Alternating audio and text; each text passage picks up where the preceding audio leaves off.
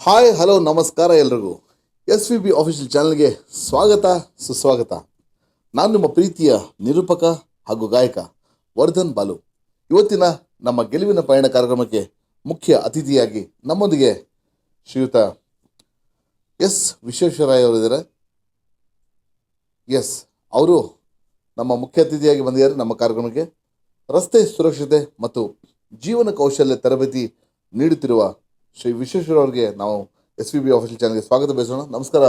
ನಮಸ್ಕಾರ ಹೇಗಿದ್ದೀರಾ? ವರ್ಧನ್. ಬಹಳ ಚೆನ್ನಾಗಿದ್ದೀನಿ. ಎಸ್. ಸಂತೋಷ. ಸೊ ಭಾಳ ಖುಷಿ ಆಗ್ತಿದೆ. ತಾವು ಒಂದು ಅರಿವು ಮೂಡುವಂಥ ಒಂದು ಕೆಲಸ ಮಾಡ್ತಿದ್ದೀರಾ. You are doing a great job.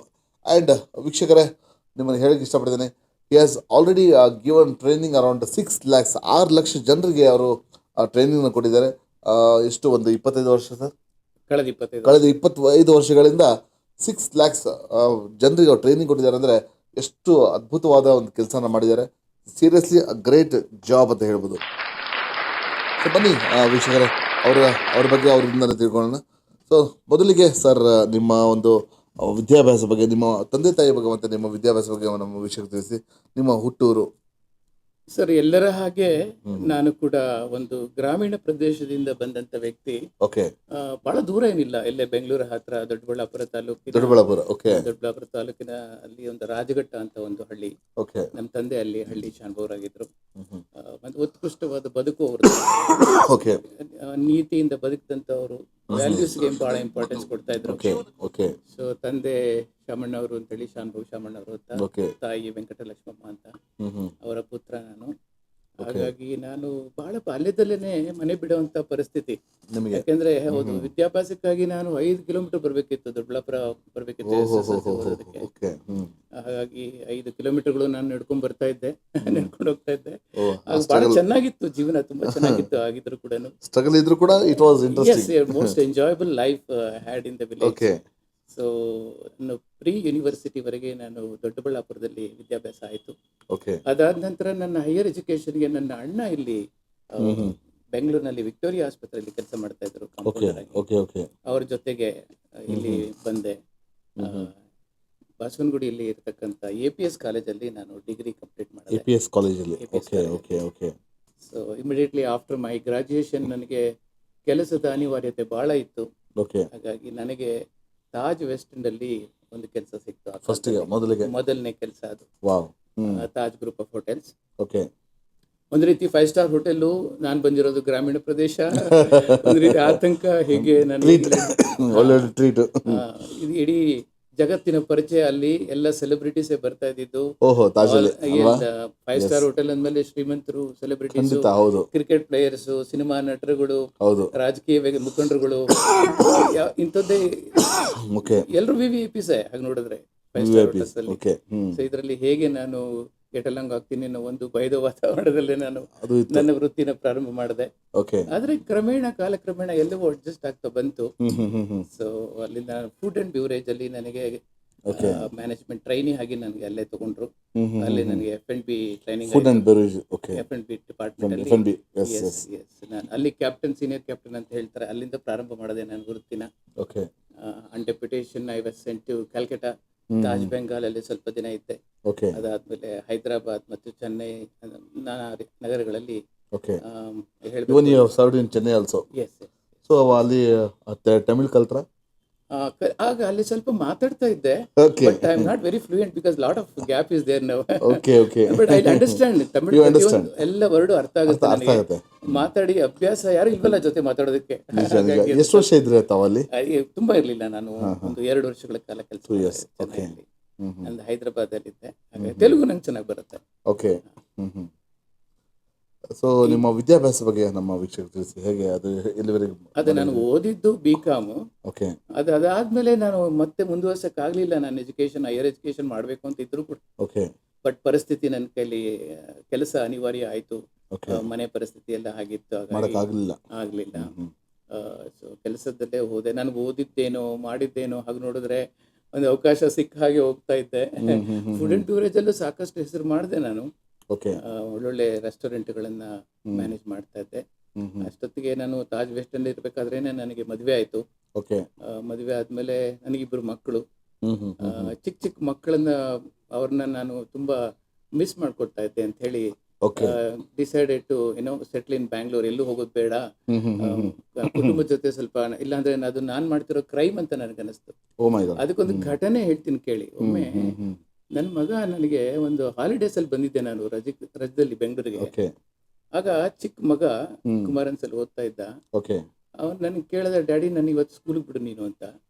ಅದೇ ಐ ಸೆಡ್ ಫೈನ್, ಮಗು ಕೇಳ್ತಿದೆ ಅಂತೇಳಿ ಖುಷಿಯಾಗಿ ಸ್ಕೂಟರ್ ಇತ್ತು, ಸ್ಕೂಟ್ರಲ್ಲಿ ಕೂಡಿಸ್ಕೊಂಡು ಕರ್ಕೊಂಡೋಗಿ ಸ್ಕೂಲ್ ಹತ್ರ ಬಿಟ್ಟೆ. ಆಮೇಲೆ ಅವನು ನನಗೆ ಮತ್ತೆ ಇನ್ಸಿಸ್ಟ್ ಮಾಡಿದ್, ಬಾ ನೀನ್ ಕ್ಲಾಸ್ ರೂಮ್ ವರ್ಗು ಬಂದು ಬಿಡು ಅಂತ. ಸರಿ, ಸ್ಕೂಟರ್ನ ಪಾರ್ಕ್ ಮಾಡ್ಬಿಟ್ಟು ಒಂದು ಸೆಕೆಂಡ್ ಫ್ಲೋರ್ ಅಲ್ಲಿ ಏನೋ ಇತ್ತು ಕ್ಲಾಸ್ ರೂಮು. ಮೇಲೆ ಹೋಗಿ ಅವನಿಗೆ ಡೋರ್ ಹತ್ರ ನಿಂತ್ಕೊಂಡು, ಹೋಗಪ್ಪ ಒಳಗಡೆ ಅಂತ ಹೇಳಿದೆ. ಇಲ್ಲ ನೀನು ಒಳಗಡೆ ಬಾ ಅಂತೇಳಿ ಕೈ ಹಿಡಿದು ಹೇಳ್ದ. ಅದು ನನ್ಗೆ ಬಹಳ ಆಶ್ಚರ್ಯ ಆಯ್ತು, ಯಾಕೆ ಹೀಗೆ ಮಾಡ್ತೀನಿ ಅಂತೇಳಿ. ಇದನ್ನ ಒಳಗಡೆ ಹೋದ್ಮೇಲೆ ನನ್ನನ್ನ ಅವನ ಫ್ರೆಂಡ್ಸ್ಗೆ ಇಂಟ್ರೊಡ್ಯೂಸ್ ಮಾಡ್ದ. ನನ್ನ ಡ್ಯಾಡ್ ಬಂದಿದ್ದಾರೆ ನೋಡಿ ಅವ್ರಿಗೆಲ್ಲ ಹೇಳ್ತಾ ಇದ್ದ. ಸೊ ಇದೊಂದು ಘಟನೆ ನನ್ನ ಮನಸ್ಸಿನ ಮೇಲೆ ಪರಿಣಾಮ ಬೀರ್ತು. ಹೌದು, ನಾನು ಮನೆಗೆ ಬಂದ್ಮೇಲೆ ಯೋಚನೆ ಮಾಡಿದೆ, ಬಹುಶಃ ನಾನು ಬಹಳ ತಪ್ಪು ಮಾಡ್ತಾ ಇದ್ದೀನಿ. ಈ ವಯಸ್ಸಿನಲ್ಲಿ ಅಪ್ಪ ಅಮ್ಮ ಇಬ್ರು ಮಕ್ಕಳಿಗೆ ಬೇಕಾಗ್ತಾರೆ. ಬೇರೆ ಮಕ್ಕಳಿಗೆ ತಂದೆ ತಾಯಿಗಳೆಲ್ಲ ಬರ್ತಾ ಇದಾರೆ, ಶಾಲೆಗೆ ಬಿಡ್ತಾ ಇದ್ದಾರೆ, ಇಲ್ಲಿ ನಾನು ಇಲ್ವಲ್ಲ, ಬಹುಶಃ ಅವ್ನು ತುಂಬಾ ಮಿಸ್ ಮಾಡ್ಕೋತಿರ್ಬೋದು ಮಗು ಅಂತ ಹೇಳಿ ನಾನು ಕೂಡಲೇ ಇಲ್ಲಿಂದ ರೆಸಿಗ್ನೇಷನ್ ಲೆಟರ್ ಕಳಿಸ್ಬಿಟ್ಟೆ. ನಾನು ಬೇರೆ ಕಡೆ ಕೆಲಸ ಮಾಡಲ್ಲ ಅಂತ ಹೇಳಿ. ಅಷ್ಟರಲ್ಲಿ ನನಗಿಲ್ಲಿ ಬ್ರೇಕ್ ಥ್ರೂ ಆಯ್ತು. ಕಾಮತ್ ಯಾತ್ರಿ ನಿವಾಸಲ್ಲಿ ಜನರಲ್ ಮ್ಯಾನೇಜರ್ ಆಗಿ ಅಪಾಯಿಂಟ್ಮೆಂಟ್ ಆಯ್ತು ಗಾಂಧಿನಗರಲ್ಲಿ. ಸೊ ಅದಾದ್ಮೇಲೆ ನಾನು ಬೆಂಗಳೂರು ಬಿಟ್ಟು ಹೋಗ್ಲಿಲ್ಲ. ಅಫ್ಕೋರ್ಸ್ ಇವಾಗ ಮಕ್ಕಳು ಬೆಳೆದಿದ್ದಾರೆ, ಅವರು ದೊಡ್ಡ ದೊಡ್ಡ ವ್ಯಕ್ತಿಗಳಾಗಿದ್ದಾರೆ. ಸೊ ಆ ಟೈಮಲ್ಲಿ ನಾವು ಒಂದು 12-13 ಒಂದು ಆ ಟೈಮಲ್ಲಿ ನಿಮ್ಗೆ ಒಂಥರ ಫೀಲ್ ಆಗಿತ್ತು. ನಾವು ಗಿಲ್ಟ್ ಫೀಲ್ ಅಂದ್ರೆ ನೋಡಿ ಸರ್, ಆ ಚಿಕ್ಕ ಮಕ್ಕಳಿಗೆ ಆಸ್ತಿ ಅಂದ್ರೆ ಏನು, ಹಣ ಅಂದ್ರೆ ಏನು ಗೊತ್ತಿರಲ್ಲ. ಅವ್ರಿಗೆ ಎರಡು ವಿಚಾರ ಒಂದ್ ಚೆನ್ನಾಗಿ ಗೊತ್ತಿರುತ್ತೆ. ಏನಂದ್ರೆ ತಾಯಿಯ ಮಮತೆ, ತಾಯಿಯ ಪ್ರೀತಿ. ತಾಯಿ ಆದವಳು ಮಕ್ಕಳಿಗೆ ಸರ್ವಸ್ವವನ್ನು ದಾರಿ ಎಳೆದ್ ಬಿಡ್ತಾಳೆ. ತಾಯಿನೇ ಜಗತ್ತು ಆಗ ನೋಡಿದ್ರೆ. ಆದ್ರೆ ತಂದೆ ಯಾಕೆ ಅಂತಂದ್ರೆ, ತಂದೆ ಇದ್ದಾನೆ, ತಂದೆ ಕೂಡ ಪ್ರೀತಿ ಕೊಡ್ತಾನೆ, ಜೊತೆಗೆ ತಂದೆ ಜೊತೆಲಿ ಇದ್ದಾನೆ ಅಂದ್ರೆ ಮಕ್ಕಳಿಗೆ ಅದೇನೋ ಧೈರ್ಯ, ನಮ್ಮಪ್ಪ ಇದ್ದಾನೆ, you will take care of everything, nobody can touch me ಅನ್ನೋ ಒಂದು ಧೈರ್ಯ, ವಿಶ್ವಾಸ, ಇವೆಲ್ಲ ಅವರಿಗೆ ಬರ್ತಾ ಇರುತ್ತೆ. ಹಾಗಾಗಿ ಅಲ್ಲಿ ಅಷ್ಟು ವಯಸ್ಸಿನವರೆಗೆ ತಂದೆ ತಾಯಿಗಳಿಬ್ರು ನಾವು ಇನ್ಫ್ಯಾಕ್ಟ್ ನಮ್ಮ ನಿಜವಾದ ಒಂದು ಗಂಡ ಹೆಂಡತಿಯ ಸಂಬಂಧ ಪ್ರಾರಂಭ ಆಗೋದು ಮಕ್ಕಳಾದ್ಮೇಲೆ. ಅಲ್ಲಿವರೆಗೂ ಅದು real journey starts after child birth ಅಂತ ಹೇಳ್ತಾರೆ. ಸೊ ಅದನ್ನ ಅರ್ಥ ಮಾಡ್ಕೊಂಡೆ ನಾನು. ಈಗ ನೋಡಿ ಎಲ್ಲ ದೊಡ್ಡವರಾಗಿದ್ದಾರೆ, ಬಹಳ ಅಭಿವೃದ್ಧಿ ಪಥದಲ್ಲಿದ್ದಾರೆ. ಆಮೇಲೆ ಇನ್ನೊಂದು ವಿಶೇಷ ಕೇಳ್ಪಟ್ಟೆ ವಿಶ್ವೇಶ್ವರ ಅವರೇ, ನಿಮ್ಮ ಮದುವೆ ಅಂದ್ರೆ ನೀವು ಏನ್ ಮದುವೆ ಆಗಿದ್ದೀರಾ, ನಿಮ್ಮ ಪತ್ನಿ she was already handicapped and ಇಲ್ಲ, ಅದು ಘಟನೆ ಹೇಗೆ ಅಂದ್ರೆ ನಿಮ್ಗೆ ಹೇಳ್ತೇನೆ, ನೀವು ಪ್ಲೀಸ್ ಎಕ್ಸ್ಪ್ಲೇನ್. ಯಾಕಂದ್ರೆ ಇಲ್ಲ, ಜನರಿಗೂ ಗೊತ್ತಾಗಬೇಕು ಯಾವ ರೀತಿ, ಹೇಗೆ ಯಾವ ರೀತಿ ನಾವು ಸ್ಯಾಕ್ರಿಫೈಸ್ ಮಾಡಿದೇವೆ ಲೈಫ್ನ, ಯಾವ ರೀತಿ ನಾವು ಅದನ್ನ ತಗೊಂಡು ಬಂದಿದ್ದೀವಿ ಥಿಂಕಿಂಗ್. ನಮ್ಮ ಮನೆ ಪರಿಸ್ಥಿತಿ ಹೇಗಿತ್ತು ಅಂತಂದ್ರೆ, ನನ್ನ ಜೀವನ ನಾನೇ ರೂಪಿಸ್ಕೋಬೇಕಾಗಿತ್ತು, ನನ್ನ ಮದುವೆ ಕೂಡ ನಾನೇ ಮಾಡ್ಕೋಬೇಕಾಗಿತ್ತು ಅಂತ ಒಂದು ಪರಿಸ್ಥಿತಿ ಆಗ. ಹಾಗಾಗಿ ನನ್ಗೆ ಯಾರೋ ಸಜೆಸ್ಟ್ ಮಾಡಿದ್ರು, ನೀವು ಪದ್ಮಾ ಜೋಶಿ ಅಂತ ಇದ್ದಾರೆ ಚಾಮರಾಜಪೇಟೆನಲ್ಲಿ, ಫಾರ್ಮರ್ MLA, ಆದ್ರೆ ಅವರು ಮ್ಯಾಟ್ರಿಮೋನಿಯಲ್ ಬ್ಯೂರೋ ಕೂಡ ನಡೆಸ್ತಾರೆ. ನೀವು ಹೋಗಿ ಅಲ್ಲಿ ನಿಮ್ಮ ಹೆಸರನ್ನ ರಿಜಿಸ್ಟರ್ ಮಾಡಿಸಿ, ಅವರಿಗೆ ನಿಮ್ಮ ಸೂಟಬಲ್ ಹೆಣ್ಣನ್ನ ಹುಡುಕಿ ಕೊಡ್ತಾರೆ ಅಂತ ನನಗೆ ಸಜೆಸ್ಟ್ ಮಾಡಿದ್ರು. ಸರಿ ಹಾಗೆ ಅಂತ ಹೇಳಿ ಒಂದಿನ ಹೋಗಿ ಅವರಲ್ಲಿ ಮಾತಾಡ್ತಿದ್ದೆ. ಪದ್ಮಾ ಜೋಶಿ ಅವರು ತುಂಬಾ ಮುಕ್ತವಾಗಿ ನನ್ನನ್ನು ಮಾತುಗಳಿದ್ರು. ಮಾತಾಡ್ತಾ ನಾನು ಹೇಳಿದೆ, ನನಗೊಂದು ಒಂದು ಅಂಬಿಷನ್ ಇತ್ತು. ಏನಂತಂದ್ರೆ, ನನಗೆ ತುಂಬಾ ಓದ್ಬೇಕು ಅಂತಿದ್ರು ಕೂಡ ನನ್ನಿಂದ ಆಗ್ಲಿಲ್ಲ. ಕಷ್ಟಪಟ್ಟು ಒಂದು ಗ್ರಾಜುಯೇಷನ್ ಮುಗಿಸಿದೆ ಅಷ್ಟೇ ಹೊರತು ಅಲ್ಲಿಂದ ಮುಂದೆ ಹೋಗಕ್ ಆಗ್ಲಿಲ್ಲ. ಹಾಗಾದ್ರೆ ನಾನು ನನ್ನ ಪತ್ನಿ ಆದವಳಾದ್ರೂ ಚೆನ್ನಾಗಿ ಓದಿದ್ರೆ ತುಂಬಾ ಚೆನ್ನಾಗಿರುತ್ತೆ ಅಂತ ಎಜುಕೇಟೆಡ್ ಅಂತ ಒಂದು ಆಸೆ ಇತ್ತು. ಅದನ್ನ ನಾನು ಅವ್ರಿಗೆ ಹೇಳ್ಕೊಂಡೆ. ಹೇಳ್ತಾ ಏನಾಯ್ತು ಅಂತಂದ್ರೆ, ನಾನು ಹೇಳಿದೆ ಅವ್ರಿಗೆ, ನೋಡಿ, ಒಂದು ಹುಡುಗಿ ಹ್ಯಾಂಡಿಕ್ಯಾಪ್ ಆದ್ರೂ ಚಿಂತೆ ಇಲ್ಲ, as long as mentally she is okay and highly educated ಅಂತ ಹೇಳಿದೆ. ಆಮೇಲೆ ಅವ್ರು ಹೇಳಿದ್ರು, ಒಂದು ನಿಮಗೆ ಸೂಟಬಲ್ ಹೆಣ್ಣಿದ್ದಾಳೆ, ಬಟ್ ಈಗ ಅವರು ಹಾಲಿಡೇಸ್ ಅಲ್ಲಿ ಅಬ್ರಾಡ್ ಅಲ್ಲಿ ಇದ್ದಾರೆ, ಅವ್ರು ಬಂದ ಮೇಲೆ ನಿಮ್ಗೆ ಕನೆಕ್ಟ್ ಮಾಡ್ತೀನಿ ಅಂತ ಹೇಳಿದ್ರು. ನಾನು ಬಂದ್ಬಿಟ್ಟೆ. ಅದಾದ ಸ್ವಲ್ಪ ದಿನಗಳಲ್ಲಿ ಅವರು ಇಂಡಿಯಾಗೆ ಬಂದ್ರು ಅಂತ ಕಾಣುತ್ತೆ. ನನ್ನ ವೈಫ್ ತಂದೆ ನನ್ನನ್ನು ಒಮ್ಮೆ ಬಂದು ಮೀಟ್ ಆದ್ರು. ಬಂದು ನೋಡಿ, ನೀವು ನಿಮ್ಗೆ ಇಷ್ಟ ಆದ್ರೆ ಆಗ್ಬೋದು ಅಂತ ಹೇಳಿ ಆಮೇಲೆ ಒಂದಿನ ಮನೆಗೆ ಹೋಗಿ ನೋಡಿದೆ ಅವರು ಪೋಲಿಯೋ, ಪಾಪ ಅವ್ರು 8 ತಿಂಗಳು ಇರ್ಬೇಕಾದ್ರೆ ಪೋಲಿಯೋ ಆಗಿದ್ದಿದ್ದು ಅಷ್ಟೇನೆ. ಅದ್ ಬಿಟ್ರೆ ಇನ್ನೆಲ್ಲ ಥರದಲ್ಲಿ ನನಗೆ ನನ್ನ ವೈಫ್ ಬಹಳ ಇಷ್ಟ ಆದ್ಲು. Highly qualified gold medalist, Renukacharya ಕಾಲೇಜಲ್ಲಿ ಅವರು ಪ್ರೊಫೆಸರ್ ಆಗಿ.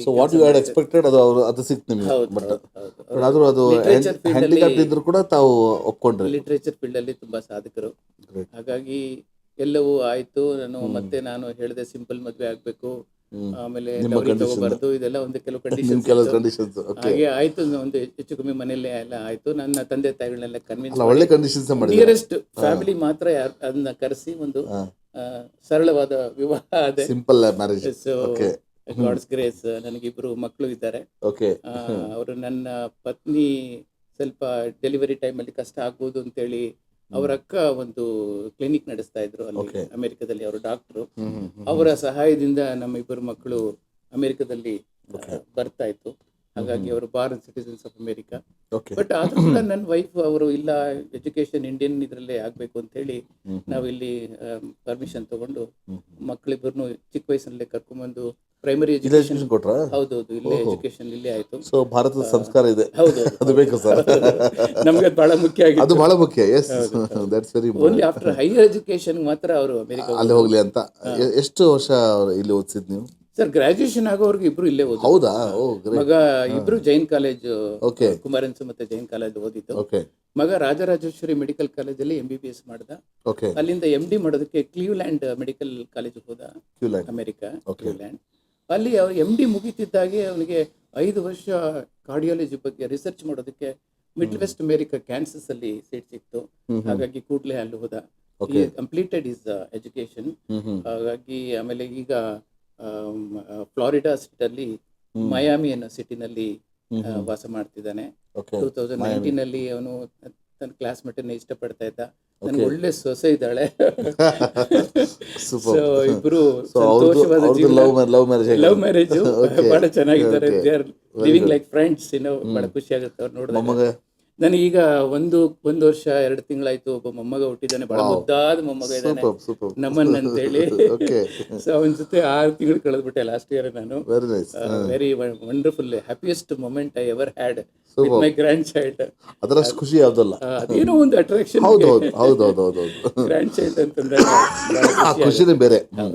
ಮಗಳು ಇನ್ಫಾರ್ಮೇಶನ್ ಸೈನ್ಸ್ ಅಲ್ಲಿ ಇಲ್ಲಿ ಬೆಂಗಳೂರಲ್ಲಿ ಗ್ರಾಜುಯೇಷನ್ ಆಯ್ತು. ಆಮೇಲೆ ಪಿಟ್ಸ್ಬರ್ಗ್ ಅಲ್ಲಿ ಕಾರ್ನೆಗಿ ಮೆಲೋನ್ ಯೂನಿವರ್ಸಿಟಿ ಅಂತ ಅದರಲ್ಲಿ ಅವಳು ಸೈಬರ್ ಸೆಕ್ಯೂರಿಟಿನಲ್ಲಿ MS ಮಾಡಿದ್ಲು. ಕೂಡಲೇ ಅಪಾಯಿಂಟ್ಮೆಂಟ್ ಆಯ್ತು ಆಕೆಗಲ್ಲಿ ಕ್ಯಾಂಪಸ್ ಇಂಟರ್ವ್ಯೂಸ್ ಅಲ್ಲಿ. ಈಗ ಮಗಳು ಅಮೆಜಾನ್ ಅಲ್ಲಿ ಸೈಬರ್ ಸೆಕ್ಯೂರಿಟಿ ಇಂಜಿನಿಯರ್ ಆಗಿ ಹೆಡ್ ಕ್ವಾರ್ಟರ್ಸ್ ಅಲ್ಲಿ ಸಿಯಾಟಲ್ ಅಲ್ಲಿ ಕೆಲಸ ಮಾಡ್ತಿದ್ದಾಳೆ. ಸೊ ಹಾಗಾಗಿ ನನ್ನ ಇಬ್ಬರು ಮಕ್ಕಳು ಒಳ್ಳೆ ವಿದ್ಯಾವಂತರಾಗಿ ಒಳ್ಳೆ ಉತ್ತಮವಾದ ಬದುಕನ್ನ ಅವರೇ ರೂಪಿಸಿಕೊಂಡಿದ್ದಾರೆ. ಅದು ಬಹಳ ಸಂತೋಷದ ವಿಚಾರ. Very good sir. ಸರ್, ನಿಮ್ಮ ಬಾಲ್ಯದ ಬಗ್ಗೆ ನಮಗೆ ತಿಳಿಸಿರಾ? ಹೇಗೆ, how was your childhood? Childhood ಬಹಳ ಮುಕ್ತವಾಗಿ ಬೆಳೆದೆ ನಾನು. ಮುಕ್ತವಾಗಿ, ಇನ್ನು ಗ್ರಾಮೀಣ ಬದುಕಿದೆಯಲ್ಲ, ಇನ್ನೋಸೆನ್ಸ್. ಎಸ್ ನಮ್ಮಲ್ಲಿ ಒಂದು ಗುಂಪು ಹಳ್ಳಿ ಜನ. ದೊಡ್ಡಬಳ್ಳಾಪುರದಿಂದ ಇನ್ನು ಹಳ್ಳಿ 5 ಕಿಲೋಮೀಟರ್ಸ್. ಸೊ ನೋಡಿ, ನಾನು ಮುಂಚೆಯಿಂದನೂ ನನಗೆ ಈ ಒಂದು ಸಮಾಜದಲ್ಲಿ ಬೆರೆತಂತ ವ್ಯಕ್ತಿ. ನಾನು ಬಹಳ ಮುಕ್ತವಾಗಿ ಬೆಳೆದಂತ ವ್ಯಕ್ತಿ. ನನ್ನ ಮನೇಲಿ ಇದ್ದಿದ್ದೇ ಕಮ್ಮಿ. ಹೌದಾ? ಹಳ್ಳಿಲಿ ಇದ್ದಾಗಲೂ ಮನೇಲಿ ಇದ್ದಿದ್ದೇ ಕಮ್ಮಿ. ಹೆಚ್ಚು ನಂದೇ ಒಂದು ಗ್ಯಾಂಗ್ ಕಟ್ಕೊಂಡು ಹಳ್ಳಿಲೆಲ್ಲ ಎಲ್ಲ ಹೊರಟೋಗ್ತಾ ಇದ್ದೆ. ಅಲ್ಲಿ ಪಕ್ಕದಲ್ಲಿ ನಂದಿ ಬೆಟ್ಟ ಇದೆ. ನಂದಿ ಬೆಟ್ಟ ಎಲ್ಲ ಬೆಟ್ಟಗಳನ್ನು ಹತ್ತಿದ್ದೀನಿ ನಾನು. ಊಟ ತಿಂಡಿಗೂ ಕೂಡ ನಾವು ಮನೆಗೆ ಹೋಗ್ತಾ ಇರ್ಲಿಲ್ಲ. ಎಲ್ಲಿ ತೋಟದಲ್ಲಿ ಯಾರು ಏನ್ ಬೆಳೆದಿದ್ದಾರೆ ಕಿತ್ಕೊಂಡು ತಿಂತಾ ಇದ್ವಿ. ನಮ್ಮನ್ನ ಯಾರು ಕೇಳಿರ್ಲಿಲ್ಲ. ಎಲ್ಲಿ ಬಾವಿ ಇದ್ರಲ್ಲಿ ಹೋಗಿ ಈಜಾಡ್ತಾ ಇದ್ವಿ. ಬಹಳ ಅವಾಗ ಅಂದ್ರೆ ಕಥೆಗಳನ್ನ ಹೇಳ್ತಾ ಇದ್ದೆ ಆ ಕಾಲದಲ್ಲೇ. ಚಿಕ್ಕ ವಯಸ್ಸಿಗೆ ನೋಡಿ, I will tell you one thing. ನನ್ನ ಹಳ್ಳಿನಲ್ಲಿ ಯಾರು ಸೈನ್ಯದಲ್ಲಿ ಕೆಲಸ ಮಾಡ್ತಿರ್ಲಿಲ್ಲ. ಬಟ್ ನನ್ನ ಸೈನಿಕರ ಕಥೆಗಳು ಅಂದ್ರೆ ಬಹಳ ಆಸಕ್ತಿ ನಂಗೆ. ಅವಳ ಚಿಕ್ಕ ವಯಸ್ಸಲ್ಲೇ ನಾನು ಅದನ್ನೆಲ್ಲ ಓದ್ತಾ ಇದ್ದೆ. ಅಡ್ವೆಂಚರ್ಸ್, ಸೈನಿಕರು ಮಾಡುವಂತ ಅಡ್ವೆಂಚರ್ಗಳನ್ನೆಲ್ಲ ಓದಿ ಈ ನನ್ನ ಹಳ್ಳಿ ಫ್ರೆಂಡ್ಸ್ ಇರ್ತಾರಲ್ಲ ಹುಡುಗರು, ಅವ್ರಿಗೆಲ್ಲ ಸ್ಟೋರಿಗಳು ಹೇಳ್ತಾ ಇದ್ದೆ ನಾನು. ಸೊ ಈ ಸ್ಟೋರಿಗಳನ್ನ ಕೇಳಿ ಇನ್ಸ್ಪೈರ್ ಆಗಿ ನಮ್ಮ ಹಳ್ಳಿಯಿಂದ 3 ಜನ ಹುಡುಗರು ಹೋಗಿ ಮಿಲಿಟರಿ ಸೇರ್ಕೊಂಡ್ರು. ಆಗ ಅವ್ರ ತಂದೆ ತಾಯಿಗಳು ನನ್ಗೆ ಫೈರ್ ಮಾಡಿದ್ರು. ಏನ್ ಸರ್ ನೀವು ನಿಮ್ಮ ಮಾತುಗಳು ಕೇಳಿ ಇವರೆಲ್ಲ ಹೋಗಿ ಮಿಲಿಟರಿ ಸೇರ್ಬಿಟ್ರು, ನಮ್ಮ ಮಗನ ಬಲಿ ಕೊಡ್ತಿದ್ದೀರಾ ಅಂತ. ನಮ್ಮ ದೇಶಕ್ಕೆ ಬಲಿ ಕೊಡ್ತೀಯ, ನಾವು ವರಿ ಮಾಡ್ಬಿಡಿ ಅಂತೀವಿ ಅಂತ ಹೇಳಿ ಆಗ್ಲಿಂದನೂ ನನಗೆ ಈ ರೀತಿ ಏನು ಸಮಾಜದ ಒಡನಾಟ, ಆಮೇಲೆ ಸಾಮಾಜಿಕವಾಗಿ ಬದುಕುವಂಥದ್ದು, ಒಟ್ಟಾರೆ ಬದುಕುವಂಥದ್ದು, ಇದು ನನಗೆ ಬಹಳ ಜೊತೆಗೆ ಬದುಕು. ಸೊ ವಿದ್ಯಾಭ್ಯಾಸ ಮುಗಿದ ನಂತರ ಯಾವ ಕೆಲಸ ಮಾಡೋಕೆ ತಾವು ಪ್ರಾರಂಭ ಮಾಡಿದ್ರಿ? ಆ ದಿನಗಳ ಬಗ್ಗೆ ನಮ್ಮೊಂದಿಗೆ ಹಂಚ್ಕೊಳ್ಳಿ. ನನಗೆ ಅದೊಂದು ಟರ್ನಿಂಗ್ ಪಾಯಿಂಟ್ ಅಂತಾನೆ ಹೇಳ್ಬೇಕು ಹರ್ಷವರ್ಧನ್ ಅವರೇ. ವರ್ಧನ್ ಡಾಕ್ಟರ್ ವರ್ಧನ್ ಅವರೇ, ವೆರಿ ಸಾರಿ. ನನ್ನ ಜೀವನದಲ್ಲಿ ಹರ್ಷ ಜಾಸ್ತಿ ಇರುತ್ತೆ ತಾವು ಹೇಳಿದ್ರೆ. ನನಗೆ ಹಾಗೆ ಅನ್ಸುತ್ತೆ, ತುಂಬಾ ಹರ್ಷವಾಗಿರ್ತೇವಲ್ಲ ಹಾಗಾಗಿ. Yes. So Taj West end ಅಲ್ಲಿ ನನಗೆ ಒಂದು ಉದ್ಯೋಗ ಆಯ್ತು. ಅದು ನನಗೆ ನಿಜಕ್ಕೂ ಟರ್ನಿಂಗ್ ಪಾಯಿಂಟ್ ಆಯ್ತು. ನನ್ನನ್ನು ಒಂದು ಅಂತ ದೊಡ್ಡ ಹೋಟೆಲ್ ಸಿಗೋದು ಕಷ್ಟ, ಬಹಳ ಕಷ್ಟ. ಕೆಲಸಗಳೇ ಸಿಗ್ತಾ ಇರಲಿಲ್ಲ, ಹೌದು, ತುಂಬಾ ಟಫ್ ಇರ್ತಿತ್ತು. ಸರ್ವಿಸ್ ಇಂಡಸ್ಟ್ರಿ ಆಗ ನೋಡಿ, ನನಗೆ ಮೊದಲನೇ ಪಾಠ ಅಲ್ಲಿ ಸೇರಿದಾಗ ನನಗೆ ಮೊದಲನೇ ಪಾಠ ಅವ್ರು ಹೇಳಿದ್ದೇನು ಅಂತಂದ್ರೆ, ಲುಕ್ ವಿಶ್ವೇಶ್ವರಯ್ಯ, ಜನರಲ್ ಮ್ಯಾನೇಜರ್ ಹೇಳಿದ್ದು ನನಗೆ ಅಲ್ಲಿ ತಾಜಲ್ಲಿ, ಇದು ಸರ್ವಿಸ್ ಇಂಡಸ್ಟ್ರಿ, ನಿನ್ನ ಕೆಲಸ ಬೆಳಗ್ಗೆ ಪ್ರಾರಂಭ ಆಗುತ್ತೆ, ಎಷ್ಟೊತ್ತು ಕೊನೆ ಆಗುತ್ತೆ ಗೊತ್ತಿಲ್ಲ, ಯಾವಾಗ ಮುಗಿತ ಗೊತ್ತಿಲ್ಲ, ಎಂಡ್ ಗೊತ್ತಿಲ್ಲ. ಸರ್ವಿಸ್ ಇಂಡಸ್ಟ್ರಿನಲ್ಲಿ ಅದು ಎಂಡ್ ಅಂತ ಇಲ್ಲ. ರಾತ್ರಿ 12 ಗಂಟೆಗೆ ಹೋಗ್ತೀಯಾ, ಬೆಳಗಿನ ಜಾವಕ್ಕೆ ಹೋಗ್ತೀಯಾ, ಅದು ಗೊತ್ತಿಲ್ಲ. ಬಟ್ ನೆಕ್ಸ್ಟ್ ಡೇ ಅಗೇನ್ 8 ಗಂಟೆಗೆ ನೀನ್ ಕೆಲಸದಲ್ಲಿ ಇರ್ಬೇಕು. Is it okay for you? ಹಾಗಿದ್ರೆ ಕೆಲಸಕ್ಕೆ ಬರ್ಬೇಕು ಅಂತ. ನನಗೆ ಅವಾಗ ಏನು ಅನಿವಾರ್ಯ, 24 ಗಂಟೆ ಮಾಡಿದ್ರೆ ಹೋಟೆಲ್ ಇಂಡಸ್ಟ್ರಿ ನಮ್ಗೆ ಯಾಕೆ ಅನಿವಾರ್ಯ ಅಂದ್ರೆ, ಅಲ್ಲಿ ಯೂನಿಫಾರ್ಮ್ ಕೊಡೋರು, ಮಲ್ಕೊಳಕ್ ಜಾಗನೂ ಇರ್ತಾ ಇತ್ತು, ಆಮೇಲೆ ಜನಗಳ ಸಂಪರ್ಕ, ಎಂತೆಂತ ವ್ಯಕ್ತಿಗಳನ್ನ ನಾನು ನೋಡ್ತಾ ಇದ್ದೆ. ನನಗೆ ಎಲ್ಲ ಸಲ ಆಲ್ ಕ್ರಿಕೆಟ್ ಪ್ಲೇಯರ್ಸ್ ನೋಡಿದ್ದೀನಿ. ನೋಡಿ, ನಿಮ್ಗೊಂದು ಆಶ್ಚರ್ಯವಾದ ವಿಚಾರ ಹೇಳ್ತೀನಿ. ಈ ಪಾಕಿಸ್ತಾನ್ ಟೀಮ್ ಬರೋದಲ್ಲ ಬೆಂಗಳೂರಲ್ಲಿ ಕ್ರಿಕೆಟ್ ಪ್ಲೇ ಮಾಡೋದಕ್ಕೆ, ಆಗ ಟೆಕ್ನಾಲಜಿ ಅಷ್ಟೊಂದು ಅಡ್ವಾನ್ಸ್ ಆಗಿರ್ಲಿಲ್ಲ, ಮೊಬೈಲ್ಗಳಿಲ್ಲ ಆ ಕಾಲದಲ್ಲಿ, ಎಲ್ಲ ಮ್ಯಾನ್ಯಲ್ಲೇ. ಆಕ್ಚುಲಿ ನಾನು ಸ್ವಲ್ಪ ದಿನ ನಾನು ಓದಿರೋದು ಬಿಕಾಮ್ ಅಲ್ವಾ, ನನ್ನನ್ನು ಕ್ಯಾಶಿಯರ್ ಆಗಿ ಮಾಡಿದ್ರು ಇನಿಷಿಯಲಿ. ಆ ಟೈಮಲ್ಲಿ ನಾನು I have to settle their bills. ಈ ಪ್ಲೇಯರ್ಸ್ ಎಲ್ಲ ಆ ಕಾಲದಲ್ಲಿ ಏನ್ ಮಾಡೋರು ಅಂದ್ರೆ, ಕರೆನ್ಸಿ ಬಂಡ್ಲ್ ಕೊಟ್ಬಿಡೋರು, ಖರ್ಚಿಗೆ ಅಂತ ಇಷ್ಟು ದುಡ್ಡು ಕೊಟ್ಟಿರೋರು. ಸರಿ, ಇಮ್ರಾನ್ ಖಾನ್ ಸತಿ ನನ್ನ ಹತ್ರ ಸೆಟಲ್ ಮಾಡಕ್ ಬಂದ್ರು, ಬಿಲ್ ಸೆಟಲ್ ಮಾಡೋದಕ್ಕೆ. ಸರಿ, ಅವ್ರದ್ದು ಏನೇನಿತ್ತು ಬಿಲ್ಸ್ ಎಲ್ಲ ನೋಡಿದೆ, ರೂಮ್ ಸರ್ವಿಸು, ಡ್ರಿಂಕ್ಸು, ಏನ್ ಮಾಡಿರ್ತಾರೆ ಎಲ್ಲವನ್ನು ಬಿಲ್ ಮಾಡ್ಬಿಟ್ಟು ಇಷ್ಟು ಕೊಡ್ಬೇಕು ಅಂತ ಅವ್ರ ಮುಂದೆ ಇಟ್ಟೆ ಬಿಲ್ಲನ್ನ. ಅವರು ನನಗೆ ಆಶ್ಚರ್ಯ, ನೋಡ್ತಾ ಇದ್ದೀನಿ, ಈ ಬಂಡ್ಲ್ ಇರುತ್ತಲ್ಲ ಕರೆನ್ಸಿ ಬಂಡ್ಲು, ಅದ್ರ ಹಿಂದ್ಗಡೆಯಿಂದ ಕಿತ್ತು ಕೊಟ್ರು ನನಗೆ. ಕರೆನ್ಸಿನ ಹಿಂದ್ಗಡೆಯಿಂದ ಕಿತ್ಕೊಟ್ರು, ಬ್ಯಾಕ್ ಸೈಡ್ ಇಂದ. ನನಗೆ ಅರ್ಥ ಆಗ್ಲಿಲ್ಲ, ಯಾಕೆ ಹಿಂಗ್ ಮಾಡ್ತೀರಾ ಅಂತ. ಸ್ವಲ್ಪ ಹೊತ್ತು ಅರ್ಥ ಆಗ್ಲಿಲ್ಲ ನನಗೆ. ಆಮೇಲೆ ಬಿಲ್ ಸಿಂಪಲ್ ಲೈಫ್ ಲೀಡ್ ಮಾಡಿರೋ ನೀವು. ಆಮೇಲೆ ಸ್ವಲ್ಪ ಹೊತ್ತು ಆದ್ಮೇಲೆ ನಂಗೆ ಎಲ್ಲ ಬಿಲ್ ಎಲ್ಲ ಸೆಟ್ಲ್ ಮಾಡಿ ಅವ್ರು ಹೋದ್ಮೇಲೆ ನಂಗೆ ಕ್ಲಾಶ್ ಆಯ್ತು. ಅವರು ಏನೋ ಅವರ ಧರ್ಮದಲ್ಲಿ ಎಲ್ಲವೂ ಹಿಂದಿನಿಂದ ತಾನೆ, from the front. Numbering also ಅವ್ರದ್ದು ಕರೆನ್ಸಿ ಹಿಂದಿನಿಂದ ಇರುತ್ತೆ. ಪಾಕಿಸ್ತಾನಿ ಕರೆನ್ಸಿ ನೀವು ನೋಡಿದ್ರೆ ಅವರು ರೈಟ್ ಇಂದ ಲೆಫ್ಟ್ ಬರೀತಾರೆ, ಅವರು ರೈಟ್ ಇಂದ ಲೆಫ್ಟ್ ಬರೀತಾರೆ, ಉಲ್ಟಾ ಬರೀತಾರೆ. ಸೊ ಎವ್ರಿಥಿಂಗ್ ಇಸ್ ಉಲ್ಟಾ, which I didn't understand. Imran Khan ಅದೀಗ್ಲೂ ನನ್ಗೆ ನೆನಪಿದೆ, ಅವರು ನನ್ನ ಹತ್ರ ಬಂದು ಬಿಲ್ ಸೆಟಲ್ ಮಾಡಿದ್ರು. ಸೊ ಹಾಗಾಗಿ ಈ ತರದ್ದು ಒಂದು ಅನೇಕ ಘಟನೆಗಳು ಹೇಳ್ತಾ ಹೋದ್ರೆ ನಾನು ಇಡೀ ದಿನ ಹೇಳೋಷ್ಟು ನನಗೆ ಎಕ್ಸ್ಪೀರಿಯನ್ಸ್ ಆಗಿದೆ. 5 ಸ್ಟಾರ್ ಹೋಟೆಲ್ ಅಲ್ಲಿ ನಾನು ಪರ್ಫೆಕ್ಟ್ ಆಗಿ ಗ್ರೂಮ್ ಮಾಡ್ತು. ಕಮ್ಯುನಿಕೇಶನ್ ಸ್ಕಿಲ್ಸ್ ಇರ್ಬೋದು, ಆಮೇಲೆ ಒಂದು ಬಾಡಿ ಲ್ಯಾಂಗ್ವೇಜ್ ಹೇಗಿರಬೇಕು, ಆಮೇಲೆ 5 ಸ್ಟಾರ್ ಹೋಟೆಲಲ್ಲಿ ಯಾವ ರೀತಿ ನಡ್ಕೋಬೇಕು, ಗೆಸ್ಟ್ಗಳ ಜೊತೆ ನನ್ನ ಮಾತುಕತೆ ಯಾವ ರೀತಿ ಇರಬೇಕು, ಎಲ್ಲ ಒಂಥರ ಫೈನ್ ಟ್ಯೂನ್ ಮಾಡ್ತಾ ಬಂತು ನನಗೆ. ಅದು ನನಗೆ ನಿಜಕ್ಕೂ ಇವತ್ತಿಗೂ ಅದು ಅದರಿಂದ ಅದರ 5 ಸ್ಟಾರ್ ಹೋಟೆಲ್ ಅನುಭವ ಏನಿದೆ, ಅದನ್ನ ನನ್ನ ಒಬ್ಬ ಪರ್ಫೆಕ್ಟ್ ವ್ಯಕ್ತಿಯನ್ನ ಮಾಡೋದಕ್ಕೆ ಸಾಧ್ಯ ಆಯ್ತು. ಎಷ್ಟು ವರ್ಷ ಆಯ್ತು ಈಗ? 10 ವರ್ಷಗಳ ಕಾಲ ಅಲ್ಲಿದ್ದೆ. 10 years you were serving same hotel. Taj West end ಅಲ್ಲಿ 10 ವರ್ಷ ಇದ್ದೆ. Great experience. ಇನ್ನು 10-12 ವರ್ಷಗಳು ಬೇರೆ ಬೇರೆ ಹೋಟೆಲ್ಗಳಲ್ಲಿ ಕೆಲಸ ಮಾಡಿದೆ, ಉನ್ನತ ಹುದ್ದೆಗಳಲ್ಲಿ. ನಾನು ಸ್ವಲ್ಪ ದಿನ ಕಾಮತ್ ಯಾತ್ರೆ ನಿವಾಸಲ್ಲೂ GM ಆಗಿದ್ದೆ 4 ವರ್ಷಗಳ ಕಾಲ. ವುಡ್ಲ್ಯಾಂಡ್ಸ್ ಅಲ್ಲಿ ಸ್ವಲ್ಪ ದಿನ ಇದ್ದೆ, ದಾಸ್ ಪ್ರಕಾಶ್ ಚೆನ್ನೈಯಲ್ಲಿ ಸ್ವಲ್ಪ ದಿನ ಇದ್ದೆ. ಹೀಗೆ ಒಟ್ಟಾರೆ ಒಂದು 22-23 ವರ್ಷಗಳ ಕಾಲ ಎಕ್ಸ್ಪೀರಿಯನ್ಸ್ ಆಗ್ತಾ ನಿಮಗೆ ಹೊರದೇಶ ಹೋಗ್ಬೇಕು, ಅಲ್ಲಿ ನಾನು ಸರ್ವ್ ಮಾಡ್ಬೇಕಂತ ಅನ್ಸಿಲ್ವಾ? ಇಲ್ಲ, ನನಗೆ ಆಫರ್ಗಳಿತ್ತು ಹೊರದೇಶಕ್ಕೆ ಹೋಗೋದು. ಈಗ ನೋಡಿ, ಯಾಕೆ ತಾವು ನನ್ನ ಜೊತೆನಲ್ಲಿ ತಾಜ್ ವೆಸ್ಟ್ ಎಂಡ್ ಅಲ್ಲಿ ಯಾರ್ಯಾರು ಕೆಲಸ ಮಾಡ್ತಿದ್ರು ಅವ್ರು ಯಾರು ಇವತ್ತು ಇಂಡಿಯಾದಲ್ಲಿ ಇಲ್ಲ. ಹೌದಾ? ಎಲ್ಲ ಅಬ್ರಾಡ್ ಅಲ್ಲಿ ಇದ್ದಾರೆ. ನೋಡಿ, ತಾವು ಯಾಕೆ ಒಳ್ಳೊಳ್ಳೆ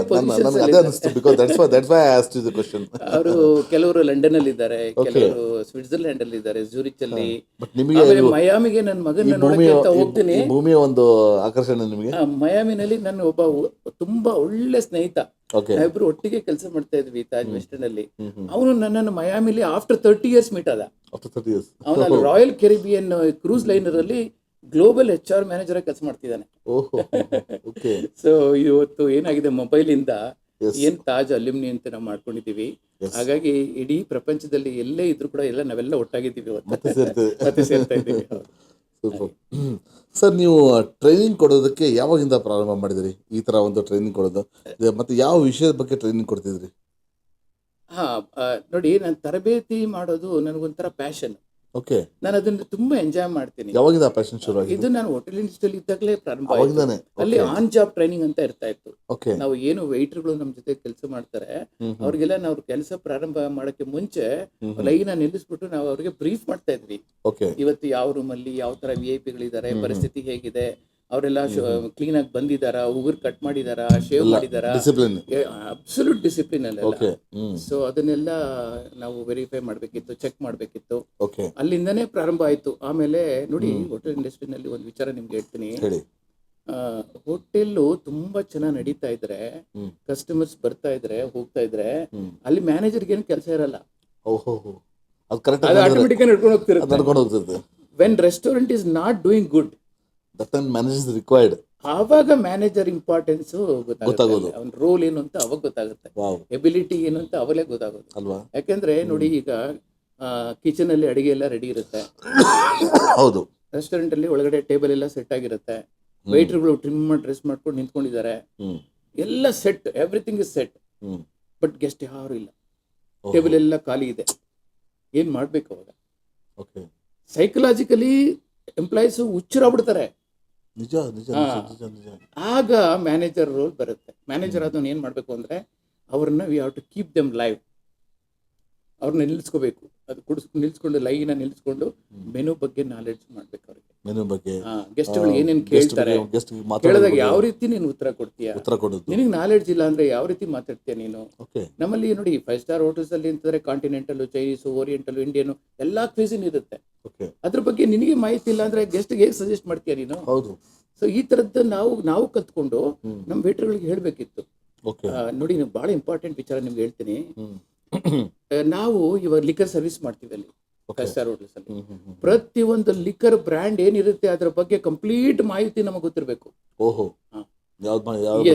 ಎಸ್, ರೆಡ್ ವೈನಾ, ವೈಟ್ ವೈನಾ, ಸ್ಕಾಚ್ ವಿಸ್ಕಿನಾ, ರಮ್, ಜಿನ್ ಅಂದ್ರೆ ಏನು, ವೋಡ್ಕಾ ಅಂದ್ರೆ ಏನು, ಯಾವ್ದ್ರಿಂದ ಮ್ಯಾನುಫ್ಯಾಕ್ಚರ್ ಮಾಡ್ತಾರೆ, ಅದರ ಹಿಸ್ಟ್ರಿ, ಕಂಪ್ಲೀಟ್ ಹಿಸ್ಟ್ರಿ ನನಗೆ ಗೊತ್ತಿರಬೇಕು. ಒಂದು ಆಶ್ಚರ್ಯ ನಿಮ್ಗೆ ಹೇಳ್ತೀನಿ ಕೇಳಿ. ಇವತ್ತು ಸಾಮಾನ್ಯ ಜನಗಳಿಗೆ ಗೊತ್ತಿಲ್ಲ ಶಾಂಪೇನ್ ಅಂದ್ರೆ ಏನು. ಶಾಂಪೇನ್ ಅಂದ್ರೆ ಜನಗಳಿಗೆ ಏನ್ ಗೊತ್ತು?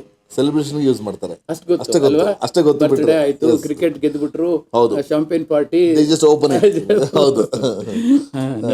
ಶಾಂಪೇನ್ ಅಂದ್ರೆ it is nothing but a sparkling wine. It's a wine. So ಅದು ಎಲ್ಲಾ ದೇಶದಲ್ಲೂ ಮ್ಯಾನುಫ್ಯಾಕ್ಚರ್ ಮಾಡ್ತಾರೆ. ಇಂಡಿಯಾದಲ್ಲೂ ಮ್ಯಾನುಫ್ಯಾಕ್ಚರ್ ಮಾಡ್ತೀವಿ, ಗೋವಾದಲ್ಲಿ ಆಗುತ್ತೆ, ಮಲೇಷಿಯಾದಲ್ಲಿ ಆಗುತ್ತೆ, ಸಿಂಗಾಪುರ್ ಅಲ್ಲಿ ಮ್ಯಾನುಫ್ಯಾಕ್ಚರ್ ಮಾಡ್ತಾರೆ. ಅಲ್ಲ, depending on how old it is, ಅದು ಹೇಗೆ ಸ್ಪಾರ್ಕ್ಲಿಂಗ್ ವೈನ್ ಅಂತ ಹೇಳ್ತಾರೆ, ಮೋರ್ ಪ್ಯೂರಿಫೈಡ್ ಇಟ್ ಈಸ್ ಆತರ. ಸರ್, ಬಟ್ ನಾವೇನು ಶಾಂಪೇನ್ ಅಂತ ಹೇಳ್ತೀವಿ ಅದೆಲ್ಲ ಶಾಂಪೇನ್ ಅಲ್ಲ. Champagne is the name of A district in France. ಅರ್ಥ ಆಯ್ತಾ? ಆ ಡಿಸ್ಟ್ರಿಕ್ಟ್ ಅಲ್ಲಿ ಬೆಳೆದಂತ ದ್ರಾಕ್ಷಿಯಿಂದ ತಯಾರು ಮಾಡಿದ ವೈನ್ಗೆ ಶಾಂಪೇನ್ ಅಂತ ಹೆಸರು. ಅದೇನಾಗಿದೆ, ಇನ್ ಜನರಲ್ ಎಲ್ಲಾ ಕಡೆ ಶಾಂಪೇನ್ ಅಂತ ಆಗ್ಬಿಟ್ಟಿದೆ. ಈಗ ಫಾರ್ ಎಕ್ಸಾಂಪಲ್ ಮದ್ದೂರೊಡೆ ಅಂತೀವಿ. ಮದ್ದೂರೊಡೆ ಎಲ್ಲಾ ಕಡೆ ಸಿಗುತ್ತೆ, ಬೆಂಗಳೂರಲ್ಲೂ ಮಾಡ್ತಾರೆ. But why it is called Maddur vada? It became popular in Maddur railway station ಅಲ್ಲಿ ಹೆಸರಾದಂತ ಒಂದು ಒಡೆ. ಅದು ಪಿಕ್ ಆಗಿ ಮಾಡುವಂತ ಒಂದು ಪದಾರ್ಥ. ಹಾಗಾಗಿ ಅದಕ್ಕೆ ಮದ್ದೂರೊಡೆ ಅನ್ನೋದು ಬ್ರ್ಯಾಂಡಿಂಗ್ ಆಗೋಯ್ತು. ಮದ್ದೂರೊಡೆ ಎಲ್ಲಿ ಹೋದ್ರು ಮದ್ದೂರೊಡೆ ಇದೆ ಅಂತ ಕೇಳ್ತೀವಿ ನಾವೀಗ. ಹಾಗೇನೆ ಶಾಂಪೇನ್ ಅನ್ನೋದು ಕೂಡ ಜನರಲೈಸ್ ಆಗೋಯ್ತು. ಈಗ ಹಕ್ಕಾ ನೂಡಲ್ಸ್ ಅಂತ ಹೇಳ್ತೀವಿ. Hakka is a place in China. ಅಲ್ಲಿ ಪಾಪ್ಯುಲರ್ ಆದಂತ ನೂಡಲ್ಸ್ ಹಕ್ಕಾ ನೂಡಲ್ಸ್ ಅಂತ ಹೇಳ್ತೀವಿ. ಇದು ಈ ತರದ್ದೆಲ್ಲ ಬಹಳಷ್ಟು ಜನಕ್ಕೆ ಗೊತ್ತಿರಲ್ಲ ಜನರಲ್ಲಿ. ಹಾಗಾಗಿ ತಿಳ್ಕೊಳ್ಳೋದು ಬಹಳ ಇರುತ್ತೆ ಅಲ್ಲಿ. ಸೊ ಎಷ್ಟು ಯಾವಾಗಿಂದ ಅದು ಟ್ರೈನಿಂಗ್ ಸ್ಟಾರ್ಟ್ ಆಗಿದೆ ನಿಮ್ದು? ನಾನು ಆನ್ ಜಾಬ್ ಅವಾಗ್ಲಿಂದಾನೇ ಪ್ರಾರಂಭ ಆಯ್ತು. ಆಮೇಲೆ ನಾನೇನ್ ಮಾಡ್ತಿದ್ದೆ, ಆನ್ ಮೈ ಓನ್ ಇಂಟ್ರೆಸ್ಟ್, ನನ್ನ ಸ್ಟಾಫ್ಗೆ food handling, personal hygiene and food handling ಅಂತ ಟ್ರೈನಿಂಗ್ ಕೊಡ್ತಿದ್ದೆ. ಅಲ್ಲಿಂದ ಪ್ರಾರಂಭ ಆಯ್ತು. ಆಗ ಒಂದು ಇಡೀ ಸ್ಟಾಫ್ ಅನ್ನ, ಒಂದು ಟೀಮ್ ಅನ್ನ ನಾನು ಸೆಲೆಕ್ಟ್ ಮಾಡ್ಕೊಂಡು ಸೆಂಟ್ ಜಾನ್ಸ್ ಮೆಡಿಕಲ್ ಕಾಲೇಜ್ ಅಲ್ಲಿಗೆ ಹೋಗ್ತಿದ್ದೆ, ಹಾಸ್ಪಿಟಲ್. ಅಲ್ಲೆಲ್ಲ ಮೈಕ್ರೋಸ್ಕೋಪ್ ಇಟ್ಟಿರ್ತಾರೆ ನೋಡಿ, ಲೈನ್ ಆಗಿ ಇಟ್ಟಿರ್ತಾರಲ್ಲ, ಅಲ್ಲಿ ಹೋಗಿ ನಮ್ಮ ವೇಟರ್ ಇರ್ತಾರಲ್ಲ ಅವ್ರದ್ದೇ ಕೂದಲನ್ನು ತೆಗೆದು ಮೈಕ್ರೋಸಾಫ್ಟ್ ಅಲ್ಲಿ ಇಟ್ಟು ತೋರಿಸ್ತಾ ಇದ್ದೆ. ನೋಡು ನಿನ್ ಕೂದಲಲ್ಲಿ ಹೇಗಿದೆ, ಎಷ್ಟು ಜರ್ಮ್ಸ್ ಇರುತ್ತೆ ಅಂತ ಅಲ್ವಾ? ಅದಕ್ಕೆ ಹೇಳೋದು ಕೂದಲನ್ನ ಪ್ರತಿದಿನ ತೊಳಿಬೇಕು ಕ್ಲೀನ್ ಆಗಿ ಅಂತ ಹೇಳಿ. ಆಮೇಲೆ ಉಗುರು ಅವ್ರದ್ದೇ ನೀವು ಉಗುರು ಇಟ್ಬಿಟ್ಟು ತೋರಿಸ್ತಾ ಇದ್ದೆ, ಅದ್ರೊಳಗಡೆ ಎಷ್ಟು ಕೊಳೆ ತುಂಬಿಕೊಂಡಿದೆ ಅಂತ. So, ಈ ರೀತಿ ಅಲ್ಲಿ ಪ್ರಾಕ್ಟಿಕಲಿ ಅವ್ರಿಗೆಲ್ಲ ನಾನು ತರಬೇತಿ ಕೊಟ್ಟು, ಇದು ಫುಡ್ ಹ್ಯಾಂಡ್ಲಿಂಗ್ ಅಂದ್ರೆ ಹಾಗೆ, you must be very clean all the time, hygiene maintain ಮಾಡಬೇಕು ಫುಡ್ ಸರ್ವಿಸ್ ಇಂಡಸ್ಟ್ರಿನಲ್ಲಿ ಅಂತ ಹೇಳಿ ಅವಾಗ್ಲಿಂದ ನಾನು ಪ್ರಾರಂಭ ಮಾಡಿದ್ದು. ಅದು ನಿರಂತರವಾಗಿ ನನ್ನ ಜೀವನ ಪೂರ್ತಿ ಅದು ಎಲ್ಲೆಲ್ಲಿ ನಾನು ಹೋದೆ, ಬೇರೆ ಬೇರೆ ಕ್ಷೇತ್ರ ಶುರು ಆಯ್ತು, ಬೇರೆ ಬೇರೆ ಕ್ಷೇತ್ರ ಪ್ರಾರಂಭ ಆಯ್ತು. ಹೋಟೆಲ್ ಇಂಡಸ್ಟ್ರಿಯಿಂದ ನನಗೆ ಟ್ರಾನ್ಸ್ಪೋರ್ಟ್ ಫೀಲ್ಡ್ ಬಗ್ಗೆ ಬಹಳ ಏನೋ ಒಂದು ಒಲವಿತ್ತು.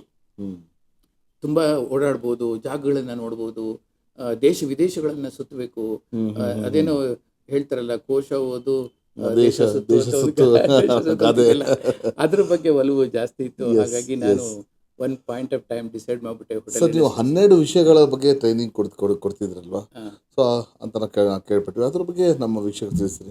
ಅದು 12 ಸಬ್ಜೆಕ್ಟ್ಸ್ ಅದು ನಾನು ಟ್ರಾನ್ಸ್ಪೋರ್ಟ್ ಫೀಲ್ಡ್ ಬಂದ್ಮೇಲೆ ಪ್ರಾರಂಭ ಮಾಡಿದ್ದು. ಅದೇನಾಯ್ತು ಅಂದ್ರೆ, ಟ್ರಾನ್ಸ್ಪೋರ್ಟ್ ಫೀಲ್ಡ್ ನನಗೂ ಕೂಡ ಹೊಸದು, ಬಟ್ ಸೇಮ್ ಸರ್ವಿಸ್ ಇಂಡಸ್ಟ್ರಿ. ಅಲ್ಲಿರೋ ಸಮಸ್ಯೆಗಳು ಇಲ್ಲೂ ಸಮಸ್ಯೆಗಳು ಇನ್ನೂ ಹೆಚ್ಚಿಗೆ ಇರ್ತಿತ್ತು ಹಾಗೆ ನೋಡಿದ್ರೆ. ಆದ್ರೆ ಏನಾಗಿತ್ತು ನೋಡಿ, ಬೆಂಗಳೂರು ಇಯರ್ 2000 ಬೆಳೆಯೋದಕ್ಕೆ ಪ್ರಾರಂಭ ಆಯ್ತು. ಇಲ್ಲಿ ಇನ್ಫಾರ್ಮೇಶನ್ ಟೆಕ್ನಾಲಜಿ ಬಂತು. ನಮ್ಗೆ ಯಾರಿಗೂ ಗೊತ್ತಿರ್ಲಿಲ್ಲ, ಅದು ಹೊಸ ವಿಚಾರ. ಅದು ಇದನ್ನ ಬೆಂಗಳೂರಿನ ನಾವು second silicon valley of the world ಅಂತ ಹೇಳ್ತೇವೆ. ಸಿಲಿಕಾನ್ ವ್ಯಾಲಿ ನಿಯರ್ ಕ್ಯಾಲಿಫೋರ್ನಿಯಾ ಅಮೆರಿಕದಲ್ಲಿ ಪ್ರಾರಂಭ ಆಗಿದ್ದು. ಅಲ್ಲಿಂದ ಕಂಪ್ಯೂಟರೈಸೇಷನ್ ಇದೆಲ್ಲ ಆದ್ಮೇಲೆ ಬೆಂಗಳೂರು ಸೆಕೆಂಡ್ ಆಯ್ತು. ಹಾಗಾಗಿ ಬೆಂಗಳೂರು 24/7 ಇಡೀ ಜಗತ್ತಿಗೆ ಸರ್ವಿಸ್ ಕೊಡಕ್ ಶುರು ಮಾಡಿದ್ವಿ ನಾವು. ಯಾವಾಗ 24/7 ಎಂಪ್ಲಾಯೀಸ್ ಕೆಲಸ ಮಾಡಬೇಕು, ಅವರಿಗೆ ಕಂಪನಿಗಳು ಟ್ರಾನ್ಸ್ಪೋರ್ಟೇಷನ್ ಕೊಡ್ತಿದ್ರು. ಅಂದ್ರೆ ಲಾಗಿನ್ ಲಾಗ್ಔಟ್, ಪಿಕಪ್ ಡ್ರಾಪ್. ಇದು ಒಂದು ಹೊಸ ವಿಚಾರ. ಆ ಕಾಲದಲ್ಲಿ ಏನಾಗಿತ್ತು, ಇಯರ್ 2000 ಸಮಯದಲ್ಲಿ ಬರಗಾಲ, ರೈತರು ಪಾಪ ಆತ್ಮಹತ್ಯೆಗಳು ಮಾಡ್ಕೊಳ್ಳೋಕೆ ಶುರು ಮಾಡ್ಬಿಟ್ರು. ಬೆಳೆ ಬರ್ತಾ ಇಲ್ಲ, ಮಳೆ ಹೊರಟೋಯ್ತು, ನೀರಿದ್ರೆ ಕರೆಂಟ್ ಇಲ್ಲ, ಕರೆಂಟ್ ಇದ್ರೆ ನೀರಿಲ್ಲ, ಅಂತೂ ಬೆಳೆ ಇಲ್ಲ. ಬಹಳ ಕಷ್ಟ ಜೀವನ ಮಾಡೋದು. ಎಂತೆಂತ ದೊಡ್ಡ ದೊಡ್ಡ ರೈತರುಗಳು ಬದುಕಕ್ಕೋಸ್ಕರ ಬೆಂಗಳೂರಿಗೆ ಬಂದು ಸೆಕ್ಯೂರಿಟಿ ಗಾರ್ಡ್ಗಳ ಕೆಲಸ ಮಾಡೋದು ನಾನು ನೋಡಿದ್ದೀನಿ ಕಣ್ಣಾರೆ. ಅಂತ ಪರಿಸ್ಥಿತಿ ಅವಾಗ. ಆಗೇನಾಯ್ತು, ಪಾಪ ನಮ್ಮ ಗ್ರಾಮೀಣ ಪ್ರದೇಶದ ಯುವಕರುಗಳೆಲ್ಲ ಏನೋ ಸಾಲನೋ ಸೋಲನೋ, ಹೆಂಡತಿ ಮೈ ಮೇಲಿರೋ ಒಡವೆ ಮಾರಿನೋ ಏನೋ ಮಾಡಿ ಒಂದು ವೆಹಿಕಲ್ ತಗೊಂಡು ಬೆಂಗಳೂರು ಬಂದು ಟ್ರಾವೆಲ್ ಕಂಪ್ನಿಗಳಿಗೆ ಅಟ್ಯಾಚ್ ಮಾಡ್ಕೊಂಡು ಜೀವನ ಮಾಡ್ಬೋದು ಅಂತ ಹೇಳಿ ಕೆಲಸ ಮಾಡಕ್ ಶುರು ಮಾಡಿದ್ರು. ಬಟ್ ಇವತ್ತರೆಗೂ ಬೆಂಗಳೂರು ಯಾರಿಗೂ ಉಪವಾಸ ಇಟ್ಟಿಲ್ಲ. ಇಲ್ಲ, ನಿಜ. ಅನೇಕ ಲಕ್ಷಾಂತರ ಜನಕ್ಕೆ ಉದ್ಯೋಗ ಕೊಟ್ಟಿದೆ. ಅವಾಗ ಏನಾಯ್ತು, ಈ ಚಾಲಕರಿಗೆ ಕಾರ್ಪೊರೇಟ್ ಅಂದ್ರೆ ಏನು, ಸಿಟಿ ಲೈಫ್ ಅಂದ್ರೆ ಏನು, ಯಾವ ರೀತಿ ಮಾತಾಡ್ಬೇಕು ಎಂಪ್ಲಾಯೀಸ್ ಹತ್ರ, ಹೇಗೆ ನಡ್ಕೋಬೇಕು, ಏನು ಗೊತ್ತಿಲ್ಲ ಪಾಪ. ಒಂದ್ ರೀತಿ ಮುಗ್ಧತೆ ಅವರ ಬಡತನಕ್ಕೆ ಮೂಲ. ನಾನು ಐ ಸ್ಟ್ರಾಂಗ್ಲಿ ಬಿಲೀವ್, ಇನ್ನು ಯಾರು ತುಂಬಾ ಮುಗ್ಧನಾಗಿರ್ತಾನೆ ಅವನನ್ನ ಮೋಸ ಮಾಡೋರು ಬಹಳ ಜನ ಇರ್ತಾರೆ ಅವನಿಗೆ, ಮತ್ತೆ ಅವರು ನಂಬಿಡ್ತಾರೆ. ಹೌದು. ಆಗ ನನಗೆ ಗೊತ್ತಾಗಿದ್ದೇನಂದ್ರೆ, ಬೆಳಗ್ಗೆ ನಾನು ಆಫೀಸಲ್ಲಿ ಹೋಗಿ ಕೂತ್ಕೊಂಡ್ರೆ ನನಗೆ 101 ಕಂಪ್ಲೇಂಟ್ಸ್ ಇರೋದು ಡ್ರೈವರ್ಗಳ ಮೇಲೆ. ಅವರು ಸರಿ ಇಲ್ಲ, ಆಟಿಟ್ಯೂಡ್ ಸರಿ ಇಲ್ಲ, ಬಿಹೇವಿಯರ್ ಸರಿ ಇಲ್ಲ, ಮಾತು ರೀತಿ ನೀತಿಗಳು ಸರಿ ಇಲ್ಲ, ಆಮೇಲೆ ಬಹಳ ಕೊಳಕಾಗಿರ್ತಾರೆ, ವೆಹಿಕಲ್ ನ ಕ್ಲೀನ್ ಆಗಿ ಇಟ್ಕೊಂಡಿರಲ್ಲ. ಹೀಗೆ ಒಂದು ಇಷ್ಟೊಂದು ಹೀಗೆ ಅಂತ ಹೇಳಕ್ಕಾಗಲ್ಲ, ನಾನಾ ರೀತಿ ಕಂಪ್ಲೇಂಟ್ಗಳು ಬರುತ್ತೆ. ಒಂದಿನ ಕೂತು ಯೋಚನೆ ಮಾಡಿದೆ ನಾನು, ಇಡೀ ಸಮಸ್ತ ನಾವು ಜನತೆ ಈ ಡ್ರೈವರ್ ಕಮ್ಯುನಿಟಿನ ಬೈತಾ ಇದ್ದೀವಿ, ಸರಿ ಇಲ್ಲ ಅಂತ ಹೇಳ್ತೀವಿ. ಆದ್ರೆ ಸರಿ ಏನು ಅಂತ ಯಾರು ಹೇಳ್ತಿದ್ದಾರೆ, ಯಾರು ತಿದ್ತಾ ಇದಾರೆ, ಅವ್ರಿಗೆ ತಿದ್ದುಪಡಿ ಆಗ್ತಿಲ್ಲ. ಯಾರು ಟ್ರೈನ್ ಮಾಡ್ತಿದ್ದಾರೆ, ಅವ್ರಿಗೆ ಯಾರಾದ್ರೂ ಹೇಳ್ಬೇಕಲ್ಲ, ಈಗ ಮಾಡ್ಬೇಕಪ್ಪ, ಈಗ ಮಾಡ್ಬಾರ್ದಪ್ಪ ಅಂತ ಯಾರಾದ್ರೂ ಹೇಳ್ಬೇಕಲ್ವಾ. ಆ ಕೆಲಸ ನಾನು ಪ್ರಾರಂಭ ಮಾಡಿದೆ. ಆಗ ಒಂದು ಡೂಸ್ ಅಂಡ್ ಡೋಂಟ್ಸ್ ಅಂತ ಬರ್ದೆ, ಚಾಲಕರು ಪಾಲಿಸಬೇಕಾದ ನಿಯಮಗಳು ಮತ್ತು ನಿರ್ಬಂಧಗಳು ಅಂತ ಬರ್ದೆ. ನನ್ನ ಅನುಭವದ ಮೇಲೆ ಬರ್ದೆ, ಹೀಗಿರ್ಬೇಕು ಹೀಗಿರಬಾರ್ದು ಅಂತ ಹೇಳ್ಬಿಟ್ಟು. ಅದನ್ನೇನ್ ಮಾಡಿದ್ರು, ಈ ಅಕ್ಸೆಂಚೂರ್ ಅಂತ ಕಂಪನಿಯವರು, ಸರ್ ಇದು ಬರೆದು ಡಿಸ್ಪ್ಲೇ ಮಾಡಿದ್ರೆ ಅದು ಅಷ್ಟು ಉಪಯೋಗ ಆಗ್ತಿಲ್ಲ, ನೀವೇ ಅವ್ರನ್ನ ಅಡ್ರೆಸ್ ಮಾಡಿ, ಕನ್ನಡದಲ್ಲಿ ನೀವು ಬಹಳ ಚೆನ್ನಾಗಿ ಹೇಳ್ತೀರಿ, ನೀವು ಹೇಳಿ ಹೇಗಿರ್ಬೇಕು ಹೇಗಿರಬಾರ್ದು ಅಂತ ಹೇಳೋದಕ್ಕೆ ಪ್ರಾರಂಭ ಮಾಡಿ ಅಂತ. ಆಗ ನಾನು ತರಬೇತುದಾರನಾಗಿ ಟ್ರೈನರ್ ಅಂತ ಹೇಳಿ ಪ್ರಾರಂಭ ಆಗಿದ್ದು, ಇದುವರೆಗೂ ನಿಂತಿಲ್ಲ. ನಾನು ಆಗ್ಲೇ ನನ್ನ ಬಯೋಡೇಟಾ ಇದರಲ್ಲಿ ಹೇಳಿದ ಹಾಗೆ, ಪ್ರೊಫೈಲ್ ಅಲ್ಲಿ ಹೇಳಿರೋ ಹಾಗೆ 5-6 ಲಕ್ಷಕ್ಕೂ ಹೆಚ್ಚು ಚಾಲಕರಿಗೆ ಇದುವರೆಗೂ ತರಬೇತಿ ನಾನು ಕೊಟ್ಟಿದ್ದೀನಿ, ನಿರಂತರವಾಗಿ ಕೊಡ್ತಾ ಬರ್ತಾ ಇದ್ದೀನಿ. ಇದರಲ್ಲಿ ನೋಡಿ, ದುರಂತ ಅಂದ್ರೆ ನಮ್ಮ ದೇಶಕ್ಕೆ 77 ವರ್ಷಗಳೇ ಆಗಿದೆ ಸ್ವಾತಂತ್ರ್ಯ ಬಂದು. ಆದ್ರೆ ಇದುವರೆಗೂ ಎಲ್ಲಾ ವಿಚಾರಗಳನ್ನು ಕೌಶಲ್ಯದಕ್ಕೆ ಬಹಳ ಡೆವಲಪ್ಮೆಂಟ್ ಮಾಡ್ತಾ ಇದ್ದೀವಿ. ಬಟ್ ವೃತ್ತಿಪರ ಚಾಲಕರಿಗೆ ಏನ್ ಕೋರ್ಸ್ ಇದೆ? ಇಲ್ಲ, ಡಿಪ್ಲೊಮಾ ಕೋರ್ಸ್ ಅಂತ ಏನಿಲ್ಲ. ಪಾಪ ಎಲ್ಲೋ ಎದ್ದು ಬಿದ್ದು ಅವ್ರು ಟ್ರೈನರ್ ಆಗಿ ಒಂದು ಲೈಸೆನ್ಸ್ ತಗೊಂಡು ಡ್ರೈವರ್ ಆಗಿ ಕೆಲಸ ಮಾಡಕ್ ಶುರು ಮಾಡ್ತಾರೆ. ಬಟ್ ಅದಷ್ಟು ಸಾಕಾಗಲ್ಲ. ನೀವು ಪಾಶ್ಚಿಮಾತ್ಯ ದೇಶಗಳಿಗೆ ಹೋದಾಗ ನೀವು ಗಮನಿಸಿ ಬೇಕಾದ್ರೆ ಅವರು ಒಂದು ಎಲ್ಲೋ ಬೋರ್ಡ್ ಕ್ಯಾಬ್ ಡ್ರೈವರ್ ಆಗಬೇಕು ಅಂತಂದ್ರೆ ಮಿನಿಮಮ್ ಅವನಿಗೆ ಒಂದು 2-3 ತಿಂಗಳು ಕೋರ್ಸ್ ಇರುತ್ತೆ ಅವನಿಗೆ. ಓಕೆ, ಹೌದಾ? ಎಸ್, ಅವನು ಅದನ್ನೆಲ್ಲ ಪಾಸ್ ಮಾಡಬೇಕು. ಎಷ್ಟು ಪಾಸ್ ಆಗೋದು? ಅವನಿಗೊಂದು 10-12 ವಿಚಾರಗಳ ಬಗ್ಗೆ ಕಂಪ್ಲೀಟ್ ಮಾಹಿತಿ ಕೊಡ್ಬೇಕು, ಗೊತ್ತಿರಬೇಕು. ಡ್ರೈವರ್ ಅಂತಂದ್ರೆ ಲಿಟ್ರಲಿ ಅವನ ಅಂಬಾಸಿಡರ್ ಆಫ್ ಎ ಕಂಟ್ರಿ. ಇಡೀ ದೇಶದ ಬಗ್ಗೆ ಅವನಿಗೆ ಆಗುವಗಳ ಬಗ್ಗೆ ಅವನಿಗೆ ಮಾಹಿತಿ ಇರ್ಬೇಕೆಲ್ಲ. ಮತ್ತೆ ಎಲ್ಲಿ ಏನಿದೆ, ರಸ್ತೆಗಳ ಪರಿಚಯ, ಜಾಗದ ಪರಿಚಯ, ಆಮೇಲೆ ಜನ ಅವನ ಹತ್ರ ಟೂರಿಸ್ಟ್ಗಳು ಕೂತ್ಕೊಂಡು ಅಲ್ಲಿ ಕರ್ಕೊಂಡು ಹೋಗು ಇಲ್ಲಿ ಕರ್ಕೊಂಡು ಹೋಗು ಅಂತಂದ್ರೆ ಅವನಿಗೆ ರೋಡೇ ಗೊತ್ತಿಲ್ಲ, ಊರೇ ಗೊತ್ತಿಲ್ಲ, ಎಲ್ಲಿ ಹೋಗ್ತಾನೆ? ಹಾಗಾಗಿ ಅವನಿಗೆ ಟೂರಿಸಂ ಇನ್ಫಾರ್ಮೇಶನ್ ಹೇಳ್ಬೇಕು ನಾವು. ಅದು ಒಂದು knowledge. Tourism is a topic, it's a very big topic, subject. ಎಲ್ಲಿ ಏನಿದೆ, ಯಾವ ರೀತಿ ನಮ್ಮ ನೆಲ, ಜಲ, ಧರ್ಮ, ನಮ್ಮ ಭಾಷೆ ಯಾವುದು, ಎಷ್ಟು ರೀತಿ ಭಾಷೆಗಳು ನಮ್ಮೂರಲ್ಲಿ ಜನ ಮಾತಾಡ್ತಾರೆ, ಎಷ್ಟು ಸಂಸ್ಕೃತಿಯ ಜನಗಳು ಇಲ್ಲಿದ್ದಾರೆ, ಆಮೇಲೆ ಇಲ್ಲಿನ ಮಹತ್ವ ಏನು, ವಿಧಾನಸೌಧ ಎಲ್ಲಿದೆ, ಅದರ ಹಿನ್ನೆಲೆ ಏನು, ಯಾರು ಕಟ್ಟಿದ್ದು, ಲಾಲ್ಬಾಗ್ ಅಂದ್ರೆ ಎಲ್ಲಿದೆ, ಎಲೆಕ್ಟ್ರಾನಿಕ್ ಸಿಟಿ ಅಂದ್ರೆ ಏನು, ಇನೋವೇಟಿವ್ ಫಿಲ್ಮ್ ಸಿಟಿ ಎಲ್ಲಿದೆ, 1000 ಕ್ವಶನ್ ಕೇಳ್ತಾರೆ ಸರ್ ಜೊತೆಲಿ ಕೂತ್ಕೊಂಡಾಗ ಜನಗಳು. ಡ್ರೈವರ್ ತಾನೇ ಮೊದಲು ಸಿಗೋದು, ಅವನಿಗೆ ಎಲ್ಲ ಮಾಹಿತಿ ಇರಬೇಕು.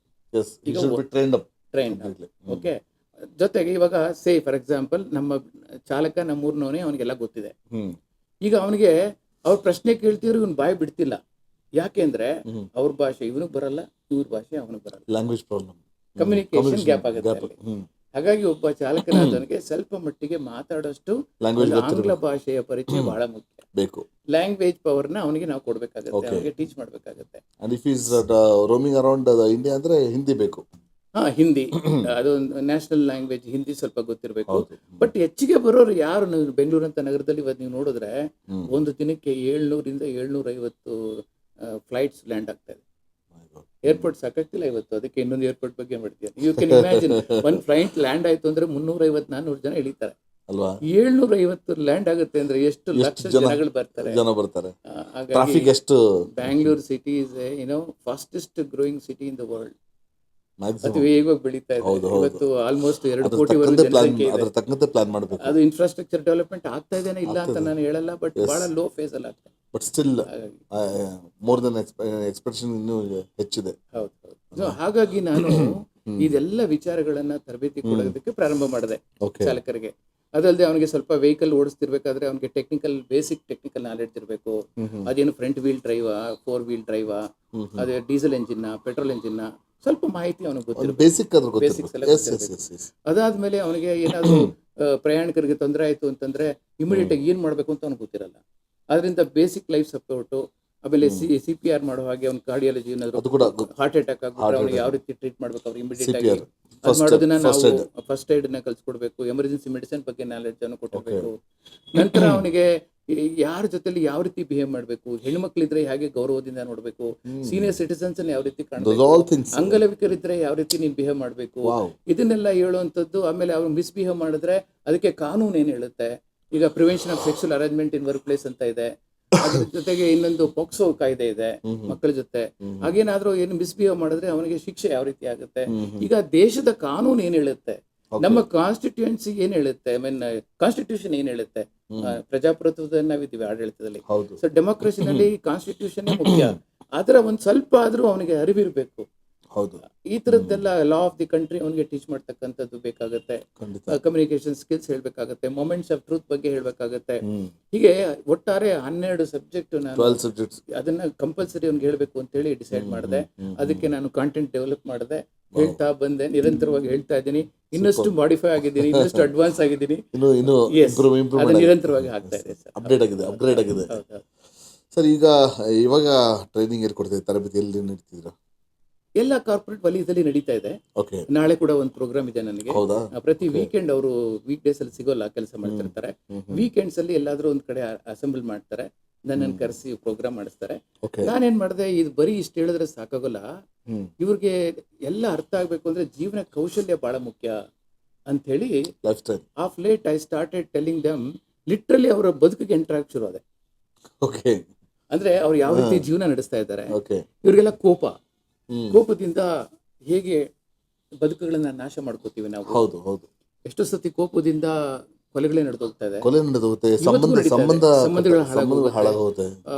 ಆಗಿದ್ರೆ ತಾಳ್ಮೆ ಎಷ್ಟು ಮುಖ್ಯ, ತಾಳ್ಮೆಯನ್ನ ತಂದ್ಕೊಳ್ಳೋದು ಹೇಗೆ, ತಾಳಿದವನು ಬಾಳಿಯಾನು ಅನ್ನೋ ಒಂದು ಇದನ್ನ ಇಟ್ಕೊಂಡು ನಾನು ಹೇಗೆ ನೀವು ಅದನ್ನು ವರ್ತಿಸ್ಬೇಕು ಅಂತೇಳಿ ಅವ್ರದ್ದೇ ಎಕ್ಸಾಂಪಲ್ಸ್ ಕೊಟ್ಟು ಅವ್ರಿಗೆ ಅರ್ಥ ಆಗೋಗಿ ಹೇಳ್ತಾ ಬಂದೆ. ಅದು ಪರಿಣಾಮ ಬೀರೋದಕ್ಕೆ ಶುರುವಾಯ್ತು. ಎಲ್ಲರೂ ಅರ್ಥ ಮಾಡ್ಕೊಂಡ್ರು. ನೀವು ಹೇಳ್ತಿರೋದು ಸರಿ ಇದೆ ಸರ್. ಒಂದ್ ಸಣ್ಣ ಎಕ್ಸಾಂಪಲ್ ಕೊಡ್ತೀನಿ ನೋಡಿ. ಈ ಯಲಹಂಕದ ಹತ್ರ ಇಂಟರ್ನ್ಯಾಷನಲ್ ಏರ್ಪೋರ್ಟ್ ಹತ್ರ ಒಂದು 3-4 ವರ್ಷಗಳಿಂದ ನಡೆದ ಘಟನೆ ಇದು. ನಾನು ಎಷ್ಟೋ ಹೇಳ್ಬೋದು ಘಟನೆಗಳು, ಪ್ರತಿದಿನ ಪೇಪರ್ ಬರ್ತಾನೆ ಇರುತ್ತೆ. ನೆನಪಾಗಿದೆ ಹೇಳ್ತಾ ಇದ್ದೀನಿ. ಒಂದು ಕ್ಯಾಬ್ ಡ್ರೈವರು ಒಂದು 2 ವೀಲರು ಸಣ್ಣ ಮಟ್ಟದಲ್ಲಿ ಒಂದು ಅಪಘಾತ ಮಾಡ್ಕೊಂಡಿದ್ದಾರೆ. ಅಂದ್ರೆ ಒಂದು ಸ್ಮಾಲ್ ಇನ್ಸಿಡೆಂಟ್, ಒಬ್ರೊಬ್ರು ಟಚ್ ಮಾಡ್ಕೊಂಡಿದ್ದಾರೆ. ಅವನು ನಿಲ್ಸಿದ್ದಾನೆ ವೆಹಿಕಲ್ಲು, 2 ವೀಲರನ್ನು ಪಾರ್ಕ್ ಮಾಡಿದ್ದಾನೆ. ಇಬ್ರು ಮೊದಲು ಬೈಗುಳ ಆಗಿದೆ, ಇಬ್ಬರಿಗೂ ಸಿಟ್ಟು, ಶಾರ್ಟ್ ಟೆಂಪರ್, ಇಬ್ಬರಿಗೂ ಶಾರ್ಟ್ ಟೆಂಪರ್. ಸೊ ಇವನು ಬೈದಾಯ್ತು, ಅವನು ಬೈದಾಯ್ತು. ಅಲ್ಲಿಗೆ ಅದು ನಿಲ್ಲಿಲ್ಲ. ಜನ ಎಲ್ಲ ನಿಂತು ನೋಡ್ತಾ ಇದ್ದಾರೆ ಏನ್ ನಡೀತಿದೆ ಅಂತ. ಅವನು ಕುತ್ತಿಗೆ ಇವನು ಇಟ್ಕೊಂಡಿದ್ದಾನೆ, ಇವನು ಕುತ್ತಿಗೆ ಪಟ್ಟೆ ಅವನು ಇಟ್ಕೊಂಡಿದ್ದಾನೆ. ಇಬ್ರು ಒಂದು ರೀತಿ ವಾಗ್ಯುದ್ಧ ಆಯ್ತು. ಈಗ ಲಿಟ್ರಲಿ ಯುದ್ಧ. ಸೊ ಹಾಗೆ ಹೊಡೆದಾಡ್ಕೊಂಡು ಒಬ್ರಿಗೊಬ್ರು, ಅವ್ರ ಮೈ ಮೇಲೆ ಪ್ರಜ್ಞೆನೇ ಇಲ್ಲ ಕೋಪದಲ್ಲಿ. ಇಬ್ರು ಇಂಟರ್ನ್ಯಾಷನಲ್ ಏರ್ಪೋರ್ಟ್ ರೋಡ್ ಇದೆಯಲ್ಲ, ಆ ರೋಡ್ ಮಧ್ಯಭಾಗಕ್ಕೆ ಬಂದಿದ್ದಾರೆ ಹೆಚ್ಚು ಕಮ್ಮಿ. ಆ ಕಡೆಯಿಂದ ಒಂದು ಇನೋವಾ ಸ್ಪೀಡ್ ಆಗಿ ಬರ್ತಿದ್ದ, ಇಬ್ರು ಹೊಡ್ಕೊಂಡು 50 ಮೀಟರ್ಸ್ ಇಬ್ರು ಸ್ಪಾಟ್ ಡೆಡ್. ಸ್ಪಾಟ್ ಅಲ್ಲಿ ಹೊಟ್ಟೋದ್ರು ಇಬ್ರು. ಹೊರಟಾಯ್ತು, ಒಂದು 50 ಮೀಟರ್ಸ್ ಹೊರಟಾಯ್ತು. ಆ ಸ್ಪೀಡ್ ಅಲ್ಲಿ ಅದಿತ್ತು. ಇವ್ರುಗಳು ಮೈ ಮೇಲೆ ಪ್ರಜ್ಞೆ ಇಲ್ಲ, ಜಗಳ ಆಡ್ತಿದ್ದಾರೆ. ಈಗ ಯಾರಿಗಾದ್ರೂ ಒಬ್ಬನಿಗಾದ್ರೂ ತಾಳ್ಮೆ ಇದ್ದಿದ್ರೆ, ಹೌದು ನಾನ್ ಬೇಕು ಅಂತ ತಗಲ್ಸಿಲ್ಲ, ಮಾಡ್ಬೇಕು ಅಂತ ಮಾಡಿಲ್ಲ ಸರ್, ಏನೋ ಟಚ್ ಆಗಿದೆ, ನಾನು ರಿಪೇರಿ ಮಾಡಿಸ್ಕೊಡ್ತೀನಿ ಹೇಳ್ಬಿಟ್ಟಿದ್ರೆ ಮುಗಿದೋಗಿತ್ತು. ಇಬ್ರು ಪ್ರಾಣ ಉಳಿತಾ ಇತ್ತಲ್ವಾ. ಇದಿಲ್ಲ ನಮ್ಮಲ್ಲಿ. ಒಂದು ಚೂರು ತಗಲ್ಬಿಟ್ರೆ ಇವನೇನ್ ಮಾಡ್ತಾನೆ, ಡ್ರೈವರ್ ಫೋನ್ ಮಾಡ್ತಾನೆ, ನನ್ಗೆ ಯಾರೋ ತಗಲ್ಸ್ಬಿಟ್ಟಿದ್ದಾರೆ ಬಾ ಇಲ್ಲಿ ನನ್ಗೆ ಹೆಲ್ಪ್ ಮಾಡು ಅಂತ. ಇವನೊಂದು ಟೀಮ್ ಕರ್ಸ್ಕೊತಾನೆ. ಅವನೇನ್ ಕಮ್ಮಿ ಇಲ್ಲ, ಅವನೊಂದು ಟೀಮ್ ಕರ್ಸ್ಕೊತಾನೆ. ಕಡೆಗೆ 2 ಟೀಮ್ಗಳು ಯುದ್ಧ ಮಾಡ್ಬೇಕು. 2 ಗುಂಪು ಬಂದು ಮಾರಾಮಾರಿ ಆಗಿ ಹೊಡೆದಾಡಿ, ಆಮೇಲೆ ಪೊಲೀಸ್ನವ್ರು ಬಂದು ಅವ್ರನ್ನ ಡಿಸ್ಪರ್ಸ್ ಮಾಡಿ ರೋಡ್ ಕ್ಲಿಯರ್ ಮಾಡಬೇಕು. ಇಂಥ ಒಂದು ಇನ್ಡಿಸಿಪ್ಲಿನ್, ರೋಡ್ ರೇಜು ನಮ್ಮಲ್ಲಿ ನಿರಂತರವಾಗಿ ನಡೀತಾ ಇದೆ. ಎಲ್ಲಿದೆ ಡಿಸಿಪ್ಲಿನ್ ಸರ್ ನಮ್ಮಲ್ಲಿ? ಅಲ್ಲ, ಅವ್ರವ್ರಲ್ಲೇ ಸಾಲ್ವ್ ಆದ್ರೆ ಒಂದ್ ಮಾತು, ಅಲ್ಲಿ ಪೊಲೀಸ್ ಇನ್ವಾಲ್ವ್ ಆದ್ರೆ ಅದ್ ಬೇರೆ ತರ ಆಯ್ತು. ಮಾತಾಡೋದು ಬೇಡ. ಅಲ್ಲ, ಪೊಲೀಸ್ನವ್ರದ್ದು ನಾನು ತಪ್ಪು ಅಂತ ಹೇಳ್ತಿಲ್ಲ ಅವ್ರೆ. ಯಾಕೆ ಅಂತಂದ್ರೆ ಅವ್ರ ಜೀವನ ಎಷ್ಟು ಕಷ್ಟ ಇದೆ ಗೊತ್ತಾ? ಅವ್ರಿಗೂ ಕಷ್ಟ. ಪ್ರದೇಶಗಳಲ್ಲಿ ಎಲ್ಲೂ ಪೊಲೀಸ್ನವ್ರು ನಿಂತು ಮಾನಿಟರ್ ಮಾಡಲ್ಲ ಟ್ರಾಫಿಕ್ ಅನ್ನ. ಇದು ನಾಗರಿಕನ ಕರ್ತವ್ಯ. ಇದು ಒಂದು ಸಿವಿಕ್ ಸೆನ್ಸು. ರೋಡ್ ಡಿಸಿಪ್ಲಿನ್ ಅನ್ನೋದು ಪ್ರತಿಯೊಬ್ಬ ಪ್ರಜೆಗೂ ಗೊತ್ತಿರಬೇಕು. ಎಲ್ಲ ಕಾನೂನು ವೈಲೇಟ್ ಮಾಡ್ತಾರೆ. ನಮ್ಮಲ್ಲಿ ಬಹಳ ಚೆನ್ನಾಗಿದೆ ಕಾನೂನು, ರೂಲ್ಸ್ ಆಫ್ ದಿ ರೋಡ್ ಬಹಳ ಚೆನ್ನಾಗಿದೆ ಅಲ್ವಾ? ಓಕೆ, ಅವ್ರ ರೂಲ್ಸ್ ಏನ್ ಹೇಳುತ್ತೆ? ಡ್ರಿಂಕ್ ಅಂಡ್ ಡ್ರೈವ್ ಮಾಡಬಾರ್ದು, ಡ್ರೌಸಿಂಗ್ ಡ್ರೈವಿಂಗ್ ಮಾಡಬಾರ್ದು, ನಿದ್ದೆಗೆಟ್ಟು ಚಾಲನೆ ಬಹಳ ಡೇಂಜರಸ್. ಆಮೇಲೆ ಓವರ್ ಸ್ಪೀಡ್ ಮಾಡಬಾರ್ದು, ಸಿಗ್ನಲ್ ಜಂಪ್ ಮಾಡಬಾರ್ದು, ರ್ಯಾಶ್ ಡ್ರೈವಿಂಗ್ ಮಾಡಬಾರ್ದು, ಅಜಾಗರೂಕ ಚಾಲನೆ ಡೇಂಜರು. ಎಲ್ಲ ಇದೆ ಸರ್, ಎಲ್ಲಕ್ಕೂ ಕಾನೂನಿದೆ, ಎಲ್ಲಕ್ಕೂ ಶಿಕ್ಷೆ ಇದೆ. ಆದ್ರೆ ಈ ಕಾನೂನಿನ ಮೀರಿ ನಡ್ಕೊಳ್ಳೋದೇ ಏನೋ ಒಂದು ದೊಡ್ಡಸ್ತಿಗೆ ಜನಗಳಿಗೆ. ಆ ಪೊಲೀಸ್ನವರು ಹಿಡಿದ್ರೆ ಅವ್ರಿಗೆ ಧಮಕಿ ಹಾಕ್ತಾರೆ. ನಾನ್ ಯಾರು ಗೊತ್ತಾ, ನಮ್ ಬ್ರದರ್ ಯಾರು ಗೊತ್ತಾ, ನನ್ಗೆ ಆ ಎಮ್ ಎಲ್ ಎ ಗೊತ್ತು, ಹೆಚ್ಚು ಕಮ್ಮಿ ಆದ್ರೆ ಸಿದ್ದರಾಮಯ್ಯನವರೇ ಗೊತ್ತು ಅಂದ್ಬಿಡ್ತಾರೆ. ಸೊ ಹೀಗೆ ಈಗ ಪಾಪ ಅವ್ರದ್ದು ಸ್ವಲ್ಪ ಬಹಳ ಕಷ್ಟದ ಕೆಲಸ ನೋಡಿ. ನಾನು ಹೇಳ್ತೀನಿ, ಒಂದು ಚಾನೆಲ್ ಅಲ್ಲಿ ಕೂತು ನಾನು ಮಾತಾಡ್ತಿದ್ದೆ ಯಾವುದೋ ಒಂದು ಅಪಘಾತದ ಬಗ್ಗೆ. ಆಗ ನನ್ನ ಜೊತೆ ಒಬ್ಬ DYSP, ರಿಟೈರ್ಡ್ DYSP ಇತ್ತು. ಅವ್ರಿಗೆ ಹೆಸರು ನೆನಪಾಗ್ತಿಲ್ಲ. ಅವ್ರು ಹೇಳಿದ್ರು, ನೋಡಿ ವಿಶ್ವೇಶ್ವರಯ್ಯ, ನಾಯಂಡಹಳ್ಳಿ ಫ್ಲೈಓವರ್ ಕಂಪ್ಲೀಟ್ ಮಾಡೋಷ್ಟರಲ್ಲಿ ಅಲ್ಲಿ ಎಷ್ಟು ಧೂಳಿತ್ತು ಅಂತಂದ್ರೆ, ಎಷ್ಟು ಅಲ್ಲಿ ಅಪಘಾತಗಳಾಗ್ತಿತ್ತು ಅಂತಂದ್ರೆ, ಅದನ್ನ ಕಂಪ್ಲೀಟ್ ಮಾಡೋಷ್ಟರಲ್ಲಿ 5-6 ಜನ ಚಾಲಕರು, ಇವರು PC-ಗಳು, ಟ್ರಾಫಿಕ್ PC-ಗಳು ಪ್ರಾಣ ಹೊರಟಾಯ್ತು ಅಂತ. ಕ್ರಾನಿಕ್ ಕಾಯಿಲೆ ಬಂದ್ಬಿಡ್ತಾರೆ ಡಸ್ಟ್ ಅಲ್ಲಿ ಕೆಲಸ ಮಾಡ್ತಾರೆ ಸರ್. ಅವ್ರನ್ನ ಯಾರು ಅಯ್ಯೋನಲ್ಲ ಸರ್, ಬೆಳಗ್ಗೆಯಿಂದ ರಾತ್ರಿ ಅವ್ರ ಟೈಮಿಂಗ್ಸ್ ಇಲ್ಲ ಅವ್ರಿಗೆ. ಸ್ವಲ್ಪ ಹೆಚ್ಚು ಕಮ್ಮಿ ಆದ್ರೂ ರಸ್ತೆನಲ್ಲಿ ಅವ್ರಿಗೆ ಮೇಲೆ ಟಾಪ್ ಟು ಇದು ಬರುತ್ತೆ, ಆರ್ಡರ್ಸ್ ಬರುತ್ತೆ, ಅವ್ರಿಗೆ ಸಸ್ಪೆನ್ಷನ್ ಆರ್ಡರ್ ಬರುತ್ತೆ. ಬಹಳ ಭಯದಲ್ಲಿ ಕೆಲಸ ಮಾಡ್ಬೇಕು, ಅವ್ರಿಗೆ ಟೈಮಿಂಗ್ಸೇ ಇಲ್ಲ. ಅವ್ರಿಗೆ ವರ್ಸ್ಟ್ ಜಾಬ್ ಅದು ಆಕ್ಚುಲಿ ಹೇಳ್ಬೇಕು ಅಂತಂದ್ರೆ. ನಾವು ಸುಮ್ಮನೆ ಮಾತಾಡ್ತೀವಿ ಅಷ್ಟೇನೆ. ಮಾನಿಟರಿಂಗ್ ಟ್ರಾಫಿಕ್ ಇದೆಯಲ್ಲ ಬೆಂಗಳೂರು ಅಂತ ಸಿಟಿನಲ್ಲಿ, ತುಂಬಾ ಕಷ್ಟದ ಕೆಲಸ. ಹೌದು. ಆಮೇಲೆ ನೀವು ವಿಶೇಷ ಸರ್, ತಾವು ಇಷ್ಟೆಲ್ಲ ವಿಷಯಗಳನ್ನು ಹೇಗೆ ತಿಳ್ಕೊಂಡಿದ್ದೀರಾ?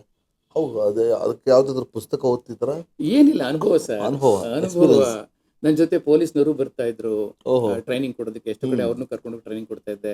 ಟ್ರಾಫಿಕ್ ಮ್ಯಾನೇಜ್ಮೆಂಟ್ ಸೆಂಟರ್ ಯಾವ ರೀತಿ ನಡೀತೆ ಅಂತ ಒಂದು ಮಾಹಿತಿ ಕೊಡ್ತಾ ಇದ್ರು. ಅಲ್ಲಿಂದ ಇನ್ಫಾರ್ಮೇಶನ್ ಬರ್ತಿತ್ತು ನನಗೆ.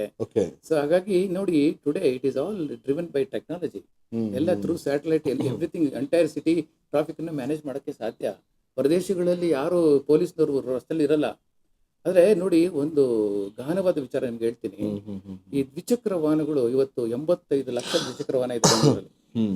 ಯಾಕೆಂದ್ರೆ ಒಬ್ಬ ವ್ಯಕ್ತಿ ಇದ್ದಾನೆ ಅಂದ್ರೆ ಅವ್ನಿಗೆ ದ್ವಿಚಕ್ರ ವಾಹನ ಬೇಕಿಲ್ಲ, ಇಲ್ಲಾಂದ್ರೆ ಜೀವನ ಮಾಡೋಕ್ಕಾಗಲ್ಲ. ಈ ನಗರದಲ್ಲಿ ಇರೋಷ್ಟು ದ್ವಿಚಕ್ರ ವಾಹನ ಜಗತ್ತಲ್ಲಿ ಯಾವ ಊರಲ್ಲೂ ಇಲ್ಲ ನನ್ನ ಪ್ರಕಾರ. ಅಷ್ಟೊಂದು ಟೂ ವೀಲರ್ಸ್ ಇದೆ. ಅದಕ್ಕೆ ಒಂದು ಪೊಲೀಸ್ನವರೇ ಒಂದು ವಿಚಾರ ಹೇಳ್ತಿದ್ರು, where there is a will there is a way ಅಂತ ಒಂದು ಸೇಯಿಂಗ್ ಇದೆಯಲ್ಲ. ಇವ್ರು ಹೇಳಿದ್ರು, where there is a place there is a scooter ಅಂತ, there is a two wheeler ಅಂತ. ನೀವು ಎರಡಡಿ ಜಾಗ ಕೊಡಿ, ವೆಹಿಕಲ್ ಒಂದು ಟೂ ವೀಲರ್ ಬಂದು ನಿಂತಿರುತ್ತೆ. ಹಿಂದೆ ಮುಂದೆ ಎಲ್ಲ ಕಡೆ ಅವರು ಬಂದ್ಬಿಟ್ಟು. ಎಷ್ಟು ಜನ ಈಗ ನೋಡ್ತಾರೆ ಬೆಂಗಳೂರು ಅಂತ ನಾನು ಬರ್ಲಪ್ಪ, ಟ್ರಾಫಿಕ್ ನೋಡಿದ್ರೆ ಸರ್ ಇದು ಬದುಕು ಸಾಕು ಅನಿಸ್ಬಿಟ್ಟಿದೆ. ಏನೊಂದು 10 ಕಿಲೋಮೀಟರ್ ಡಿಸ್ಟೆನ್ಸ್ ನೀವು ಕವರ್ ಮಾಡಕ್ಕೆ 2 ರಿಂದ 3 ಗಂಟೆ ಬೇಕು ಅಂತ ಪರಿಸ್ಥಿತಿ ಇವತ್ತಿನ. ಬೋರ್ಡ್ ಅಂತೂ ಕೇಳಬೇಡಿ. ಅಲ್ಲ, ಈ ಮೆಟ್ರೋಗಳು ಆಗ್ತಾ ಇದೆ, ಮೆಟ್ರೋ ಬೇಕು. ಇಲ್ಲಿ ಮಾಸ್ ಟ್ರಾನ್ಸ್ಪೋರ್ಟೇಷನ್ ಅಂತ ನಮ್ಮ ಊರಲ್ಲಿ ಇರ್ಲಿಲ್ಲ, ನಮ್ಗೆ ಅದು ಬೇಕಾಗೂ ಇರ್ಲಿಲ್ಲ. ನೋಡಿ, ಬ್ರಿಟಿಷ್ನರ್ ಕಾಲದನೇನೆ ಮುಂಬೈ, ಡೆಲ್ಲಿ, ಕಲ್ಕತ್ತಾ ಮತ್ತು ಚೆನ್ನೈಯಲ್ಲೆಲ್ಲ ಎಲೆಕ್ಟ್ರಿಕ್ ಟ್ರೈನ್ಸ್ ಇರ್ತಾ ಇತ್ತು. ಅದು ಸಾವಿರಾರು ಜನನ ಒಂದ್ ಕಡೆಯಿಂದ ಇನ್ನೊಂದ್ ಕಡೆಗೆ ಅರ್ಧ ಗಂಟೆ ಮುಕ್ಕಾಲು ಗಂಟೆ ರೀಚ್ ಆಗ್ತಾ ಇದ್ರು. ಆ ವ್ಯವಸ್ಥೆ ಬೆಂಗಳೂರಲ್ಲಿ ಇರಲಿಲ್ಲ. ನಮ್ಗೆ ಅದ್ರ ಅವಶ್ಯಕತೆ. Bengaluru was A pensioners paradise sir. ಎಷ್ಟು ಚೆನ್ನಾಗಿತ್ತು, ವಿಶಾಲವಾದ ರಸ್ತೆಗಳು. ಆ ಕಾಲದಲ್ಲಿ ನಾವು ಸೈಕಲ್ ಅಲ್ಲಿ ಆರಾಮಾಗಿ ಓಡಾಡ್ತಾ ಇದ್ವಿ. ಗಿಡ ಮರಗಳು ಎಷ್ಟಿದ್ರು. ಅಯ್ಯೋ ನೋಡಿ, ನಾನು ಹೇಳ್ತೀನಿ ಕೇಳಿ. ನಾನು ನಮ್ಮ ಡ್ರೈವರ್ಗಳು ಏನ್ ಮಾಡ್ತಾರೆ ಅಂತ ಇನ್ಸ್ಪೆಕ್ಷನ್ ಮಾಡೋದಕ್ಕೆ ನೈಟ್ ಟೈಮ್ಸ್ ಹೋಗ್ತಿದ್ದೆ ರೌಂಡ್ಸ್. ನಾನು ರೌಂಡ್ಸ್ ಹೋದಾಗ ಎಲೆಕ್ಟ್ರಾನಿಕ್ ಸಿಟಿ, ಈ ಬೆಳ್ಳಂದೂರು, ವೈಟ್ ಫೀಲ್ಡ್ ಅಲ್ಲೆಲ್ಲ ಹೋದಾಗ ನಮ್ಮ ಡ್ರೈವರ್ಗಳು ಸ್ವೆಟರ್ಗಳ ಮೇಲೆ ಸ್ವೆಟರ್ಗಳು ಹಾಕೊಂಡು, ಮಫ್ಲರ್ಗಳು ಸುತ್ಕೊಂಡು, ಚಳಿಗೆ ಹಲ್ಲು ಕಡ್ಕೊಂಡು ರಸ್ತೆ ಬದಿಯಲ್ಲಿ ಎಲ್ಲೋ ಟೀ ಕುಡಿತಾ ಇರೋರು. ಹೌದು. ಈಗ ಆ ಸೀನ್ ಎಲ್ಲಿದೆ? ಅದು ಚಳಿಯಲ್ಲಿ ಬರ್ತೇ ಹೋಗಿದ್ವಿ. ಯಾರು ಸ್ವೆಟರ್ ಹಾಕೋದೇ ಇಲ್ಲ. ಆಮೇಲೆ ಈ ನೇಪಾಳೀಸ್ ಎಲ್ಲಾನು ಮಂಕಿ ಕ್ಯಾಪ್ಗಳು, ಸ್ವೆಟರ್ಗಳು ಎಲ್ಲ ಅಲ್ಲಲ್ಲಿ ರೋಡ್ ಸೈಡ್ ಅಲ್ಲಿ ರಾಶಿ ಹಾಕೊಂಡು ಮಾರ್ತಾ ಇದ್ರು, ರೈಲ್ವೆ ಸ್ಟೇಷನ್ ಹತ್ರ, ಬಸ್ ಸ್ಟ್ಯಾಂಡ್ ಅಲ್ಲಿ ಅಂತೆಲ್ಲ. ಅವರೆಲ್ಲ ಮಾಯ ಆಗ್ಬಿಟ್ಟಿದ್ದಾರೆ ಈಗ. ಕಾಣೋದಿಲ್ಲ. ಹೇಗೆ ಟೆಂಪರೇಚರ್ ಬದಲಾವಣೆ ಆಗಿದೆ ಬೆಂಗಳೂರು ಅಂತಂದ್ರೆ ಈಗ ಅಮೇಜಿಂಗ್ ಅಂತ. ಅಂದ್ರೆ ಅಫ್ಕೋರ್ಸ್ ಬೆಳವಣಿಗೆನ ಯಾರು ತಪ್ಪಿಸೋದಕ್ಕೆ ಸಾಧ್ಯ ಇಲ್ಲ, ಅದು ಸಹಜ. ಇದು ಹೇಳಿದ ಪ್ರಕಾರ ಇನ್ಫ್ರಾಸ್ಟ್ರಕ್ಚರ್ ಆಗ್ಬೇಕು ಅಲ್ವಾ? ಈಗ ನೋಡಿ, 1.5 ಕೋಟಿ ಹೆಚ್ಚು ಕಮ್ಮಿ ವಾಹನಗಳಿದೆ ಬೆಂಗಳೂರಲ್ಲಿ. ಈಗ 1.5 ಕೋಟಿ ವಾಹನಗಳಿಗೆ ನಿಲ್ದಾಣ ಎಲ್ಲಿದೆ? ಪಾರ್ಕಿಂಗ್ ಎಲ್ಲಿದೆ? ಪಾರ್ಕಿಂಗ್ ಇಲ್ಲ. ಪ್ರತಿಯೊಂದು ಎಕ್ಸ್ಟೆನ್ಷನ್ ಅಲ್ಲೂ 5,000 6,000 ವೆಹಿಕಲ್ ನಿಲ್ಸುವಂತ ಮಲ್ಟಿ ಸ್ಟೋರಿ ಪಾರ್ಕಿಂಗ್ ಬೇಕು ಸರ್ ಈ ಊರಿಗೆ ಅಲ್ವಾ? ಯಾಕೆ ಮಾಡ್ತಿಲ್ಲ ಅದನ್ನ ನಂಗೆ ಅರ್ಥ ಆಗ್ತಿಲ್ಲ. ಎಲ್ಲೋ ಕೆಲವು ಕಡೆ ಇದೆ, ನಾನು ಇಲ್ಲ ಅಂತ ಹೇಳಲ್ಲ. JC ರೋಡಲ್ಲಿ ನಾನು ನೋಡಿದ್ದೀನಿ, ಮೆಜೆಸ್ಟಿಕ್ ಅಲ್ಲಿ ನೋಡಿದ್ದೀನಿ. ಅದಷ್ಟು ಸಾಕಾಗಲ್ಲ ಸರ್. ಇಷ್ಟೊಂದು ಡೆನ್ಸಿಟಿ ಆಫ್ ವೆಹಿಕಲ್ಸ್ ಇರಬೇಕಾದ್ರೆ ಒಂದು 4-5 ಸಾವಿರ ದ್ವಿಚಕ್ರ ವಾಹನಗಳನ್ನು ನಿಲ್ಲಿಸುವಷ್ಟು, 2,000 3,000 ಕಾರುಗಳನ್ನ ನಿಲ್ಲಿಸುವಂಥದ್ದು ಎಲ್ಲ ಎಕ್ಸ್ಟೆನ್ಷನ್ ಅಲ್ಲಿ. Wherever government land is there are even private land ಅನ್ನು ಅಕ್ವೈರ್ ಮಾಡಿದ್ರು ಚಿಂತೆ ಇಲ್ಲ. ಒಂದು ಮಲ್ಟಿ ಸ್ಟೋರಿ ಪಾರ್ಕಿಂಗ್ ವ್ಯವಸ್ಥೆಯನ್ನು ಕಟ್ಟಿದ್ರೆ 5 ಫ್ಲೋರು 6 ಫ್ಲೋರು ಕಟ್ಟಿಬಿಟ್ರೆ ಅವಾಗ ನೀವು ರೂಲ್ ಮಾಡಿ, ಯಾರು ರಸ್ತೆಗಳಲ್ಲಿ ವಾಹನಗಳನ್ನು ನಿಲ್ಲಿಸಬಾರ್ದು, ಎಲ್ಲ ಪಾರ್ಕಿಂಗ್ ಅಲ್ಲೇ ನಿಲ್ಲಿಸಬೇಕು ಅಂತ ಹೇಳಿ. People are ready to pay and park because ಅವ್ರ ವೆಹಿಕಲ್ ಸೇಫ್ ಆಗಿರುತ್ತೆ ಅಲ್ಲಿ ಅನ್ನೋ ಒಂದು ಕಾನ್ಫಿಡೆನ್ಸ್ ಇರುತ್ತೆ. ಸೊ ಅದನ್ನ ಯಾಕೆ ಮಾಡ್ತಾ ಇಲ್ಲ ನನಗೆ ಅರ್ಥ ಆಗ್ತಿಲ್ಲ. ಪಾರ್ಕಿಂಗ್ ಇಲ್ಲದೆ ಇರೋದ್ರಿಂದ ಏನ್ ಮಾಡ್ತಾರೆ, ಎಲ್ಲ ರೋಡ್ ಬದಿ ನಿಲ್ಲಿಸ್ತಾರೆ. ಒಂದು ನ್ಯಾರೋ ರೋಡ್ ಅಲ್ಲಿ 2 ಬದಿನಲ್ಲಿ ಕಾರ್ ಪಾರ್ಕ್ ಆಗಿರುತ್ತೆ. ಒಂದೇ ಒಂದು ವೆಹಿಕಲ್ ಹೋಗೋಷ್ಟು ಜಾಗ ಇರುತ್ತೆ. ಎದುರುಗಡೆ ಇನ್ನೊಂದು ವೆಹಿಕಲ್ ಬಂತು ಅಂದ್ರೆ ಅಲ್ಲಿಗೆ ಮುಗಿತು. ಹೋಗ್ತಾ ಹೋಗ್ತಾ ನೋಡ್ತಾರೆ ಎಂತ ಪರಿಸ್ಥಿತಿ ನಿರ್ಮಾಣ ಆಗುತ್ತೆ ಬೆಂಗಳೂರಲ್ಲಿ ಅಂತಂದ್ರೆ, ಇಡೀ ಸಮಸ್ತ ಬೆಂಗಳೂರು ಜನತೆ ನಾವು ಒಂದಿನ ಸ್ಟ್ರೈಕ್ ಕೂತ್ಕೋಬೇಕಾಗುತ್ತೆ. ಏನು ಅಂತ ಗೊತ್ತಾ? ಪಾರ್ಕಿಂಗ್ ಅಲ್ಲ, ನಮ್ಮ ರೋಡ್ಗಳನ್ನ ಬಿಡುಗಡೆ ಮಾಡಿ. It's all blocked. Roads are blocked for various reasons.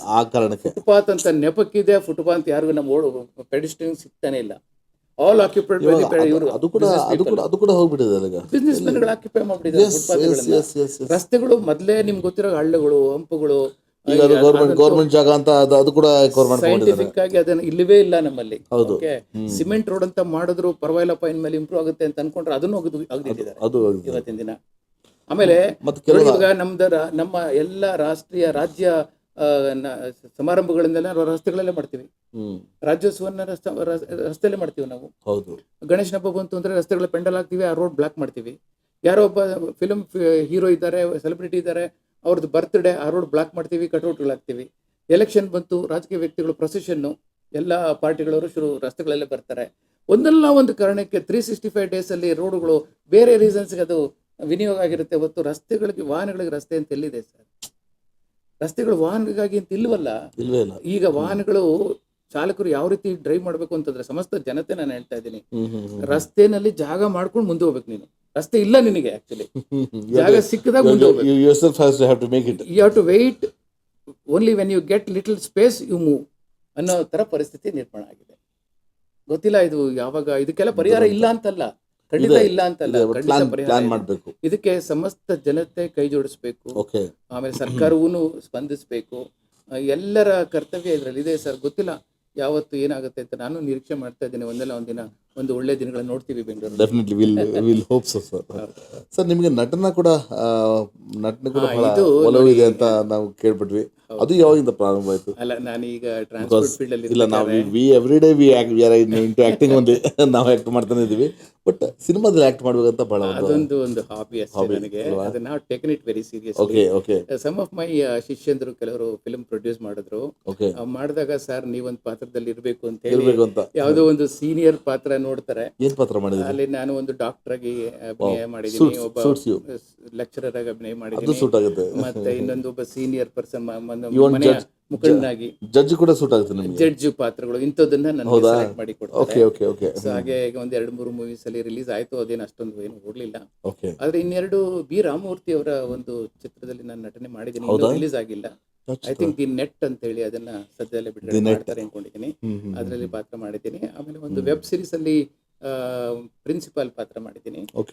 ಹೀಗೆ ಸಣ್ಣ ಪುಟ್ಟ ಪಾತ್ರಗಳು ಬಂದಾಗ ಕನ್ನಡ ಒಂದು ಕ್ರಿಮಿನಲ್, ಕಾರ್ಪೊರೇಟ್ ಕ್ರಿಮಿನಲ್ಸ್ ಅಂತ ಹೇಳಿ ಒಂದು ಬರ್ತಾ ಇದೆ, ಅದರಲ್ಲಿ ನಟನೆ ಮಾಡಿದ್ದೀನಿ. ಒಂದಷ್ಟು ಅವಕಾಶಗಳಿದೆ, ಮುಂದೆ ಇನ್ನಷ್ಟು ಪಾತ್ರಗಳು ಮಾಡ್ತೀನಿ. ಯಾವ ಪಾತ್ರ ಮಾಡಬೇಕಂತ ಇಲ್ಲ ಸರ್, ಹಾಗೇನು ಅಂತ ಪಾತ್ರ ಅಂತೇನಿಲ್ಲ. ನಟನೆ ನನಗೊಂದು ಏನೋ ಖುಷಿ ಕೊಡುವಂತ ಒಂದು ಹವ್ಯಾಸ ಅಷ್ಟೇ. ಓಕೆ ಸರ್, ಹೆಣ್ಮಕ್ಳು ಆಟೋ ಓಡಿಸಿ ಸ್ವಾವಲಂಬನೆಯೊಂದಿಗೆ ಒಂದು ಬದುಕು ನಡೆಸ್ತಿದ್ದಾರೆ ಅಲ್ವಾ?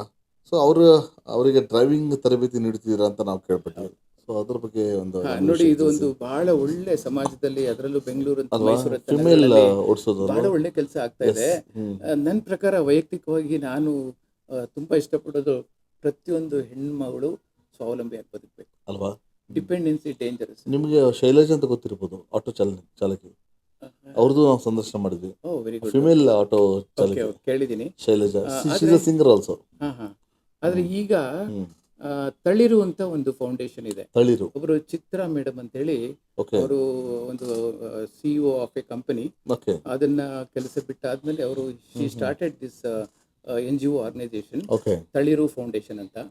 ಮೈಸೂರಲ್ಲಿ ಒಂದು 50-60 ಜನಕ್ಕೆ ಅವರು ತರಬೇತಿ ಕೊಟ್ಟು ಮಹಿಳೆಯರನ್ನ ಆಟೋ ಚಾಲನೆ ಮಾಡೋದ್ರಲ್ಲಿ ಯಶಸ್ವಿಯಾಗಿದ್ದಾರೆ. ಹಾಗೆ ಬೆಂಗಳೂರಲ್ಲಿ ಒಂದು 150 ಜನಕ್ಕೆ ತರಬೇತಿ ಕೊಟ್ಟು ನಾನು ಅದರಲ್ಲಿ ಅವ್ರ ಜೊತೆ ಕೈ ಜೋಡಿಸಿದ್ದೀನಿ.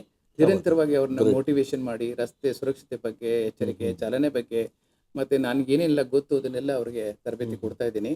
ಅವ್ರಿಗೆ ನನ್ಗೆ ಬಹಳ ಖುಷಿ ಆಗುತ್ತೆ. ಹೆಣ್ಮಕ್ಳು, ಅವ್ರಿಗೆ ಯಾರು ಇಲ್ಲದೇ ಇರೋರು, ಏಕಾಂಗಿಗಳು, ಗಂಡ ಮದುವೆ ಆಗಿದ್ರು ಗಂಡ ಕೈ ಬಿಟ್ಟಿರುವಂತದ್ದು, ಅಥವಾ ಇದ್ರ ಜವಾಬ್ದಾರಿಗಳು ತಗೊಳ್ಳಲ್ಲ,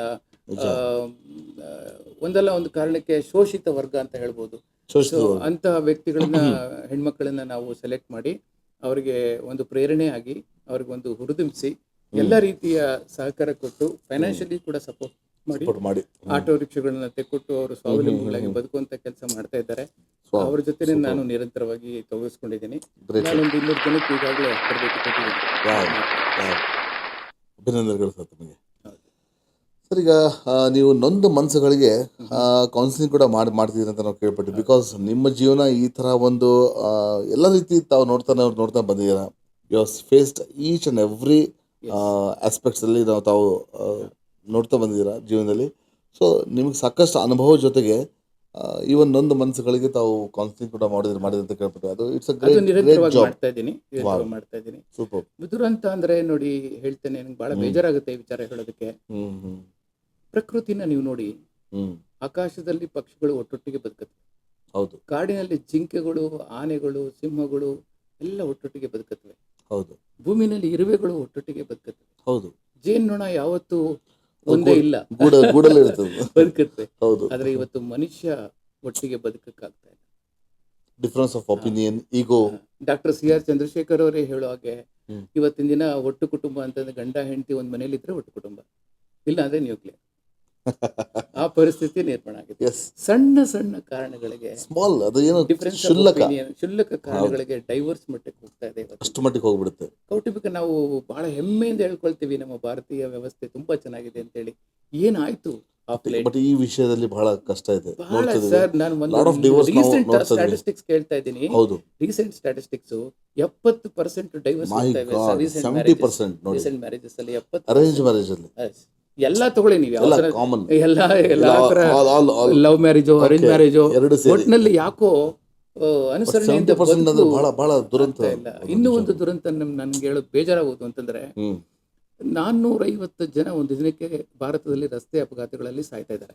ಓಕೆ, ವರ್ಷಕ್ಕೆ 2.5 ಲಕ್ಷ ಜನ ಪ್ರಾಣ ಕಳ್ಕೊತಾ ಇದ್ದಾರೆ. ವರ್ಷಕ್ಕೆ 10 ಲಕ್ಷ ಜನ ಅಪಘಾತಗಳಿಂದ ಬದುಕಿದ್ದಾರೆ, ಬಟ್ ನಿಷ್ಪ್ರಯೋಜಕ ವ್ಯಕ್ತಿಗಳು ಜೀವನನ ಕಳ್ಕೊಂಡಿದ್ದಾರೆ. ಕೈಕಾಲು ಹೋಗಿರುತ್ತೆ, ಸ್ಪೈನಲ್ ಕಾರ್ಡ್ ಮುರಿದಿರುತ್ತೆ, ಹೆಡ್ ಇಂಜುರಿ ಆಗಿರುತ್ತೆ, ಬಟ್ ಏನು ಪ್ರಯೋಜನ, ಇನ್ನೊಬ್ರಿಗೆ ಹೊರೆಯಾಗಿ ಬದುಕಿರ್ಬೇಕು ಅಷ್ಟೇನೆ. ಆ ರೀತಿ ಪರಿಸ್ಥಿತಿ ಇದೆ, ಒಂದು ರಾಷ್ಟ್ರೀಯ ಸಮಸ್ಯೆ ಆಗಿ ಪರಿಣಮಿಸಿದೆ. ಹಾಗೆ ಅದೇ ಜೊತೆಗೆ 400ಕ್ಕೂ ಹೆಚ್ಚು ಜನ ಒಂದು ದಿನಕ್ಕೆ ಭಾರತದಲ್ಲಿ ಇವತ್ತು ಆತ್ಮಹತ್ಯೆಗೊಳಗಾಗ್ತಿದ್ದಾರೆ. ಅದು ಯಾರು? 18ರಿಂದ 35 ವರ್ಷದ ಯುವಕರು.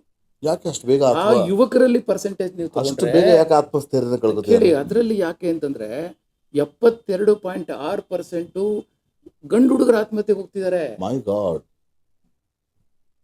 ಬರೀ 24% ಹೆಣ್ಮಕ್ಳು ಆತ್ಮಹತ್ಯೆ ಮಾಡ್ಕೊತಿದ್ದಾರೆ. ಇಲ್ಲಿ ಹೆಣ್ಣು ಗಂಡು ಅಂತ ನಾನು ಹೇಳ್ತಾ ಇಲ್ಲ, ಬಟ್ ಯಾಕೆ ಹೀಗಾಗ್ತಾ ಇದೆ ಇದನ್ನ ಒಂದು ಯೋಚನೆ ಮಾಡಿದಾಗ ನಾವು ಒತ್ತಡ, ಎಲ್ರಿಗೂ ಒಂದಲ್ಲ ಒಂದು ರೀತಿ ಫ್ರಸ್ಟ್ರೇಷನ್. ಯಾರಿಗೂ ಇವತ್ತು ರಸ್ತೆಗೆ ಇಳಿತಾರೆ ವ್ಯಕ್ತಿಗಳು ಬೆಂಗಳೂರಂತ ನಗರದಲ್ಲಿ ಅಂತಂದ್ರೆ ನಿರ್ಮಲವಾದ ಮನಸ್ಸಿನಿಂದ ಒಂದು ಏಕಾಗ್ರತೆಯಿಂದ ಯಾರು ಚಾಲನೆ ಮಾಡ್ತಾ ಇಲ್ಲ. Physically they are on the roads, but mentally they are all frustrated. Worry, tension, problem, ಭಯ, ಒಂದು ರೀತಿ ಭಯ, ಬದುಕು ಹೇಗೆ ಮುಂದೆ ಗೊತ್ತಿಲ್ಲ, ಅದು ತಡ್ಕೊಳಕ್ ಆಗ್ತಾ ಇಲ್ಲ ಅವ್ರ ಕೈಲಿ. ಸಾಕು, ಇನ್ನ ಜೀವನ ಎಂಡ್ ಮಾಡ್ಕೊಂಬೋಣ ಅನ್ನೋ ಮಟ್ಟಕ್ಕೆ ನಮ್ಮ ಯುವಕರು ಹೋಗ್ತಾ ಇದ್ದಾರೆ ಇವತ್ತಿನ ದಿನ. ಮತ್ತೆ ನಾನು ನೋಡ್ತೀನಿ ಕೆಲವೊಂದ್ಸರಿ ಒಂದು ಮೆಜೆಸ್ಟಿಕ್ ಅಲ್ಲಿ ಹಾಗೆ ನಿಂತ್ಕೊಂಡು ನೋಡ್ತೀನಿ, ಜನ ಓಡಾಟದಲ್ಲಿ ಮತ್ತೆ ಅವ್ರ ಮೈಂಡ್, ಮನಸ್ಸು ಒಂಥರ ಚಂಚಲಾಗಿದೆ, ಒಂಥರ ಏನೋ ಒಂದು ಗೊಂದಲ. ಅಂದ್ರೆ ಒಬ್ಬರ ಮುಖದಲ್ಲೂ ಒಂದು ನಗುಮುಖ ಇಲ್ಲ, ಒಂದು ಉಲ್ಲಾಸ ಇಲ್ಲ, ಒತ್ತಡದಲ್ಲಿ ಬದುಕ್ತಾ ಇದ್ದಾರೆ. ಒತ್ತಡದಲ್ಲಿ ಬದುಕ್ತಾರೆ. ನೋಡಿ, ನಾನು ಒಬ್ಬ ಚಾಲಕ, ನನಗೆ ಗೊತ್ತಿರೋದು ಇದು, ಈ ಫೀಲ್ಡ್, ಅದರಿಂದ ಹೇಳ್ತಾ ಇದ್ದೀನಿ. ಒಬ್ಬ ಚಾಲಕ ಬೆಂಗಳೂರಲ್ಲಿ ಬಂದು ಚಾಲನೆ ಮಾಡ್ತಿದ್ದಾನೆ ಅಂತಂದ್ರೆ ಹಳ್ಳಿಲಿರೋ ರಿಲೇಟಿವ್ಸ್ ಎಲ್ಲ ಏನ್ ಹೇಳ್ತಾರೆ ಗೊತ್ತಾ? ನಮ್ಮ ಹುಡುಗ ಬೆಂಗಳೂರಲ್ಲಿದ್ದಾನೆ, ನಮ್ಮೆಲ್ಲರ ಪ್ರಾಬ್ಲಮ್ಸ್ ಅವನೇ ಹೊಣೆ. ಅವನು ಫುಲ್ ಪ್ರೆಷರ್ ಆಗಿಬಿಡ್ತಾನೆ. ಅವನು ಫುಲ್ ಪ್ರೆಷರ್. ಇವನು ಎಂತ ವ್ಯಕ್ತಿ ಅಂತಂದ್ರೆ ಅವ್ರಿಗೆ ಏನೇ ಕಷ್ಟಗಳು ಹೇಳಿ ಆಯ್ತು ನಾನು ನಿಭಾಯಿಸ್ತೇನೆ ಅಂತ ನನ್ನ ಕೈಲಿ ಆಗಲ್ಲ ಅಂತ ಇಲ್ಲ ಅಂತ ಹೇಳೋ ಮನಸ್ಥಿತಿನೇ ಹೇಳೋದಿಲ್ಲ. ಸರ್, ಇಲ್ಲಿ ಬಂದು ವೆಹಿಕಲ್ ಹಾಕೊಂಡು ಒಂದು 50,000 ರೂಪಾಯಿ 60,000 ರೂಪಾಯಿ ಬಿಲ್ ಆದ್ರೆ ಅದರಲ್ಲಿ ಡೀಸೆಲ್ಗೆ ಎಷ್ಟು ಹೋಗುತ್ತೆ, ಮೇಂಟೆನೆನ್ಸ್ಗೆ ಎಷ್ಟು ಹೋಗುತ್ತೆ, ಸಂಸಾರ ಅಂತ ನಡೆಸ್ತಾನ, EMI ಅಂತ ಕಟ್ತಾನ, ಕಡೆ ಉಳಿಯೋದೆಷ್ಟು ಸರ್ ಅವನಿಗೆ? ವಯಸ್ಸಾದ ತಂದೆ ತಾಯಿಗಳ ಜವಾಬ್ದಾರಿ ಅವನ ಮೇಲೆ ಇರುತ್ತೆ, ಇಲ್ಲಿ ಹೆಂಡತಿ ಮಕ್ಕಳ ಜವಾಬ್ದಾರಿ ಅವನ ಮೇಲೆ ಇರುತ್ತೆ. ಇದಲ್ಲದೆ ಯಾರಿಗೋ ಶೂರಿಟಿ ಹಾಕಿರ್ತಾನೆ, ಅವನು ಎತ್ಕೊಂಡು ಓಡೋಗಿರ್ತಾನೆ, ಆ ಸಾಲನ ಇದೆಲ್ಲ ಒತ್ತಡಗಳಿಂದ ಇವತ್ತಿನ ದಿನ ಯುವ ಜನತೆ ಸಾಕು, ಜೀವನ ಹೆಣ್ಣು ಮಾಡ್ಕೊಂಡು ಬದುಕೋದೇ ಬೇಡ ಅನ್ನೋ ಮಟ್ಟ ಸೊಸೈಟಿಗೆ ಕಾರಣಗಳು. ಅಂದ್ರೆ ಏನು ಅಂದ್ರೆ ನನ್ನ ಮೆಸೇಜ್ ಇಷ್ಟೇನೆ ಈ ಸಮಸ್ತ ಸಮಾಜಕ್ಕೆ, please don't depend on anybody. Please don't depend on anybody. You depend on yourself. ನಿನ್ನ ಬದುಕಿಗೆ ನೀನೇ ಹೊಣೆ. ಸಂಬಂಧಗಳಿರುತ್ತೆ, ತಂದೆ ತಾಯಿ, ಅಣ್ಣ ತಮ್ಮ, ಅಕ್ಕ ತಂಗಿ, ಭಾವನಾತ್ಮಕ ಅದೆಲ್ಲೂ ಹೋಗಲ್ಲ, ಇರುತ್ತೆ.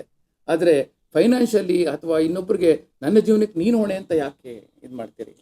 ಸಾಧ್ಯ ಇಲ್ಲ. ಇವತ್ತಿನ ದಿನ ನಾನೇನಾಗಬೇಕು ನಾನು ನಿರ್ಧಾರ ಮಾಡಬೇಕು, ಬೇರೆಯವ್ರು ನನ್ನ ಜೀವನ ನಿರ್ಧಾರ ಮಾಡೋದಲ್ಲ. ಅದು ಆಗೋದು ಇಲ್ಲ. ಈ ಸತ್ಯನ ಎಲ್ಲಿವರೆಗೆ ಅರ್ಥ ಮಾಡ್ಕೊಡಲ್ಲ ಜನಗಳ ಈ ನಿರಂತರವಾಗಿ ಆತ್ಮಹತ್ಯೆಗಳು ಒಳಗಾಗ್ತಾನೆ ಇರ್ತಾರೆ. ನಿಜ. ಈ ಕೌನ್ಸಿಲಿಂಗ್ ನಡೀತಾನೆ ಇರ್ತದೆ ಮತ್ತೆ ನಿರಂತರವಾಗಿ. ಸೊ ಎಷ್ಟು ಮಟ್ಟಿಗೆ ತಾವು ಕೌನ್ಸಿಲಿಂಗ್ ಮಾಡಿದ್ದೀರಾ? ಎಷ್ಟು ಫ್ಯಾಮಿಲೀಸ್ನ ತಾವು?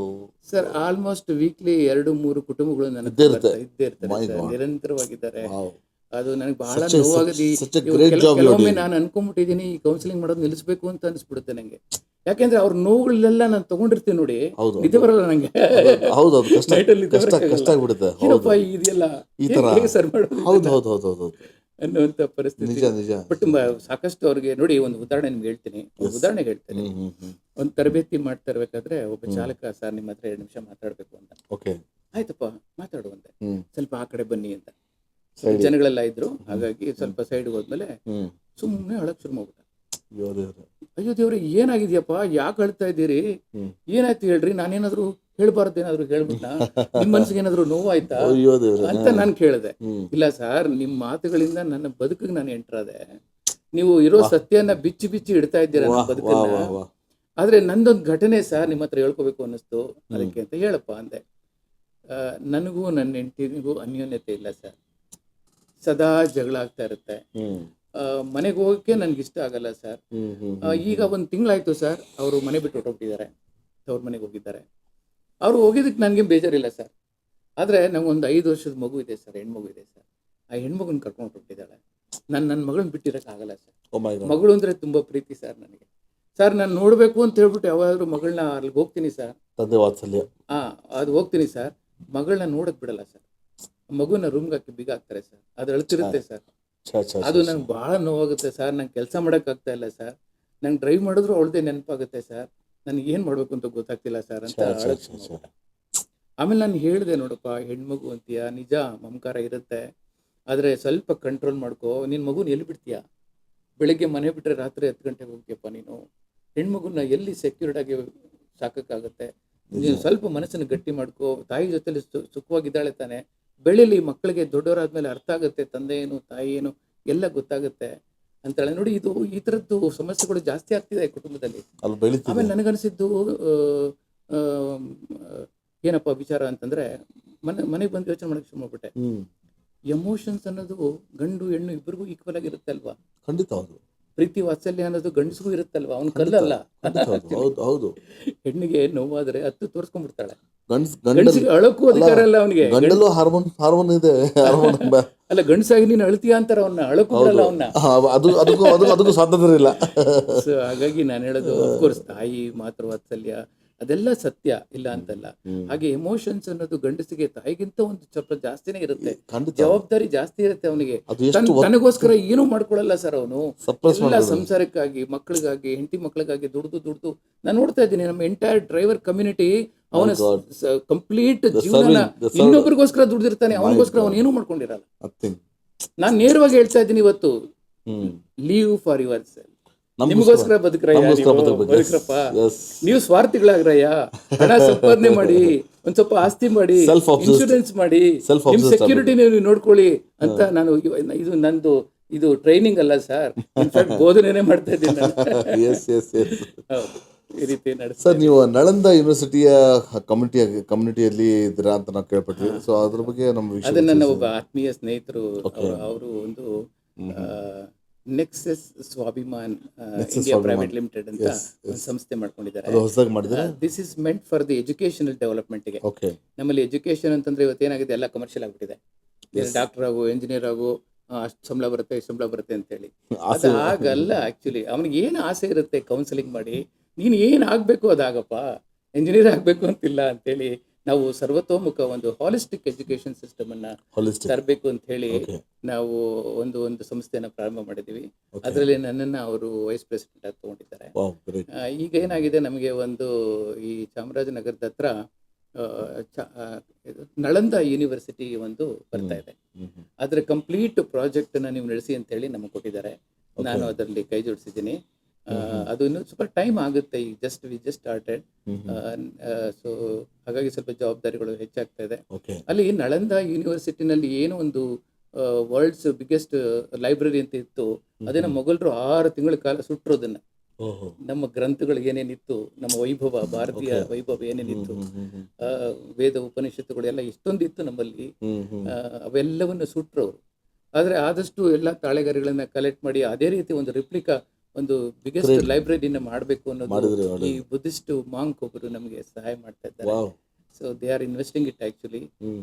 ಜಾಪನೀಸು, ಥೈಲ್ಯಾಂಡು, ಇಂಡೋನೇಷಿಯಾ, ಎಲ್ಲೆಲ್ಲಿ ಬುದ್ಧಿಸ್ಟ್ ಕಂಟ್ರೀಸ್ ಇದೆ ಅವರೆಲ್ಲ ಕೈ ಜೋಡಿಸಿದ್ದಾರೆ. It's biggest project. ಅಲ್ಲಿ 888 ಅಡಿ ವರ್ಲ್ಡ್ಸ್ ಬಿಗ್ಗೆಸ್ಟ್ ಬುದ್ಧ ಸ್ಟ್ಯಾಚ್ಯೂ ಕೂಡ ಬರುತ್ತೆ. ಇದೆಲ್ಲ ಒಂದು ಕಾರ್ಯ ನಡೆದಿದೆ, ಪ್ರಾರಂಭ ಆಗಿದೆ. ಸರ್, ನೀವು ಜೀವನ ಕೌಶಲ್ಯದ ಕ್ಲಾಸಲ್ಲಿ ಏನು ಹೇಳ್ಕೊಡ್ತೀರಾ? ಅದೇ ಮುಖ್ಯವಾಗಿ ಜೀವನ ಕೌಶಲ್ಯ ಅಂದ್ರೇನೆ ಹ್ಮ್ ನಾನು ಭಗವದ್ಗೀತೆ ಸಂದೇಶನ ತಗೊಂಡು ಮಾತಾಡ್ತಾ ಇದ್ದೀನಿ. ಓಕೆ ಓಕೆ ಅಂದ್ರೆ ಇಷ್ಟೇ. ಅದೊಂದು ಓದಿದ್ರೆ ಸಾಕಂತೀರಾ? ಎಸ್ ಎಸ್ ಅದ್ರ ಜಿಸ್ಟ್ ಏನಿದೆ, you'll find everything. Yes, you'll yes. find all the answers. Sir, ಇಡೀ ನಮ್ ಬದುಕೇ ಬದುಕೇ ಅದ್ರಲ್ಲಿದೆ. ಜಿಸ್ಟ್ ಏನ್ ಹೇಳುತ್ತೆ ಭಗವದ್ಗೀತೆ, ಏನ್ ಹೇಳುತ್ತೆ, ಹಾ.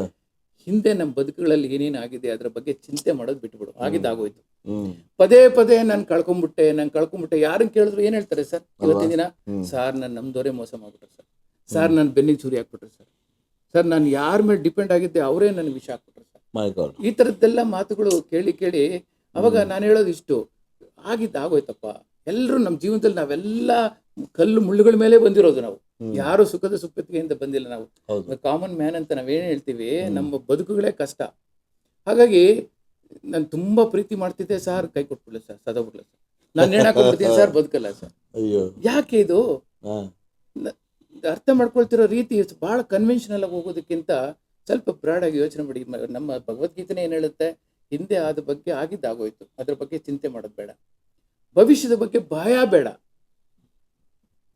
ಭಯ, ಇಂಗ್ಲಿಷ್ ಒಂದು ಗಾದೆ ಹೇಳ್ತಾರೆ, what you eat doesn't kill you, what eats you kills you. ನಾವೇನ್ ತಿಂತೀವಿ ಬದುಕಕ್ಕೋಸ್ಕರ ತಿಂತೀವಿ, ಆದ್ರೆ ನಮ್ಮನ್ನೇನು ಕಿತ್ತು ತಿನ್ನುತ್ತೆ ನೋಡಿ ಒಳಗಡೆ, ಟೆನ್ಷನ್, ವರಿ, ಅದನ್ನ ಒಳಗಡೆನೇ ಸಾಯಿಸ್ಬಿಡುತ್ತೆ ಸರ್. ಹಾಗಾಗಿ ಇವತ್ತು ಯುವಕರು ಬಹಳ ಯಂಗ್ ಏಜ್ ಅಲ್ಲಿ ಇದು ಹಾರ್ಟ್ ಅಟ್ಯಾಕ್ ಅಂತ ಸಾಯ್ತಾ ಇದ್ದಾರೆ. ಹೌದು, ಇತ್ತೀಚೆಗೆ ಹಾರ್ಟ್ ಅಟ್ಯಾಕ್ ಬಹಳ because of this stress life, ಅಷ್ಟೇ, ಇನ್ನೇನಿಲ್ಲ, ಬೇರೆ ಏನಿಲ್ಲ ನಿಜ ಹೇಳ್ಬೇಕಾದ್ರೆ. ಸೊ ಅದಕ್ಕೆ ನಾನು ಹೇಳೋದು, ಭಯ ಬೇಡ. ನಿನಗಿನ್ನು ವಯಸ್ಸಿದೆ ಅಲ್ವಾ, ಇನ್ನು 20 ವರ್ಷ 30 ವರ್ಷ ಅಲ್ವಾ, ಬದುಕಿದ್ರೆ ಇನ್ನು 40 ವರ್ಷ ಬದುಕ್ತೀವಲ್ವಾ, 40 ವರ್ಷದಲ್ಲಿ ನೀನ್ ಏನೇನ್ ಅನ್ಕೊಂಡಿದ್ಯಲ್ಲ ಸಾಧನೆ ಮಾಡು. ಇಟ್ ಇಸ್ ಪಾಸಿಬಲ್, ಸಾಧ್ಯ. ಎಸ್, ಅವಾಗ ನೀನ್ 40 ಕೋಟಿಗಳು ಬೇಕಾದ್ರೂ ನೀನ್ ಸಂಪಾದನೆ ಮಾಡು ಸರ್. ಇದನ್ನ ನಾನು ಮಾಡಿ ತೋರಿಸಿದ್ದೀನಿ. ನನ್ನ ಹತ್ರ ಕೆಲಸ ಮಾಡುವಂತ ಚಾಲಕರಾಗಿದ್ದಂತ ಯುವಕರು ಇವತ್ತಿನ ದಿನ ಅವರು ನಾನು ಚಾಲಕನಾಗಿ ಇರಬಾರ್ದು, ನಾನು ಟ್ರಾವೆಲ್ ಮಾಲೀಕ ಆಗ್ಬೇಕು, ಕಂಪನಿ ಮಾಲೀಕ ಆಗ್ಬೇಕು ಅಂತ ನಿರ್ಧಾರ ಮಾಡಿದವ್ರಿಗೆ ನಾನು ಸ್ವಲ್ಪ ಸಹಾಯ ಮಾಡಿ, ಮೆಂಟರಿಂಗ್ ಮಾಡಿ, ಇವತ್ತು ಅವನು ತಿಂಗಳಿಗೆ 10 ರಿಂದ 15 ಕೋಟಿ ಟರ್ನ್ ಓವರ್ ಮಾಡ್ತಾನೆ ಸರ್, ತಿಂಗಳಿಗೆ. It's biggest travel company in Bangalore today. ಯಾವುದು ಚಾಲಕರು ದಡ್ರಲ್ಲ ಸರ್, ಯಾರೂ ದಡ್ರಲ್ಲ ಸರ್, ಎಲ್ಲರಲ್ಲೂ ಅವ್ರದೇ ಒಂದು ಟ್ಯಾಲೆಂಟು ಅಂತಿದೆ. ಭಗವಂತ ಎಲ್ರಿಗೂ ಒಂದು ನಾಲೆಡ್ಜ್ ಅಂತ ಕೊಟ್ಟಿರ್ತಾನೆ. But you have to identify yourself, ನಿನ್ನಲ್ಲಿ ಏನಿದೆ. ಎಸ್, ನೀನೇನು ನೀನು ಯೋಚನೆ ಮಾಡು. ಪ್ರತಿ ವ್ಯಕ್ತಿಗೂ ಏನಾದ್ರು ಸ್ಪೆಷಾಲಿಟಿ ಕೊಟ್ಟಿರ್ತಾರೆ. ಖಂಡಿತ. ಬಹಳ ಜನ ನನ್ಗೇನ್ ಹೇಳೋದು ಅಂತಂದ್ರೆ, ಸರ್ ನನ್ನ ಹತ್ರ ದುಡ್ಡಿಲ್ಲ ಸರ್, ದುಡ್ಡಿದ್ದಿದ್ರೆ ನಾನು ಈ ಕೆಲಸ ಮಾಡ್ತಿರ್ಲಿಲ್ಲ ಸರ್, ನಾನು ಬಹಳ ದೊಡ್ಡ ಬಿಸ್ನೆಸ್ ಮ್ಯಾನ್ ಆಗ್ತಿದ್ದೆ ಸರ್ ಅಂತ ಹೇಳ್ತಾರೆ. ಖಂಡಿತ ಅಲ್ವಾ, ಬಿಸ್ನೆಸ್ ಮಾಡಕ್ಕೆ ದುಡ್ಡು ಮೊದ್ಲು ಇರಬಾರ್ದು. ದುಡ್ಡು ಅಲ್ಲ ಅದಕ್ಕೆ ಕ್ರೈಟೀರಿಯಾ, ಒಳಗಡೆ ಇಚ್ಛಾಶಕ್ತಿ ಇರಬೇಕು. ನಾನ್ ಸಾಧನೆ ಮಾಡ್ಬೇಕು, ನಾನು ಏನು ಆಗ್ಬೇಕು, ನಿನ್ನ ಗುರಿ ಏನು, ನಾನು ಏನ್ ಮಾಡ್ಬೇಕು ಅಂತಿದ್ದೀನಿ, ನಾವು ಇಚ್ಛಾಶಕ್ತಿ ಬಲವಾಗಿ ಒಳಗಡೆ ಬಂತು ಅಂತಂದ್ರೆ ನೀನು ಎಲ್ಲವನ್ನೂ ಸೋರ್ಸ್ ಮಾಡ್ತೀಯ, ಹಣವನ್ನೂ ಸೋರ್ಸ್ ಮಾಡ್ತೀಯ. 0 ಇಂದ ಶುರು ಮಾಡಿದವನೇ ಅವ್ನು ಬೆಳಿಬೇಕಾದ್ರೆ ಸಾಧ್ಯ, ಎಲ್ಲ ಇಟ್ಕೊಂಡು ಬಂದವನು ಬೆಳಿಯೋದಕ್ಕೆ ಸಾಧ್ಯ ಇಲ್ಲ ಸರ್, ಮುಳುಗೋಗ್ತಾನ ಅವನು, ಗ್ಯಾರಂಟಿ. ಇದನ್ನ ಅರ್ಥ ಮಾಡ್ಕೊಳ್ಳಲ್ಲ ಜನಗಳು ಅಲ್ವಾ. ಜೀವನ ಕೌಶಲ್ಯ ಅದೇ ಇದನ್ನೆಲ್ಲ ಹೇಳ್ತಾ ಇದ್ದೀನಿ. ಆಮೇಲೆ ಏನು ಲಾಸ್ಟ್ ಅಲ್ಲಿ ಫೈನಲ್ ಸಂದೇಶ ಏನಿರುತ್ತೆ, ಕರ್ಮಣ್ಯ ಅಧಿಕಾರಸ್ಥೆ ನಿನ್ನ ಕರ್ತವ್ಯ ನೀನು ಶ್ರದ್ಧೆಯಿಂದ ಮಾಡಪ್ಪ, ಫಲಾಫಲಗಳು ಭಗವಂತ ಕೊಡ್ತಾನೆ, ಕೊಡ್ತಾನೆ, ನಮ್ಮ ಶ್ರಮಕ್ಕೆ ಫಲ ಯಾವತ್ತೂ ಇದನ್ನ ಹೇಳ್ತಾನೆ. ಆಮೇಲೆ ಮುಖ್ಯವಾಗಿ ಅವರಿಗೆ ಕೋಪ ಬೇಡ, ಕಂಟ್ರೋಲ್ ಯುವರ್ ಅಲ್ಲ, ಫಲ ಸಿಗ್ತಾ ಇದೆ ಅಂದ್ರೆ ಅದನ್ನ ಇವಾಗ ಯಾರು ಸಾಧಕ, ನೀವೇ ಅದಕ್ಕೆ ಉದಾಹರಣೆ. ಹೌದು, ಯಾರು ಸಾಧಕ ಅಂತಂದ್ರೆ ಯಾರಿಗೆ ತಾಳ್ಮೆಯನ್ನು ಅತಿಯಾಗಿರುತ್ತೆ ಅವನು ಅನ್ಕೊಂಡಿದ್ದನ್ನೆಲ್ಲ ಸಾಧನೆ ಮಾಡ್ತಾನೆ ಅಲ್ವಾ. ಯಾಕಂದ್ರೆ ವಿವೇಕವನ್ನು ಯಾವತ್ತು ಕಳ್ಕೊಳ್ಳಲ್ಲ ಅವನು. ಹೌದೌದು, ಚಿಂತಿಸಿ ಹೆಜ್ಜೆ ಇಡ್ತಾನೆ, ಯೋಚನೆ ಮಾಡ್ತಾನೆ. ಸೊ ಬಹಳ ದೊಡ್ಡ ಆಸ್ತಿ ಅದು ವಿವೇಕ. ಇದು ನಮ್ಮಲ್ಲಿ ಇರ್ತಕ್ಕಂಥ ಬಹಳ ದೊಡ್ಡ ಶತ್ರು ಯಾರಪ್ಪ ಅಂತಂದ್ರೆ ಕೋಪ ಅಷ್ಟೇ. ಆಮೇಲೆ ಕಿದರಾಯ ಶತ್ರು ಅಂತ ಕೇಳಿದ್ರೆ ಬಗಲ್ ಅಂತಾರಲ್ಲ, ನಾನು ಅದ್ ಹೇಳ್ತೀನಲ್ಲ, ನಮ್ಮ ವೈರಿಗಳು ಯಾರು ಅಂದ್ರೆ ನಮ್ಮ ಹಿತಶತ್ರುಗಳು, ನಮ್ಮವರೇ, ಬೇರೆಯವರಲ್ಲ, ಶತ್ರುಗಳು. ಒಂದು ಕರೆ ಬರ್ತದೆ, ಮಾತಾಡೋಣ. ನಮಸ್ಕಾರ. ನಮಸ್ತೆ, ಯಾರು ಮಾತಾಡೋದು? ನಮಸ್ಕಾರ ಗೀತಾ ಅವರೇ. ಎಸ್, ನಮ್ಮೊಂದಿಗೆ ಇವತ್ತು ವಿಶೇಷರು ಇದ್ದಾರೆ, ಮಾತಾಡಮ್ಮ. ನಮಸ್ಕಾರ. ನಮಸ್ಕಾರಮ್ಮ. ನಮಸ್ಕಾರ, ಹೇಳಿ. ಇದುವರೆಗೂ ನಿಮ್ಮ ಒಂದು ಸಂದೇಶಗಳನ್ನ ನೋಡ್ತಾ ಇದ್ದೆ, ನಿಜವಾಗ್ಲೂ ಎಷ್ಟು ಚೆನ್ನಾಗಿ ನೀವು ಎಲ್ಲರಿಗೂ ಹೇಳ್ತಾ ಇದ್ದೀರಾ, ಅದ್ರ ಬಗ್ಗೆ ಖುಷಿ ಅನ್ನಿಸ್ತು. ಮತ್ತೆ ನೀವು ನಳಂದ ಇದ್ರ ಬಗ್ಗೆನೂ ಮಾತಾಡಿದ್ರಲ್ಲ ಸರ್, ಅದು ನಿಜವಾಗ್ಲೂ ಖುಷಿ. ಯಾಕಂದ್ರೆ ನಾವು ಬುಕ್ಸ್ ಗಳಲ್ಲಿ ಓದಿದ್ವಿ ಅಷ್ಟೇನೆ, ಅದು ಮತ್ತೆ ನಮಗೆ ನೋಡಕ್ ಸಿಗುತ್ತೆ ಅನ್ನೋದೊಂದು ಖುಷಿ ಆಯ್ತು. ಹೌದಪ್ಪ, ಬರ್ತಾ ಇರೋದು ಬಹಳ ಒಳ್ಳೆ ಒಂದು ಒಂದು ಇಂಟರ್ನ್ಯಾಷನಲ್ ಡೆಸ್ಟಿನೇಷನ್ ಆಗಿ ಬರ್ತಾ ಇದೆ ಅದು ಆಕ್ಚುಲಿ. ಓಕೆ. ಮತ್ತೆ ಕೌನ್ಸಿಲಿಂಗ್ ಮಾಡ್ತೀರಾ, ಅದು ಕೇಳಿದ್ರೆ ಖುಷಿ ಆಯ್ತು. ಮತ್ತೆ ಹೆಣ್ಮಕ್ಳು ಇಂಡಿಪೆಂಡೆಂಟ್ ಆಗಿ ಹೇಗೆ ಬದುಕು ನಡೆಸಬೇಕು, ಅವರಿಗೆ ಒಂದು ಡ್ರೈವಿಂಗಿಗೆ ಏನೋ ಮನೇಲಿ ಕಲಿಯೋದಕ್ಕಿಂತ ಹೀಗೆ ಅರ್ಧ ಗಾಡಿ ತಗೊಂಡ್ ಕಲಿಯೋದಕ್ಕಿಂತನೂ ಅದಕ್ಕೆ ಪ್ರಾಪರ್ ಟ್ರೈನಿಂಗ್ ಕೊಡ್ತಾ ಇದಾರಲ್ಲ, ಅದು ಮುಖ್ಯ. ಯಾಕಂದ್ರೆ ಹೇಗೆ ಇದ್ ಮಾಡ್ಬೇಕು ಅನ್ನೋದು. ಅಲ್ಲ, ಆಕ್ಚುಲಿ ಡ್ರೈವಿಂಗ್ ಸ್ಕೂಲ್ಸ್ ಅಂತ ಇವೆ ನಮ್ಮಲ್ಲಿ, ಭಾರತದಲ್ಲಿ ಡ್ರೈವಿಂಗ್ ಸ್ಕೂಲ್ಸ್ ಅಂತ ಇವೆ. ಅವ್ರು ಏನು ಮಾಡ್ತಿದ್ದಾರೆ ಅಂತಂದರೆ, ಏನೋ ಒಂದಷ್ಟು ಫೀಸ್ ತಗೊಳ್ತಾರೆ, ಒಂದು 2-3 ವಾರಗಳ ಕಾಲ ಪ್ರಾಕ್ಟಿಕಲಿ ಟ್ರೈನಿಂಗ್ ಕೊಡ್ತಾರೆ, ಆಮೇಲೆ ಒಂದು ಲೈಸೆನ್ಸ್ ಕೊಟ್ಟು ಕಳಿಸ್ಬಿಡ್ತಾರೆ. ಅವ್ನಿಗೆ ಏನು ಮಾಹಿತಿ ಇರುತ್ತೆ ಹೇಳಿ ಮುಂದೆ? ಅವ್ರಿಗೆ ಎಲ್ಲ ರೀತಿ ಕೊಡೋದಕ್ಕೆ ಒಂದು ಸ್ಕೂಲ್ ಆದಾಗ ಆಗ್ಬಿಟ್ಟಿದೆ ಸರ್ ಅದು. ಅಲ್ಲ, ಅವರು ಒಂದು ರೀತಿ ಏಜೆಂಟ್ಗಳ ಕೆಲಸ ಮಾಡ್ತಿದ್ರೆ ಹೊರತು ಡ್ರೈವಿಂಗ್ ಸ್ಕೂಲ್ಸ್ ಅಲ್ಲ ಅದು. ಸ್ಕೂಲ್ ಅಂದ ಮೇಲೆ ಟೀಚಿಂಗ್ ಇರಬೇಕಲ್ವಾ? ಈಗ ಪ್ರಾಕ್ಟಿಕಲ್ ಇರ್ಬೇಕು, ಥಿಯರಿ ಇರ್ಬೇಕು, ಅವಾಗ ತಾನೇ ಅದ್ರದ್ದು ಗೊತ್ತಾಗತ್ತೆ. ಆ ರೋಡ್ ವಾಲ್ ಮೇಲೆ ಪ್ರಿಂಟ್ ಮಾಡಿರ್ತಾರೆ, ಏನು ಕಾಷನರಿ, ಇನ್ಫಾರ್ಮೇಟರಿ, ಮ್ಯಾಂಡೇಟರಿ ಅಂತ ಬರೆದಿರ್ತಾರೆ. ಯಾರಿಗೆ ಅರ್ಥ ಆಗುತ್ತೆ ಅದನ್ನೆಲ್ಲ ವಿವರವಾಗಿ ಕನ್ನಡದಲ್ಲಿ ಅರ್ಥ ಆಗೋ ಭಾಷೆಯಲ್ಲಿ ಹೇಳ್ಬೇಕಲ್ವಾ? ಅರ್ಥ ಮಾಡಿಸ್ಬೇಕಲ್ವಾ?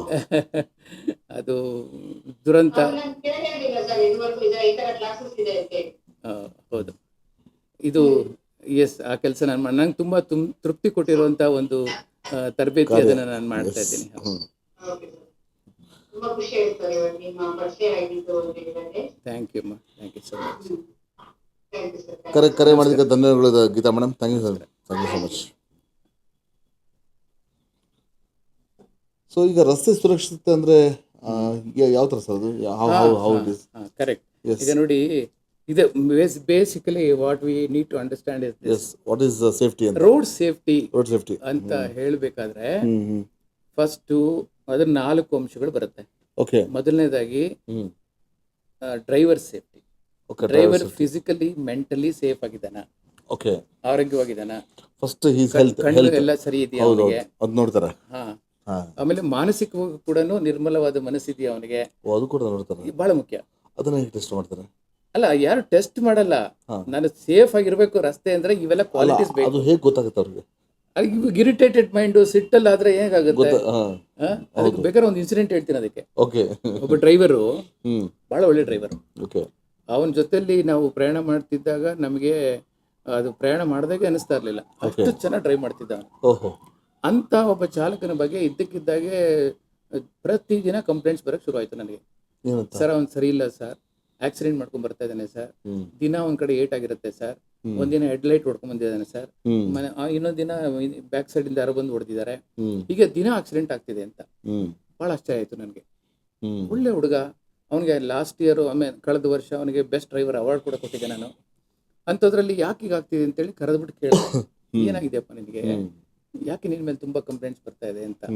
ಗೊತ್ತಿಲ್ಲ ಸರ್, ನಂಗೆ ಯಾರೋ ಏನೋ ಮಾಡಿಸ್ಬಿಟ್ಟಿದ್ದಾರೆ ಸರ್, ನನ್ಗೊಂದ್ 2 ದಿನ ರಜಾ ಕೊಡಿ ಸರ್, ನಾನು ಒಂದು ಶನಿ ದೇವರಿಗೆ ಹೋಗ್ಬಿಟ್ಟು ಪೂಜೆ ಮಾಡಿಸ್ಕೊಂಡ್ ಬರ್ತೀನಿ, ಎಲ್ಲ ಸರೋಗುತ್ತೆ ಅಂತ. ನನಗೆ ಬಹಳ ಆಶ್ಚರ್ಯ ಆಯ್ತು, ಯಾರು ಏನ್ ಮಾಡಿಸ್ತಾರೆ, ಯಾಕಿದೆಲ್ಲ ಮೂಢನಂಬಿಕೆಗಳು ಅಂತ ಹೇಳಿ ಅವ್ನು ಹಾಗೆ ಪ್ರಶ್ನೆ ಮಾಡ್ತಾ ಮಾಡ್ತಾ ನನ್ಗೆ ಗೊತ್ತಾಗಿದ್ದೇನು ಅಂತಂದ್ರೆ, ಅವ್ರ ತಂದೆ ಮತ್ತೆ ಚಿಕ್ಕಪ್ಪ ದೊಡ್ಡಪ್ಪ ಎಲ್ಲ 3 ಜನ ಅಣ್ಣ ತಮ್ಮಂದ್ರು. ಊರಲ್ಲಿ ಆಸ್ತಿ ಭಾಗ ಮಾಡ್ಕೊಳ್ಳೋದಕ್ಕೆ ಅವರುಗಳಲ್ಲಿ ಗಲಾಟೆ ಆಗ್ತಾ ಇದೆ. ದೊಡ್ಡಪ್ಪ ಚಿಕ್ಕಪ್ಪ ಅವ್ರ ತಂದೆ ಎಲ್ಲರ ಮಧ್ಯದಲ್ಲಿ ಡಿಸ್ಪ್ಯೂಟ್ ನಡೀತಾ ಇದೆ. ಈಗ ಹಳ್ಳಿಗಳಲ್ಲಿ ನಿಮ್ಗೆ ಗೊತ್ತು ಜಗಳ ಹೇಗಾಗುತ್ತೆ ಅಂತ. ಸೊ ಆಗ ಜಗಳ ಆಗ್ತಿರ್ಬೇಕಾದ್ರೆ ಅಲ್ಲಿಂದ ಯಾರೋ ಫೋನ್ ಮಾಡ್ತಾರೆ ಇವನಿಗೆ, ಇವನು ಬೆಂಗಳೂರಲ್ಲಿ ಡ್ರೈವ್ ಮಾಡ್ತಿದ್ದಾನೆ, ಫೋನ್ ಮಾಡಿ ಹೇಳ್ತಾರೆ, ನಿಮ್ಮ ಮನೆಯಲ್ಲಿ ಜಗಳ ಆಗೋಯ್ತಪ್ಪ ಇವತ್ತು, ಇನ್ಫ್ಯಾಕ್ಟ್ ನಿಮ್ಮ ತಂದೆ ಹಿಡ್ಕೊಂಡು ಹೊಡೆದ್ಬಿಟ್ರು ಅಂತಾರೆ. ಆ ಸುದ್ದಿ ಕೇಳಿದ್ಮೇಲೆ ಇವನಿಗೆ ಏನಾಗುತ್ತೆ, ಫಿಸಿಕಲಿ ಇವನು ಇಲ್ಲಿದ್ದಾನೆ, ಮೈಂಡ್ ಊರು ಹೊಟ್ಟೋಯ್ತು. ಅವನಿಗೆ ಬರ್ತಿರೋ ರೋಷನ ರೋಡ್ ಮೇಲೆ ಬಿಡ್ತೀಯಾನೆ, ಸಿಟ್ಟನ್ನ ರೋಡ್ ಮೇಲೆ ಬಿಡ್ತೀಯಾನೆ. ಎಷ್ಟು ಪರಿಣಾಮ ಬೀರುತ್ತಲ್ಲ, ಅವನ ಏಕಾಗ್ರತೆ ಭಂಗ ಆಗೋಯ್ತಲ್ಲಿ. He doesn't know what is happening ಅಂತ ರೋಡ್ ಬ್ಲೈಂಡ್ ಆಗಿ ಡ್ರೈವ್ ಮಾಡ್ತೀಯಾನೆ. So his mind is there, mind is gone, shifted. So ಅಂತ ಸ್ಥಿತಿನಲ್ಲಿ ಹೇಗೆ ಚಾಲನೆ ಮಾಡಕ್ಕಾಗತ್ತೆ? ಏಟ್ ಬೀಳ್ತಾ ಇದೆ ಪಾಪ, ದಿನ ಒಂದೊಂದು ಏಟ್ ಬೀಳ್ತಾ ಇದೆ. ಆಮೇಲೆ ನನಗೆ ಅರ್ಥ ಆಯ್ತು ಅವನ ಸಮಸ್ಯೆ ಏನು ಅಂತ. ಅರ್ಥ ಆದ್ಮೇಲೆ ಕರೆದು ಹೇಳಿದೆ, ನೋಡು 1 ತಿಂಗಳು ರಜಾ ಕೊಡ್ತೀನಿ, ನಿಂಗೆ ಅಡ್ವಾನ್ಸು ಕೊಡ್ತೀನಿ, ಊರಿಗೆ ಹೋಗು, ಹಿರಿಯರ್ನೆಲ್ಲ ಸೇರಿಸು, ಅಲ್ಲಿ ಏನು ಸಮಸ್ಯೆ ಆಗಿದೆ ಬಗೆಹರಿಸು, ಅದನ್ನ ಸಾಲ್ವ್ ಮಾಡ್ಕೊಂಡು ಆಮೇಲೆ ನೀನು ಬೆಂಗಳೂರಿಗೆ ಬಾ, ಕೆಲಸ ಕೊಡ್ತೀನಿ ಮತ್ತೆ ನಾನು ನಿಂಗೆ ಅಂತ. ಆ್ಯಂಡ್ ಈ ಬಿಕೇಮ್ ಆಲ್ ರೈಟ್. ಇವತ್ತು ನೀವು ನಗರದಲ್ಲಿ ಓಡಾಡ್ತಿರ್ತೀರಾ, ಜೋರು ಜಗಳ ಕೇಳಿಸುತ್ತೆ ನಿಮಗೆ, ಕಾರಲ್ಲಿ ಹೋಗ್ತೀರಿ ಬೇಕಾದ್ರೆ ನೀವು ಸ್ಕೂಟ್ರಲ್ಲ ಕಾರಲ್ಲೋ, ಏನೋ ಆಗ್ತಿದೆಯಲ್ಲ ರಸ್ತೆ ಪಕ್ಕದಲ್ಲಿ ಅಂತ ನೀವು ನೋಡಿದಾಗ ಯಾರೋ ಒಬ್ಬ ಸ್ಕೂಟರ್ ಮೇಲೆ ಕೂತ್ಕೊಂಡು ಮೊಬೈಲ್ ಇಟ್ಕೊಂಡು ಬೈತಿರ್ತಾನೆ. ಅವಾಚ್ಯ ಶಬ್ದಗಳಿಂದ ಜೋರು ಧ್ವನಿನಲ್ಲಿ ಯಾರನ್ನೋ ಬೈತಾ ಇರ್ತಾನೆ. ನೋಡಿದ್ವಿ ನಾವು, ರಸ್ತೆ ಮೇಲೆ ಶುರು ಮಾಡಿರ್ತಾರೆ. ಏನ್ ಸಿವಿಕ್ ಸೆನ್ಸ್ ಇದೆ ಸರ್ ಅಯ್ಯೋ ಜನಗಳಲ್ಲಿ? ದೇವ್ರೇ, ಎಲ್ಲಿ ಹೌದು, ಶಿಸ್ತಿದೆ ಹೌದು, ಸರ್ ಹೌದು, ರಸ್ತೆಗಳಲ್ಲಿ? ಹೌದು. ರೋಡ್ ರೇಜ್ ಅನ್ನೋದು ಎಷ್ಟೊಂದಿದೆ ಸರ್ ಈ ಊರಲ್ಲಿ. ಅವ್ರಿಗೆ ಒಂಚೂರು ಮುಜುಗರ ಅನ್ಸಲ್ಲ, ಏನು ಇಲ್ಲ, ಎಲ್ಲಿದ್ದೀವಿ ಅನ್ನೋ ಪ್ರಜ್ಞೆನೇ ಇಲ್ಲ, ಪ್ರಜ್ಞೆ ಇರಲ್ಲ, ಯಾಕೆ ಈಗ ಬಿಹೇವ್ ಮಾಡ್ತಿದ್ದೀವಿ ಅನ್ನೋ ಒಂದು ಪರಿಜ್ಞಾನವೂ ಇಲ್ಲ. ಸೊ ನನ್ನ ಪ್ರಕಾರ 95% ಅಪಘಾತಗಳು, ಭೀಕರ ಅಪಘಾತಗಳು ಮನುಷ್ಯನ ತಪ್ಪುಗಳಿಂದ ಸಿವಿಕ್ ಸೆನ್ಸ್ ಆಗಲಿ ಅಥವಾ ಸೋಷಿಯಲ್ ಆಕ್ಸಿಡೆಂಟ್ಗಳು. ನಿದ್ದೆಗೆಟ್ಟು ಚಾಲನೆ ಮಾಡುವಾಗ 0.07 ಸೆಕೆಂಡ್ಸ್ ಅಲ್ಲಿ ಆಕ್ಸಿಡೆಂಟ್ ಆಗೋಗುತ್ತೆ ಸರ್. ತಲೆಗೆ ಬಿತ್ತು ಅಂದ್ರೆ ಢಮಾರ್ ಬಿತ್ತು, ವೆಹಿಕಲ್ ಸೆಕೆಂಡ್ ಅಲ್ಲಿ ಆಗಿರೋದು ಆಗೋಗ್ಬಿಡುತ್ತೆ. ಸೆಕೆಂಡ್ ಅಲ್ಲ sir, fraction of second, fraction of second, 0.07 seconds, fraction of seconds. ಅರ್ಥ ಮಾಡ್ಕೋಬೇಕಲ್ವಾ? ಜೀವನ ಹೋಯ್ತು. ಹೆಡ್ ಇಂಜುರಿ ಯಾರಿಗೂ ಅರ್ಥ ಆಗಲ್ಲ ಹೇಳಿದ್ರೆ. ಅದು ಒಳಗಡೆ ನೋಡಿ, ಇಲ್ಲಿ ಒಳಗಡೆ ಬ್ಲಡ್ ಕ್ಲಾಟ್ ಆಗ್ಬಿಟ್ರೆ ಬುರುಡೆ ಒಳಗಡೆ, ಅದನ್ನ ಒಡೆದು ಸ್ಕಲ್ಲನ್ನು ಒಡೆದು ಓಪನ್ ಮಾಡಿ 100% ಬ್ಲಡ್ ಫಸ್ಟ್ ಮೆದುಳಿಗೆ ಹೋಗಿ ಆಮೇಲೆ ಬೆಲ್ಲದೇಕ್ ಹೋಗುತ್ತೆ. ಸೊ ಅಲ್ಲಿ ಬ್ಲಡ್ ಕ್ಲಾಟ್ ಆಯ್ತು ಅಂತಂದ್ರೆ ವಿತಿನ್ ಹಾಫ್ ಅನ್ ಅವರ್ ಅಲ್ಲಿ ಆ ಕ್ಲಾಟ್ ಆಗಿರೋ ಬ್ಲಡ್ ನ ರಿಮೂವ್ ಕ್ಲೀನ್ ಮಾಡ್ಲಿಲ್ಲ ಅಂದ್ರೆ ಬ್ಲಡ್ ಸರ್ಕ್ಯುಲೇಷನ್ ಫ್ಲೋ ಆಗಲ್ಲ, ಮನುಷ್ಯ ಸಾಯ್ತಾನೆ. ಸೊ ಅದನ್ನ ಆಪರೇಷನ್ ಮಾಡ್ಬೇಕಾದ್ರೆ ಬೆಂಗಳೂರಲ್ಲಿ ನಿಮ್ಯಾನ್ಸ್ಗೆ ತಗೊಂಡ್ಬೇಕು, ಅಲ್ಲೇ ಮಾಡಬೇಕು. Because is something to do with neurology. ಬೇರೆ ಎಲ್ಲೂ ಹಾಸ್ಪಿಟಲ್ ಮಾಡಕ್ಕಾಗಲ್ಲ ಅದನ್ನ. ನಾವು ಅರ್ಧ ಗಂಟೆಯಲ್ಲಿ ಆಕ್ಸಿಡೆಂಟ್ ಆದಂತ ಪೇಷಂಟ್ ನ ನಿಮ್ಯಾನ್ಸ್ ತಗೊಂಡೋಗಕ್ ಸಾಧ್ಯನಾ? ಹಾಗಾಗಿ ಮಾರ್ಗ ಮಧ್ಯದಲ್ಲಿ ಎಷ್ಟೋ ಜನ ಸತ್ತೋಗ್ತಾರೆ ಮಧ್ಯ ರಸ್ತೆಯಲ್ಲಿ. ಸೊ ಇದನ್ನ ಅರ್ಥ ಮಾಡ್ಕೊಳ್ಳಲ್ಲ. ಹೆಲ್ಮೆಟ್ ಹಾಕು ಅಂದ್ರೆ ಹಾಕೊಳ್ಳಲ್ಲ, ಅದ್ರ ಇಂಪಾರ್ಟೆನ್ಸ್ ಗೊತ್ತಿಲ್ಲ. ಅದನ್ನ ಕೈಗೆ ಹಾಕೊಂಡು ಓಡ್ತಿರ್ತಾರೆ, ಇಲ್ಲ ಹ್ಯಾಂಡ್ಲಿಗೆ ಹಾಕಿರ್ತಾರೆ. ಪೊಲೀಸ್ ನೋಡಿದ ತಕ್ಷಣ ಪೊಲೀಸ್ ನೋಡಿದ್ರೆ ಫೈನ್ ಹಾಕ್ತಾರೆ ಅಂತ ಹಾಕೋತಾರೆ. ನನ್ಗೆ ಅನ್ಸೋದು ಏನು ಅಂತಂದ್ರೆ ಇವ್ರಿಗೆ ನಿಜವಾದ ಮಾಹಿತಿಯ ಕೊರತೆ ಇದೆ. ಸೇಫ್ಟಿ ಸೀಟ್ ಬೆಲ್ಟ್ ಹಾಕೋಬೇಕು, ಹೆಲ್ಮೆಟ್ ಯಾಕೆ ಧರಿಸ್ಬೇಕು, ಆಮೇಲೆ ಡ್ರೈವಿಂಗ್ ಡಿಸಿಪ್ಲಿನ್ ಅಂದ್ರೆ ಏನು, ರೋಡ್ ರೂಲ್ಸ್ ಅಂದ್ರೆ ಏನು, ಯಾಕೆ ನಾವು ಫಾಲೋ ಮಾಡಬೇಕು, ಲೇನ್ ಮ್ಯಾನೇಜ್ಮೆಂಟ್ ಅಂದ್ರೆ ಏನು, ಇದೆಲ್ಲವನ್ನು ಕಲಿಸಿ ಆಮೇಲೆ ಲೈಸೆನ್ಸ್ ಕೊಡ್ಬೇಕು ಸರ್. ಆಕ್ಚುಲಿ ಅಲ್ವಾ RTO ಅವರು ಎಲ್ಲರಿಗೂ ಅವ್ರಿಗೆ ಟೀಚ್ ಮಾಡಿ ಆಮೇಲೆ ಲೈಸೆನ್ಸ್ ಕೊಡ್ಬೇಕು. ಅಟ್ಲೀಸ್ಟ್ ಅವರು ಇನ್ಮೇಲಾದ್ರೂ ಸರ್ಕಾರಗಳು ಎಚ್ಚೆತ್ಕೊಂಡು ಎಲ್ಲ ಡ್ರೈವಿಂಗ್ ಸ್ಕೂಲ್ಸ್ಗೆ ಥಿಯರಿ ಫಸ್ಟ್ ಕಲಿಸಿ ಅಂತ ಹೇಳ್ಬೇಕು, ಅವ್ರಿಗೆ ಆ ಪಾಠಗಳು ಹಾಕ್ಬೇಕು. ಆಮೇಲೆ ಬಹುಶಃ ಸಮಾಜ ಸರೋಗುತ್ತೆ ಅನ್ನುವಂಥ ಒಂದು ಆಶಾಭಾವನೆ. ಸೊ ರಸ್ತೆ ಸುರಕ್ಷತೆ ಬಗ್ಗೆ ಬಹಳ ಅದ್ಭುತವಾಗಿ ತಾವು ಎಕ್ಸ್ಪ್ಲೇನ್ ಮಾಡಿದ್ದೀರಾ. ಸೊ ರಸ್ತೆಯಲ್ಲಿ ಆಗಿರುವ ಈ ಅಪಘಾತಗಳಿಗೆ ಎಷ್ಟು ಮಟ್ಟಿಗೆ ಅಂದ್ರೆ ಈಗ ಮ್ಯಾಕ್ಸಿಮಮ್ ನಾವು ನೋಡಿದೀವಿ ಅದು ಅರ್ಲಿ ಮಾರ್ನಿಂಗ್ ಆಗುತ್ತಲ್ವಾ, ಅಂದ್ರೆ ಅವ್ರ ನಿದ್ದೆ ಗಂಡಲ್ಲಿ. ಅದು ನೋಡಿ ಭೀಕರ ಅಪಘಾತ. ಒಂದೇ ಕುಟುಂಬದ 6 ಜನ ಸತ್ರು, ಒಂದೇ ಕುಟುಂಬದ 4 ಜನ ಸತ್ರು, ಬೆಳಗಿನ ಜಾವ ಆಕ್ಸಿಡೆಂಟ್ ಆಗೋಯ್ತು, ಬಸ್ ಹತ್ಕೊಂಡು ಉರಿದೋಯ್ತು. ಇದೆಲ್ಲ ನಾವು ನಿರಂತರವಾಗಿ ಕೇಳ್ತಾ ಇದೀವಲ್ಲ, ಇದೆಲ್ಲ ಆಗೋದು ನಿದ್ದೆಗೆಟ್ಟು ಚಾಲನೆಯಿಂದ ಅಲ್ವಾ? ಹಾಗಿದ್ದ ಮೇಲೆ ನಿದ್ದೆ ಇಂಪಾರ್ಟೆನ್ಸ್ ಎಷ್ಟಿದೆ ಜನ ಅರ್ಥ ಮಾಡ್ಕೋಬೇಕಲ್ಲ. 24 ಗಂಟೆನಲ್ಲಿ 8 ಗಂಟೆ ನಿರಂತರವಾಗಿ ಮನುಷ್ಯ 8 ಅವರ್ಸ್ ನಿದ್ದೆ ಬೇಕು. ಪಶು ಪಕ್ಷಿ ಪ್ರಾಣಿ ಎಲ್ರಿಗೂ ನಿದ್ದೆ ಬೇಕೇ ಬೇಕು ಅಲ್ವಾ? ಯಾಕೆ ನಿದ್ದೆ ಬೇಕು? ಬಹಳ ಜನ ಕೇಳಿ ಗೊತ್ತಿಲ್ಲ ಯಾಕೆ ನಿದ್ದೆ ಮಾಡಬೇಕು. ರೆಸ್ಟ್ ಬರುತ್ತೆ ಸರ್, ರೆಸ್ಟ್ ಮಾಡಬೇಕು, ಮೈಂಡ್ಗೆ ರೆಸ್ಟ್ ಸಿಗುತ್ತೆ, ಬಾಡಿಗೆ ರೆಸ್ಟ್ ಸಿಗುತ್ತೆ ಅಂತ ಹೇಳ್ತಾರೆ. ರೆಸ್ಟ್ ಅಲ್ಲ ಅದು ಆಕ್ಚುಲಿ. ಈಗ ನೋಡಿ, ನಾವು ಬೆಳಿಗ್ಗೆ ಆದ್ರೆ ಅನ್ನ ಆಹಾರಗಳ ಸೇವನೆ ಮಾಡೋದಕ್ಕೆ ಪ್ರಾರಂಭ ಮಾಡ್ತೀವಿ. ಯಾಕೆ ತಿಂತೀವಿ ಅಂದ್ರೆ ಬದುಕಕ್ಕೋಸ್ಕರ. ಹೌದು, ಭಗವಂತ ನಾಲಿಗೆಗೆ ರುಚಿ ಕೊಟ್ಟಿದ್ದಾನೆ, ತಿನ್ಲಿ ಅಂತ. ಹೌದು, ನಾವು ಖಾರ, ಉಪ್ಪು, ಹುಳಿ ಏನೆಲ್ಲ ತಿಂತೀವಿ, sweet, liquid, veg, non veg ಎಲ್ಲೆಲ್ಲ ತಿಂತೀವಿ. ಅದೆಲ್ಲ ನಾಲಿಗೆಯಿಂದ ಒಳಗಡೆ ಹೋದ್ಮೇಲೆ ಯಾವ ರುಚಿನೂ ಇಲ್ಲ ಸರ್. ನೀರು ಕುಡಿತೀವಿ, ಉಪ್ಪು ತಿಂದ್ಮೇಲೆ ನೀರು ಕುಡಿಲೇಬೇಕು, ಲೀಟರ್ ಗಟ್ಟಲೆ ನೀರು ಕುಡಿತೀವಿ. ನೀರು ಆಹಾರ ಎಲ್ಲ ಬೆರೆತೋಗುತ್ತೆ ಇಲ್ಲಿ ಜಠರದಲ್ಲಿ. ಅಲ್ಲಿಂದ ಅದು ಡೈಜೆಸ್ಟಿವ್ ಸಿಸ್ಟಮ್ ಜರ್ನಿ ಸ್ಟಾರ್ಟ್ ಆಗುತ್ತೆ, ಲೋಯರ್ ಇಂಟೆಸ್ಟೈನ್, ಅಪ್ಪರ್ ಇಂಟೆಸ್ಟೈನ್ ಅಲ್ಲಿ. ಅದನ್ನ ನಾವು ಪಚನ ಕ್ರಿಯೆ ಅಂತ ಹೇಳ್ತೇವೆ. ಸೊ ಪಚನ ಕ್ರಿಯೆಯಲ್ಲಿ ಏನಾಗುತ್ತೆ, ಅಲ್ಲಿ ಕೆಮಿಕಲ್ ರಿಯಾಕ್ಷನ್ ಆಗಿ ಫುಡ್ ಮೇಲೆ ದೇಹ ತನಗೆ ಬೇಕಾದಂಥ ಪ್ರೋಟೀನ್ಸ್ ಅನ್ನ, ಶಕ್ತಿಯನ್ನ ಎಲ್ಲ ಹೀರ್ಕೊಡುತ್ತೆ. ಅದಷ್ಟ ಆದ್ಮೇಲೆ ಯೂರಿನ್ ಮತ್ತೆ ಟಾಯ್ಲೆಟ್ ಅಲ್ಲಿ ವೇಸ್ಟ್ ಹೊರಟೋಗುತ್ತೆ. ಇದು ಕೊನೆ ಉಸಿರಿರೋವರೆಗೂ ಈ ಫ್ಯಾಕ್ಟರಿ ನಿರಂತರವಾಗಿ ನಡೀತಾ ಇರುತ್ತೆ ನಮ್ಮಲ್ಲಿ ದೇಹದಲ್ಲಿ. ಆದರೆ ದೇವರು ಮಾಡಿದಂತ ಒಂದು ಆದರೆ ಈಗ ಮನುಷ್ಯ ಬಲಭಾಗದಲ್ಲಿ 36,000, ಎಡಭಾಗದಲ್ಲಿ 36,000, ಒಟ್ಟು 72,000 ನಾಡಿಗಳ ರಚನೆ ಈ ದೇಹ. ಈ 72,000 ನಾಡಿಗಳಿಗೆ ಎನರ್ಜಿ ಚಾರ್ಜ್ ಆಗೋದು ನಾವು ಮಲಗಿದಾಗ. ದಟ್ ಮೀನ್ಸ್ ನಮ್ಮನ್ನು ನಾವು ಚಾರ್ಜ್ಗೆ ಹಾಕೊಂಡಾಗ. ಆದ್ರೆ ಬೆಳಿಗ್ಗೆ ಎದ್ದಾಗ ನಿಮ್ಗೆ ಉತ್ಸಾಹ ಇರುತ್ತೆ, ಏನ್ ಕೆಲಸ ಬೇಕಾದ್ರೂ ಮಾಡ್ತೀರಾ ಅಂದ್ರೆ you are fully charge. That means it's not getting charge ಅಂತ ಅರ್ಥ ಅಲ್ವಾ? ಅವಾಗ ಆಮೇಲೆ ನೀವು ಮಧ್ಯಾಹ್ನ ಆಗ್ತಾ ಅದು ಡ್ರೈನ್ ಆಗುತ್ತೆ ಎನರ್ಜಿ ಲೆವೆಲ್. ಸಂಜೆ ಆಗೋಷ್ಟೊತ್ತಿಗೆ ಸುಸ್ತನ್ಸಕ್ ಶುರು ಆಗುತ್ತೆ. ಆಮೇಲೆ ನೈಟ್ ಆಗೋಷ್ಟೊತ್ತಿಗೆ ಮಲಗಿದ್ರೆ ಸಾಕಪ್ಪ ಅಂತ ಅನ್ಸಿರುತ್ತೆ. ಇದು ಸೈಕಲ್, ಇದು ನಿರಂತರವಾಗಿ ಕೊನೆ ಉಸಿರಿರೋವರೆಗೂ ನಡೀತಾ ಇರುತ್ತೆ. ಈಗ ನಮ್ಗೆ ಸರಿಯಾಗಿ ನಿದ್ದೆ ಮಾಡ್ತಿಲ್ಲ, ಡಿಸ್ಟರ್ಬ್ಡ್ ಸ್ಲೀಪ್ ಇದೆ ಅಂತಂದಾಗ ಅವನಿಗೆ ಎನರ್ಜಿ ಎಲ್ಲಿ ಚಾರ್ಜ್ ಆಗುತ್ತೆ ಅಲ್ವಾ? ಯಾವುದೇ ವಯಸ್ಸಲ್ಲಿದ್ರು ಕೂಡ ರಸ್ತೆ ಒಂದು ಬದಿಯಿಂದ ಇನ್ನೊಂದು ಬದಿಗೆ ನೀವು ದಾಟಕ್ಕೂ ಕೂಡ ಕಾಲಲ್ಲಿ ಶಕ್ತಿ ಆಗಲ್ಲ ಆಗಲ್ಲ. ಎದುರುಗಡೆ ರ್ಯಾಶ್ ಆಗಿ ಬರ್ತಿರ್ತಾನೆ, So, ಅಪಘಾತ ಆಗುತ್ತೆ, because of lack mind of- ಹೇಳುತ್ತೆ ಆಕ್ಸಿಡೆಂಟ್ ಆಗುತ್ತೆ, ಅಪ್ಲೈ ದ ಬ್ರೇಕ್ ಅಂತ ಕಾಲ ಎತ್ತಕ್ಕೆ ಹೋಗ್ತಾನೆ, ಕಾಲ ಶಕ್ತಿ ಇರಲ್ಲ, ಬಿದ್ದೋಗುತ್ತೆ. ಇರಲ್ಲ. ಓಕೆ. ಮೈಂಡ್ ಹೇಳುತ್ತೆ ಟರ್ನ್ ದ ವೆಹಿಕಲ್, ಸ್ಟೇರಿಂಗ್ ತಿರುಗಿಸು ಅಂತ, ಕೈ ಎತ್ತಕ್ಕೆ ಹೋಗ್ತಾನೆ, ಕೈಯಲ್ಲಿ ಶಕ್ತಿ ಇರಲ್ಲ, ಬಿದ್ದೋಗುತ್ತೆ. ಆ ಪರಿಸ್ಥಿತಿಗೆ ಅವ್ರು ಹೋಗಿರ್ತಾರೆ, ಹಾಗಾಗಿ ಅಪಘಾತಗಳು ನಡೆದೋಗುತ್ತೆ.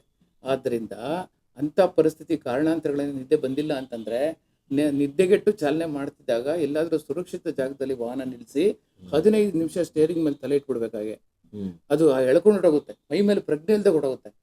ದಟ್ಸ್ ಕಾಲ್ಡ್ ಪವರ್ ನ್ಯಾಪ್ ಅಂತ ಹೇಳ್ತಾರೆ. ಆ power nap will give you energy again. ಇದನ್ನ ನಾವು ಅರ್ಥ ಎಸ್, ಆಮೇಲೆ ನೀವು ಕಂಟಿನ್ಯೂ ಮಾಡ್ಬೋದು. ಇದು ಗೊತ್ತಿಲ್ಲದೆ ಇವನ್ ನಮ್ಮ ವಿದ್ಯಾವಂತರುಗಳು ಕೂಡ ಅನೇಕರು ಕುಟುಂಬ ಸಮೇತ ಎಲ್ಲೋ ತೀರ್ಥಯಾತ್ರೆಗೆ ಅಂತ ಹೋಗ್ತಾರೆ. ಆಮೇಲೆ ಇದು ರಾತ್ರಿ 9 ಗಂಟೆ 10 ಗಂಟೆಗೆ ಡೈಲಿ ಮಲಗ್ತೀವಿ ಅಂತಂದ್ರೆ 10 ಗಂಟೆ ಕರೆಕ್ಟಾಗಿ ಅಲಾರ್ಮ್ ಕೊಟ್ಟಾಗ ಅದು ಎಳೆಯುತ್ತೆ ನಿದ್ದೆ. ಆಗ ಬಲವಂತವಾಗಿ ಅದನ್ನ ತಡ್ಕೊಳಕ್ ಆಗಲ್ಲ. ಈ ರೀತಿ ದುರಂತಗಳೇ ನಡೆದೋಗುತ್ತೆ. ಇವಾಗ ನೈಟ್ ಜರ್ನಿ ಮಾಡ್ಬೇಕಂತ ಭಯ ಪಡ್ತಾರೆ. ಹೌದು, ಯಾಕೆ ನೋಡಿ, ಇಂಟರ್ಸ್ಟೇಟ್ ಟ್ರಾನ್ಸ್ಪೋರ್ಟೇಷನ್ ಅಲ್ಲಿ BRL ಅಂತ ಸಂಸ್ಥೆಗಳಲ್ಲಿ, ಶರ್ಮಾ ಟ್ರಾನ್ಸ್ಪೋರ್ಟ್ ಅಲ್ಲಿ ಅಲ್ಲೆಲ್ಲ ಇಬ್ರು ಚಾಲಕರು ಇರ್ತಾರೆ. ಒಬ್ಬರಿಗೆ ನಿದ್ದೆ ಬಂದ್ರೆ ಇನ್ನೊಬ್ರು ಸ್ಟೇರಿಂಗ್ ಮೇಲೆ ಕೂತ್ಕೋತಾರೆ. ಹಾಗಾಗಿ ಅವ್ರದ್ದು ಆಕ್ಸಿಡೆಂಟ್ ಕಮ್ಮಿ ಆಗಿದೆ. ಜೊತೆಗೆ ಇವಾಗ ಸೆನ್ಸಾರ್ಗಳು ಬಂದ್ಬಿಟ್ಟಿದೆ, ಟೆಕ್ನಾಲಜಿ ತುಂಬಾ ಅಡ್ವಾನ್ಸ್ ಆಗಿದೆ. ಸ್ಟೇರಿಂಗ್ ಹತ್ರ ಸೆನ್ಸಾರ್ಗಳು ಇಟ್ಟಿರ್ತಾರೆ, ಅದು ಅಬ್ಸರ್ವ್ ಮಾಡುತ್ತೆ. ನೀನು ತೂಗುಡಿಸಿ ಬೀಳ್ತಾ ಇದ್ರೆ ಅದು ಕ್ಯಾಚ್ ಮಾಡ್ಬಿಟ್ಟು ಕಮಾಂಡರ್ ಇನ್ಫಾರ್ಮೇಶನ್ ಕೊಡುತ್ತೆ. ಅವ್ರು ಕೂಡಲೇ ಫೋನ್ ಮಾಡಿ ಎಚ್ಚರಿಸ್ತಾರೆ ಡ್ರೈವರ್ನ, ನಿದ್ದೆಗೆ ಹೋಗ್ತಾ ಇದೆಯಾ, ಚಾಲನೆ ಮಾಡಬೇಡ, ನಿಲ್ಸು, ಇನ್ನೊಬ್ಬರಿಗೆ ಕೊಡು. ಡ್ರಿಂಕ್ ಅಂಡ್ ಡ್ರೈವ್ ಮಾಡಿದ್ರೆ ಆಲ್ಕೋಹಾಲ್ ಸ್ಮೆಲ್ ಮಾಡುತ್ತೆ, ಸ್ಮೆಲ್ ಮಾಡ್ಬಿಟ್ಟು ಇನ್ಫಾರ್ಮೇಶನ್ ಕೊಡುತ್ತೆ. ಸರ್, ಟೆಕ್ನಾಲಜಿ ತುಂಬಾ ಅಡ್ವಾನ್ಸ್ ಆಗಿದೆ ಸರ್, ಅದನ್ನ ನಾವು ಯೂಸ್ ಮಾಡ್ತಿಲ್ಲ ಅಷ್ಟೇನೆ, ಬಳಸ್ತಾ ಇಲ್ಲ ಅಷ್ಟೇ. ಈ ತರದ್ದೆಲ್ಲ ಇದೆ. ಸೊ ಲೇಟೆಸ್ಟ್ ಟೆಕ್ನಾಲಜಿ ಏನಿದೆ, ಆಮೇಲೆ ಸೇಫ್ಟಿ ಅಂಡ್ ಸೆಕ್ಯೂರಿಟಿ ದೃಷ್ಟಿಯಿಂದ ನಾವು ಯಾವ ರೀತಿ ನಡ್ಕೋಬೇಕು, ಇದೆಲ್ಲ ರಸ್ತೆ ಸುರಕ್ಷತೆ ನಿಯಮಗಳನ್ನ ಪಾಲಿಸಬೇಕು, ಲೇನ್ ಮ್ಯಾನೇಜ್ಮೆಂಟ್ ಅನ್ನ ನಾವು ಅನುಸರಿಸಬೇಕು. ಆಮೇಲೆ ಅಜಾಗರೂಕತೆ ಚಾಲನೆ ಮಾಡಬಾರದು, ಅತಿ ವೇಗದ ಚಾಲನೆ ಮಾಡಬಾರದು, ರಸ್ತೆ ನಿಯಮಗಳನ್ನ ಕಡ್ಡಾಯವಾಗಿ ಪಾಲಿಸಬೇಕು. ನೈಟ್ ಡ್ರೈವಿಂಗ್ ನ ಅವಾಯ್ಡ್ ಮಾಡಬಹುದಾ ಅಥವಾ ಅವಾಯ್ಡ್ ಮಾಡೋ ಅವಶ್ಯಕತೆ ಇಲ್ಲ. ನೀನು ಒಂದು ಹೇಳ್ತೀನಿ ಕೇಳಿ, ನಿದ್ದೆ ಕರೆಕ್ಟ್ ಆಗಿ ನಾವು ಮಲಗ್ತೀವಿ, ಹೆದ್ದಾರಿಗಳು ಎದ್ದೇಳುತ್ತೆ, ಅಷ್ಟು ಬಿಸ್ನೆಸ್ ಆಗುತ್ತೆ ಆಲ್ ಥ್ರೂಔಟ್ ಇಂಡಿಯಾ ಹೆದ್ದಾರಿಗಳಲ್ಲಿ.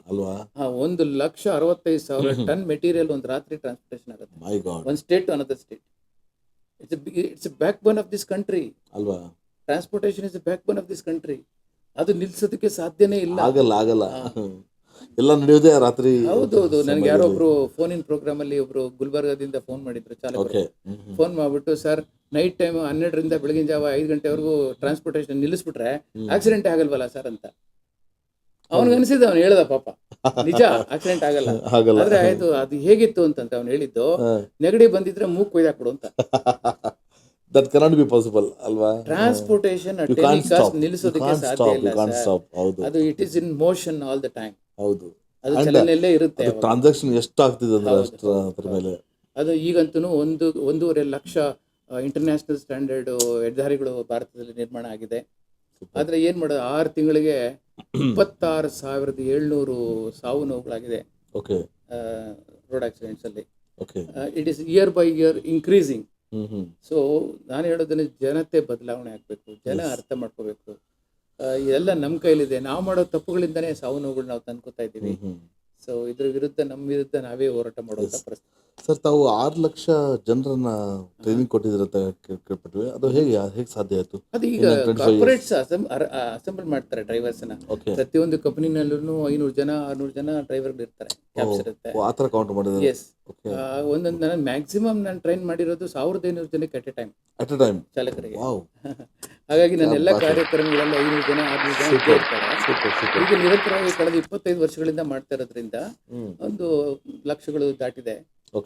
ಪರಿಣಾಮ, ಒಳ್ಳೆ ಪರಿಣಾಮ ಆಗಿದೆ. ನಾನು ಬದಲಾವಣೆ ಆಗಿರೋದನ್ನ ನಾನು ನೋಡಿದ್ದೀನಿ. Drivers are changing them, you know, they are understanding. ಆದ್ರೆ ಸಮಸ್ತ ನಾಗರಿಕರು ಅರ್ಥ ಮಾಡ್ಕೊಳ್ಳೋದು ಬಹಳ ಮುಖ್ಯ ಅಂತ ನನ್ನ ಸರ್. ಈ ಚಾನೆಲ್ ಮುಖಾಂತರ ಯಾರಿಗಾದ್ರೂ ಸಾರಿ ಕೇಳಬೇಕಂದ್ರೆ ಹೇಳೋದಾದ್ರೆ ಯಾರಿಗೆ ಹೇಳ್ತೀರಾ, ಹೇಳಕ್ ಇಷ್ಟಪಡ್ತೀರಾ? ಸಾರಿ ಕೇಳಬೇಕು ಅಂದ್ರೆ ನಾನು ನನ್ನ ತಂದೆ ತಾಯಿಗೆ ಸಾರಿ ಕೇಳಬೇಕು ಅಂತ ಹೇಳ್ತೀನಿ. ಯಾಕೆ ಅಂತಂದ್ರೆ ಯಾವಾಗ್ಲೂ ಒಂದು ನೋವು ಇರುತ್ತೆ, ನಾನು ಅವ್ರನ್ನ ತುಂಬಾ ಚೆನ್ನಾಗಿ ನೋಡ್ಕೊಳಕ್ ಆಗ್ಲಿಲ್ವಲ್ಲ, ನಾನು ಅವ್ರ ಜೊತೆ ಬೆಳಿಲಿಲ್ವಲ್ಲ ಅನ್ನೋ ಕೊರಗು ಒಂದ್ ಸ್ವಲ್ಪ ಬರುತ್ತೆ. ಮುಗ್ಧರು ಅವ್ರ, ಪಾಪ ಏನೂ ತಿಳಿಯದ ಮುಗ್ಧ ಒಂದು ಏನೋ ಮೌಲ್ಯಾಧಾರಿತ ಬದುಕನ್ನ ನಡೆಸಿದ ತಂದೆ ತಾಯಿಗಳನ್ನ ಸಂತೋಷವಾಗಿ ಇಟ್ಕೊಳ್ಳಕ್ಕೆ ನಮ್ಮಿಂದ ಆಗ್ಲಿಲ್ವಲ್ಲ, ನಾನು ಯಾವಾಗಲೂ ಹೊರಗಡೆನೇ ಇರ್ತಿದ್ನಲ್ಲ ಅನ್ನೋ ಒಂದು ಸ್ವಲ್ಪ ನೋವು ಕಾಡುತ್ತೆ. ನೋವು ಕಾಡುತ್ತೆ. Yes. ಅಷ್ಟು ಬಿಟ್ರೆ ನಾನು ಇನ್ನು ಯಾರಿಗೂ ಸಾರಿ ಕೇಳಬೇಕು ಅಂತ ತಪ್ಪುಗಳೇನು ನಾನು ಮಾಡಿಲ್ಲ. ಇಲ್ಲ, ನೀವು ತಮ್ಮ ಜೀವನನೇ ಅಷ್ಟು ಇನ್ನೋಸೆನ್ಸ್ ಅಲ್ಲಿ ಕಳೆದಿರ, ಮತ್ತೆ ಸಾಕಷ್ಟು ಜನರಿಗೆ ಒಂದು ಆಧಾರ ಆಗಿದ್ರ, ಅದರ ಸ್ತಂಭ ಹೋಗಿದ್ರ. ಸೊ ಸರ್, ನೀವು ಥ್ಯಾಂಕ್ಸ್ ಹೇಳ್ಬೇಕಂದ್ರೆ ಯಾರಿಗೆ ಹೇಳಕ್ಕೆ ಇಷ್ಟಪಡ್ತೀರಾ? Well, that to thank lot of people ಆಗಿದ್ರೆ ನನ್ನನ್ನು ಯಾರು, ನಾನು ಕೂಡ ಇನ್ನೊಬ್ಬರು ಸಹಾಯದಿಂದನೇ ಮುಂದೆ ಬಂದಿರುವಂಥ ವ್ಯಕ್ತಿ. ಸೊ ನನಗೂ ಯಾರೋ ಟೈಮಲ್ಲಿ ಸಹಾಯ ಮಾಡಿವೆ. ನಾನು ಹೇಳಿದೆ ನಿಮಗೆ ಅನೇಕರಿಗೆ ನಾನು ಮೆಂಟರಿಂಗ್ ಮಾಡಿದ್ದೀನಿ ಅಂತ, ಅವರೆಲ್ಲ ಮುಂದೆ ಬಂದಿದ್ದಾರೆ ಅಂತೇಳಿ. ಹಾಗೆ ನನ್ನ ಬದುಕಿಗೂ ಮೆಂಟರಿಂಗ್ ಮಾಡಿರೋ ಸಾಕಷ್ಟು ಜನ ಇದ್ದಾರೆ ಅಲ್ವಾ? ಸಾಕಷ್ಟು ಜನ ಗುರುಗಳು, ನನ್ನ ತಂದೆ ತಾಯಿ, ನನ್ನ ಗುರುಗಳು, ನನ್ನ well wishers, I got lot of well wishers. ಅವರೆಲ್ಲರಿಗೂ ನಾನು ಥ್ಯಾಂಕ್ಸ್ ಹೇಳ್ತೇನೆ, ನಿರಂತರವಾಗಿ ಥ್ಯಾಂಕ್ಸ್ ಹೇಳ್ತಾ ಇರ್ತೀನಿ. Super super super. ನಿಮ್ಮ ಹವ್ಯಾಸಗಳು ಸರ್? ಹವ್ಯಾಸ ಪುಸ್ತಕ ಓದೋದು, ಮತ್ತೆ ಕಲೆ, ಸಿನಿಮಾ ನಟನೆ ಮಾಡ್ತಕ್ಕಂಥದ್ದು. ಎಲ್ಲಕ್ಕಿಂತ ಮುಖ್ಯ ಬಹಳ ತುಂಬಾ ಇಷ್ಟಪಡುವಂತ ಹವ್ಯಾಸ ಅಂದ್ರೆ ಮಾತಾಡೋದು. ನಿರಂತರ ಮಾತಾಡ್ತಾ ಇರ್ತೀನಿ. ಅದರಿಂದ ಎಷ್ಟು ನಾಲೆಜ್ ಗೇನ್ ಮಾಡ್ತೀರಾ? ಏನೋ ತೃಪ್ತಿ. ಒಂದಿನ ಟ್ರೈನಿಂಗ್ ನಾನು ಇವತ್ತು ಮಾಡಿದ್ದೀನಿ ಅಂತಂದ್ರೆ I feel the day is awesome made for me. ಅಲ್ವಾ? ಸೂಪರ್. ಮುಂದಿನ ಯೋಜನೆಗಳು ಸರ್? ಮುಂದೆ ಇದು ಇನ್ನು ದೊಡ್ಡ ಮಟ್ಟದಲ್ಲಿ ಬೆಳೆಸಬೇಕು ಅಂತ, ಈ ಚಾಲನಾ ವೃತ್ತಿನೇ ಬೆಳೆಸಬೇಕು ಅಂತ ಹೇಳಿ ಶಾಲಾ ಕಾಲೇಜುಗಳಲ್ಲಿ ಎಲ್ಲ ಇಡೀ ಅಟ್ಲೀಸ್ಟ್ ಕರ್ನಾಟಕದ ಎಲ್ಲ ಶಾಲೆ ಕಾಲೇಜುಗಳಲ್ಲಿ ಭೇಟಿ ಕೊಟ್ಟು ಆ ಮಕ್ಕಳಿಗೆ ಸಿವಿಕ್ ಸೆನ್ಸ್ ಅಂದ್ರೆ ಏನು, ಆಮೇಲೆ ಭಾರತೀಯ ಇತಿಹಾಸ ಎಷ್ಟು ಒಳ್ಳೇದಿತ್ತು, ಇವಾಗ ಒಬ್ಬ ಉತ್ತಮ ಪ್ರಜೆಯಾಗಿ ಅವನ ನಿರ್ಮಾಣ ಮಾಡಬೇಕು ನಾವು ಅಂತಂದ್ರೆ ಅವನಿಗೆ ಈ ದೇಶದ ಇತಿಹಾಸ ಗೊತ್ತಿರಬೇಕು, ಈ ದೇಶದ ಸಂಸ್ಕೃತಿ ಗೊತ್ತಿರಬೇಕು. ಸೊ ಇದನ್ನೆಲ್ಲ ಒಂದು ರಾಷ್ಟ್ರೀಯತೆ ಮೂಡಿಸುವಂತ ಒಂದು ಕೆಲಸ ಮಾಡಬೇಕು ಅಂತೇಳಿ ಒಂದು ಮಹತ್ತರವಾದ ಆಸೆ ನನಗಿದೆ. ಅದಕ್ಕೆ ಒಂದು ಉದಾಹರಣೆ ನಿಮ್ಗೆ ಹೇಳ್ತೀನಿ ನೋಡಿ. ನಾನು ಅಮೆರಿಕದಲ್ಲಿ ಬ್ಯಾಸ್ಕೆಟ್ ಬಾಲ್ ಟೂರ್ನಮೆಂಟ್ ಹೋದೆ ಒಂದಿನ, before I come to India. ಅಲ್ಲಿ ಸಾಧಾರಣ ಬಹಳ ದೊಡ್ಡ ಸ್ಟೇಡಿಯಂ ಅದು, ಅಲ್ಲಿ ಬಹಳ ಪಾಪ್ಯುಲರ್ ಬ್ಯಾಸ್ಕೆಟ್ ಬಾಲ್ ಗೇಮ್. ಅಲ್ಲಿ ಒಂದು 80,000 ಜನ ಸ್ಟೇಡಿಯಂ ಅಲ್ಲಿ ಸೇರಿದ್ದಾರೆ. ಸೇರಿದ್ರೆ ನೀನು ಸ್ಟಾರ್ಟ್ ಆಗ್ಬೇಕು ಗೇಮು, ಸ್ಟೇಟ್ ಟು ಸ್ಟೇಟ್ ಒಂದು ವರ್ಸಸ್ ನಡೀತಾ ಇದೆ. ಇದ್ದಕ್ಕಿದ್ದಾಗ ಒಂದು ಅನೌನ್ಸ್ಮೆಂಟ್ ಬರುತ್ತೆ ಅಲ್ಲಿ. ಏನ್ ಅನೌನ್ಸ್ಮೆಂಟ್ ಅಂತಂದ್ರೆ, ಈ ಗೇಮ್ ನ ನೋಡೋದಕ್ಕೆ ಅಮೆರಿಕದ ಮೆರೀನ್ ಸೋಲ್ಜರ್ ಒಬ್ರು ಫ್ಯಾಮಿಲಿ ಜೊತೆ ಬಂದಿದ್ದಾರೆ ಅಂತ ಅವ್ರ ಹೆಸರು ಹೇಳಿ ಅನೌನ್ಸ್ ಮಾಡ್ತಾರೆ. ಅನೌನ್ಸ್ ಬಂದ ಕೂಡಲೇ ಎಂಟೈರ್ ಸ್ಟೇಡಿಯಂ ಎದ್ದು ನಿಂತ್ಕೊಳ್ಳುತ್ತೆ. ಎದ್ದು ನಿಂತು ಅವ್ರಿಗೆ ಒಂದು ಸಲ್ಯೂಟ್ ಕೊಡ್ತಾರೆ. ಆಮೇಲೆ ಅಮೆರಿಕನ್ ನ್ಯಾಷನಲ್ ಅಂತಮ್ ಪ್ಲೇ ಮಾಡ್ತಾರೆ. ಆಮೇಲೆ ಗೇಮ್ ಸ್ಟಾರ್ಟ್ ಆಗುತ್ತೆ. ಬಟ್ ದುರಂತ ಅಂದ್ರೆ ಇಲ್ಲಿ ನ್ಯಾಷನಲ್ ಅಂತಮ್ ಪ್ಲೇ ಮಾಡ್ತಿದ್ರು ಜನ ಅವ್ರ ಪಾಡ್ದವ್ರು ಕೆಲಸ ಮಾಡ್ಕೊಂಡು ಮಾತುಕತೆಯಲ್ಲಿ ಇರ್ತಾರೆ. ಒಂದು ರಾಷ್ಟ್ರೀಯತೆ ಅನ್ನೋದು ಅಳಿಸಿ ಹೋಗ್ತಾ ಇದೆ. ರಾಷ್ಟ್ರೀಯತೆ ಅನ್ನೋದು ನನಗೆ ಬರ್ಲಿಲ್ಲ ಅಂತಂದ್ರೆ ನಮ್ಮ ದೇಶ ಹೇಗೆ ಉದ್ಧಾರ ಆಗುತ್ತೆ ಸರ್? ನಾನು ನನ್ನದು, ನನ್ನ ದೇಶ, ನನ್ನ ಮಣ್ಣು, ನನ್ನ ನೆಲ, ನನ್ನ ಸಂಸ್ಕೃತಿ ಅನ್ನೋ ಅಭಿಮಾನನೇ ನನ್ಗಿಲ್ಲ ಅಂತಂದ್ರೆ ಏನ್ ಹೇಳೋದು ನಾನು? ಸೊ ಇದನ್ನ ಒಂದು ಪ್ರಯತ್ನ, ಒಂದು ಅವೇರ್ನೆಸ್ ಯುವಕರಲ್ಲಿ ಮೂಡಿಸ್ಬೇಕು ಅನ್ನೋದು ನನ್ನ ಮಹತ್ತರವಾದ ಆಕಾಂಕ್ಷೆ ಆಗಿದೆ. Super sir. ನಿಮಗೆ ಯಾವತ್ತಿಗೂ ಮರೆಯಲಾದ ಒಂದು ಮಧುರ ಕ್ಷಣ ಯಾವುದು? ಆ ಥರ ಕ್ಷಣಗಳು ಸಾಕಷ್ಟಿದೆ, ಸದ್ಯಕ್ಕೇನು ನೆನಪಾಗ್ತಾ ಇಲ್ಲ. ಯಾವತ್ತು ಮರೆಯಕ್ಕಾಗದ ಕ್ಷಣಗಳು ಹೇಗ್ ಬರುತ್ತೆ ನನಗೆ ಅಂತಂದ್ರೆ ಇಷ್ಟನ್ನು ಹೇಳ್ಬೋದು. ಈಗ ನಾನು ಅನೇಕ ದಶಕಗಳಿಂದ ಅನೇಕರಿಗೆ ಮೆಂಟರಿಂಗ್ ಮಾಡಿ ನನ್ನ ಹತ್ರ ಸಹಾಯ ಕೇಳ್ಕೊಂಡು ಬಂದ ಜನಗಳಿಗೆ ಬಿಯಾಂಡ್ ಮೈ ಕೆಪಾಸಿಟಿ ನಾನು ಸಹಾಯ ಮಾಡ್ಬಿಟ್ಟಿದ್ದೀನಿ. ಈಗ ಇಲ್ಲಿ ನೋಡಿ, ಒಂದು ಕಂಪನಿಗೆ ಹೋದೆ, ಯಾರೊಬ್ರು ನ್ಯಾಷನಲ್ ಹೆಡ್ ಅವರು ಆ ಕಂಪನಿನಲ್ಲಿ ಒಂದ್ ಸಣ್ಣ ಮೀಟಿಂಗು, ನನ್ಗೆ ಯಾರು ಅಂತ ಗೊತ್ತಿಲ್ಲ, ಅಪಾಯಿಂಟ್ಮೆಂಟ್ ತಗೊಂಡಿದ್ದೀನಿ. ತಗೊಂಡು ಅಲ್ಲಿ ಹೋದಾಗ ಅವರು, ನೀವು ಸ್ವಲ್ಪ ದಯವಿಟ್ಟು ಅಲ್ಲಿ ಕೂತಿರಿ ಸರ್ ರಿಸೆಪ್ಷನ್ ಅಲ್ಲಿ, ನಾನೇ ಅಲ್ಲಿ ಬರ್ತೀನಿ ಅಂತ ಹೇಳಿದ್ರು. ನಾನು ರಿಸೆಪ್ಷನ್ ಕೂತಿದ್ದೆ, ಒಂದು ದೊಡ್ಡ ಸಾಫ್ಟ್ವೇರ್ ಕಂಪನಿ. ಅವರು ಬಂದಾಗೆ ಇದ್ದಕ್ಕಿದ್ದಾಗೆ ನನ್ನ ಕಾಲಿಗೆ ನಮಸ್ಕಾರ ಮಾಡಿದ್ರು. ನನಗೆ ಗೊತ್ತಾಗಲಿಲ್ಲ ಯಾಕೆ ಹೀಗೆ ಮಾಡ್ತೀರಾ ಅಂತ. ಎಲ್ಲ ಆಶ್ಚರ್ಯ, ಗುರುತು ಸಿಗ್ತಾ ಇಲ್ಲ, ಯಾರು ಅಂತಾನೂ ಗೊತ್ತಿಲ್ಲ ನನಗೆ. ನನಗೆ ಏನು ಹೇಳ್ಬೇಕು ಗೊತ್ತಾಗ್ತಾ ಇಲ್ಲ, ಒಂಥರ ಎಮೋಷನ್ಸ್ ಆಯ್ತು ನನಗೆ. ಯಾಕೆ ಹೀಗೆ ಮಾಡ್ತಿದ್ದೀರಿ, ಏನು ಅಂತ, ಅಥವಾ ನಾನು ಹಿರಿಯನು ಅಂತ ಏನಾದ್ರು ಹೀಗೆ ಮಾಡ್ತಿದಾರೇನೋ, ವಯಸ್ಸಾಯ್ತು ಅಂತ ಅನ್ಕೊಂಡೆ. ಆಮೇಲೆ ಹೇಳಿದ್ರು, ಇಲ್ಲ ಸರ್ ನೀವು ಮರ್ತೋಗ್ಬಿಟ್ಟಿದ್ದೀರಾ, ಒಂದು 15 ವರ್ಷಗಳ ಹಿಂದೆ ಒಂದು ಅಜ್ಜಿ ಒಂದು ಮೊಮ್ಮಗನ್ನ ಕರ್ಕೊಂಡು ನಿಮ್ಮ ಆಫೀಸಿಗೆ ಬಂದರು. ತಂದೆ ತಾಯಿ ಇಲ್ಲ ಸರ್, ದಯವಿಟ್ಟು ಏನಾದರೂ ಸಹಾಯ ಮಾಡಿ ಹುಡುಗನಿಗೆ ಒಂದು ಕೆಲಸ ಕೊಡಿಸಿ ಅಂತ ಕೇಳ್ಕೊಂಡ್ರು. ನೀವಾಗ ನನ್ನನ್ನು ಸೂಪರ್ವೈಸರ್ ಆಗಿ ಅಪಾಯಿಂಟ್ ಮಾಡಿ ಒಂದು ಸಾಫ್ಟ್ವೇರ್ ಕಂಪ್ನಿ ಕಳಿಸ್ಕೊಟ್ರಿ. ಅಲ್ಲಿ ಕೆಲಸ ಮಾಡಿಕೊಂಡು ನಾನು MBA ಮಾಡಿಕೊಂಡು ಈಗ ಇವತ್ತು ಉನ್ನತ ಮಧ್ಯೆಗೆ ಬಂದಿದ್ದೀನಿ.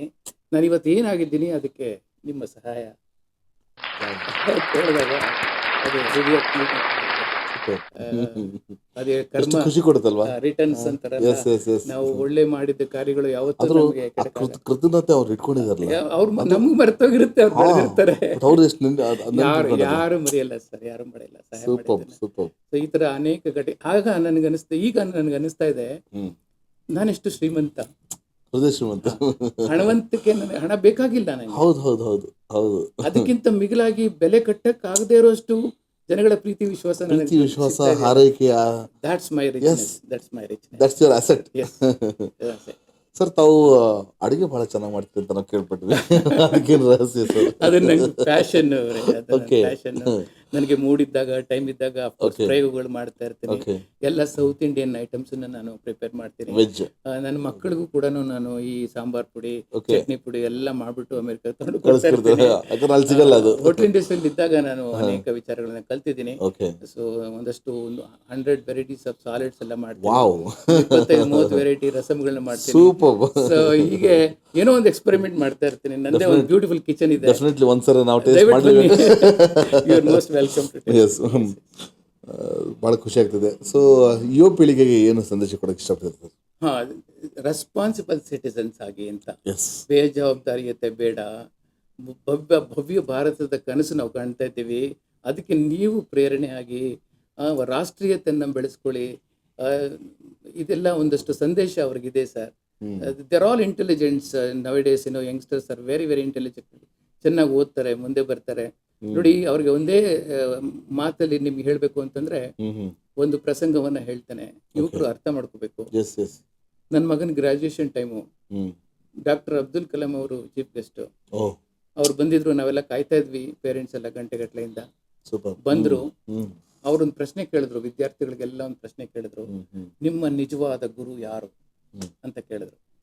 ಯಾರು ಉತ್ತರ ಕೊಡ್ತಾರೆ? ರಿಯಲ್ ಟೀಚರ್ ಯಾರನ್ನ ಅಂತ ಹೇಳ್ತಾರೆ ಅವರು, ಯಾರು ಉತ್ತರ ಕೊಡ್ತಾ ಇಲ್ಲ. ಆಗ ಅವ್ರು ಹೇಳಿದ್ರು, ನಿಮ್ಗೆ ಯಾರಿಗೂ ಉತ್ತರ ಕೊಡಕ್ಕಾಗಲ್ಲ, ನಾನೇ ಹೇಳ್ತೀನಿ ಕೇಳಿ. ಇನ್ನು ಮೇಲೆ ನೀವೆಲ್ಲ ಗ್ರಾಜುಯೇಷನ್ಸ್ ಆಗಿದ್ದೀರಲ್ಲ, ಡಾಕ್ಟರ್ಗಳಾಗಿದ್ದೀರಲ್ವಾ, ಇನ್ನು ಮೇಲೆ ನಿಮ್ಮ ನಿಜವಾದ ಗುರು ನಿಮ್ಮ ಪೇಷಂಟ್ಗಳು. You have to learn from them. Learn from your patients. My dear friends, ನೀವು ಡಾಕ್ಟರ್ಗಳಾಗಿದ್ದೀರಾ, ಇಷ್ಟೇ ಆಗಲ್ಲ, ಇನ್ನೂ ಹೈಯರ್ ಸ್ಟಡೀಸ್ ಮಾಡ್ತೀರಾ, ಜಗತ್ತಿನ ನಾನಾ ದೇಶಗಳಿಗೆ ಹೋಗಿ ಸರ್ವಿಸ್ ಕೊಡ್ತೀರಾ. You go anywhere, you become whatever you want to, but let the Indian flag fly in your hearts.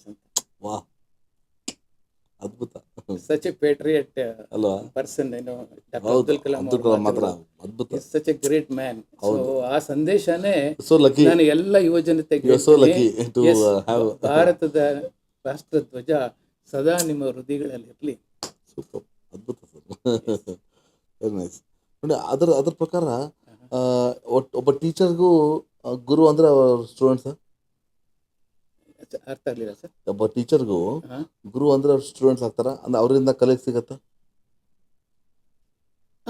ನಾವು ಎಲ್ಲವನ್ನು ನೋಡಿ ಪುಸ್ತಕದಲ್ಲಿ ಓದೋದು ಬೇರೆ, ದಟ್ ಇಸ್ ಡಿಫರೆಂಟ್.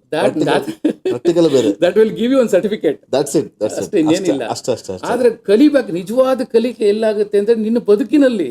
ಹೌದು, ಯಾಕಂದ್ರೆ ನಾವು ಶಿಷ್ಯರಿಂದ ನಾವು ಎಷ್ಟೋ ಕಲಿತೀವಿ. ಹೌದು, ನೋಡಿ, ನಾನು ಏನೆಲ್ಲ ವಿಚಾರಗಳು ಇವತ್ತು ನನಗೆ ಈ ರಸ್ತೆ ಸಾರಿಗೆ ಬಗ್ಗೆ ಮಾತಾಡ್ತಾ ಇದ್ದೀನಲ್ಲ, ಸುರಕ್ಷತೆ ಬಗ್ಗೆ ಎಲ್ಲ ಮಾತಾಡ್ತಿದ್ದೀನಲ್ಲ, ಅನೇಕ ವಿಚಾರಗಳು ನನ್ನ ಚಾಲಕರಿಂದ ನಾನು ಕಲ್ತಿದ್ದೀನಿ. ಅಲ್ವಾ? You got points. ಎಸ್, ನನಗೆ ಎಷ್ಟು ಗೊತ್ತಿಲ್ಲದೆ ಇರೋಂಥ ವಿಚಾರಗಳು ನಮ್ಮ ಡ್ರೈವರಿಂದ ನಾನು ಕಲ್ತಿದ್ದೀನಿ. ಸೂಪರ್ ಸೂಪರ್, ಅದ್ಭುತ ಸರ್. ಕಲಿಕೆ ನಿರಂತರ, ಅದಕ್ಕೆ ಕೊನೆ ಅಂತ ಇಲ್ಲ. Yes, always you should learn. Sir, ಇವತ್ತು ನಮ್ಮ SVB ಆಫೀಷಿಯಲ್ ಚಾನಲ್ಗೆ ಆಗಮಿಸಿದ್ದೀರಾ. ಸೊ ನಿಮ್ಮ ಅನಿಸಿಕೆ ಅಂತ ತಿಳಿಸಿ.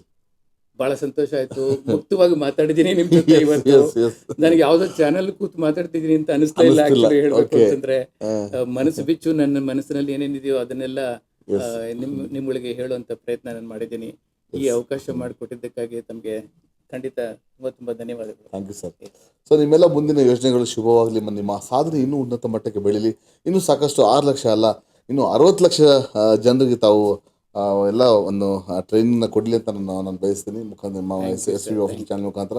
ಸೊ ಇಷ್ಟೊತ್ತು ರಸ್ತೆ ಸುರಕ್ಷತೆ ಮತ್ತು ಜೀವನ ಕೌಶಲ್ಯತೆ ತರಬೇತಿಯ ನೀಡುತ್ತಿರುವ ಶ್ರೀ ಎಸ್ ವಿಶ್ವೇಶ್ವರಯ್ಯ ಅವರು ನಮ್ಮ SVB ಆಫೀಷಿಯಲ್ ಚಾನಲ್ನ ಗೆಲುವಿನ ಪಯಣ ಕಾರ್ಯಕ್ರಮದಲ್ಲಿ ಭಾಗವಹಿಸಿದ್ದಕ್ಕೆ ಅವರಿಗೆ ಅನಂತ ಧನ್ಯವಾದಗಳು ಹೇಳಕ್ಕೆ ಇಷ್ಟಪಡ್ತೀನಿ.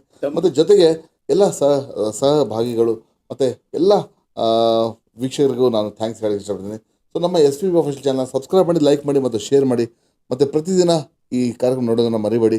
And have a great weekend ಅಂತ ಹೇಳಕ್ಕೆ ಇಷ್ಟಪಡ್ತೀನಿ. ಸೊ ಪ್ರತಿದಿನ 6 ರಿಂದ 7 ನೋಡೋದನ್ನು ಮರಿಬೇಡಿ. ಯಾಕಂದರೆ ಈ ಒಂದು ಎಲೆಮರೆ ಕೈಯಾಗಿರುವಂಥ ವ್ಯಕ್ತಿಗಳಿಗೆ ನಾವು ಪರಿಚಯಿಸುವಂಥ ಒಂದು ಸಣ್ಣ ಪ್ರಯತ್ನ ಮಾಡ್ತಾಯಿದ್ವಿ. ಆ ಪ್ರಯತ್ನಕ್ಕೆ ನಿಮ್ಮ ಒಂದು ಸಹಕಾರ ಇದ್ದರೆ ಮಾತ್ರ ಅದು ಖಂಡಿತ ಸಾಧ್ಯವಾಗುತ್ತೆ. So thank you so much for supporting us.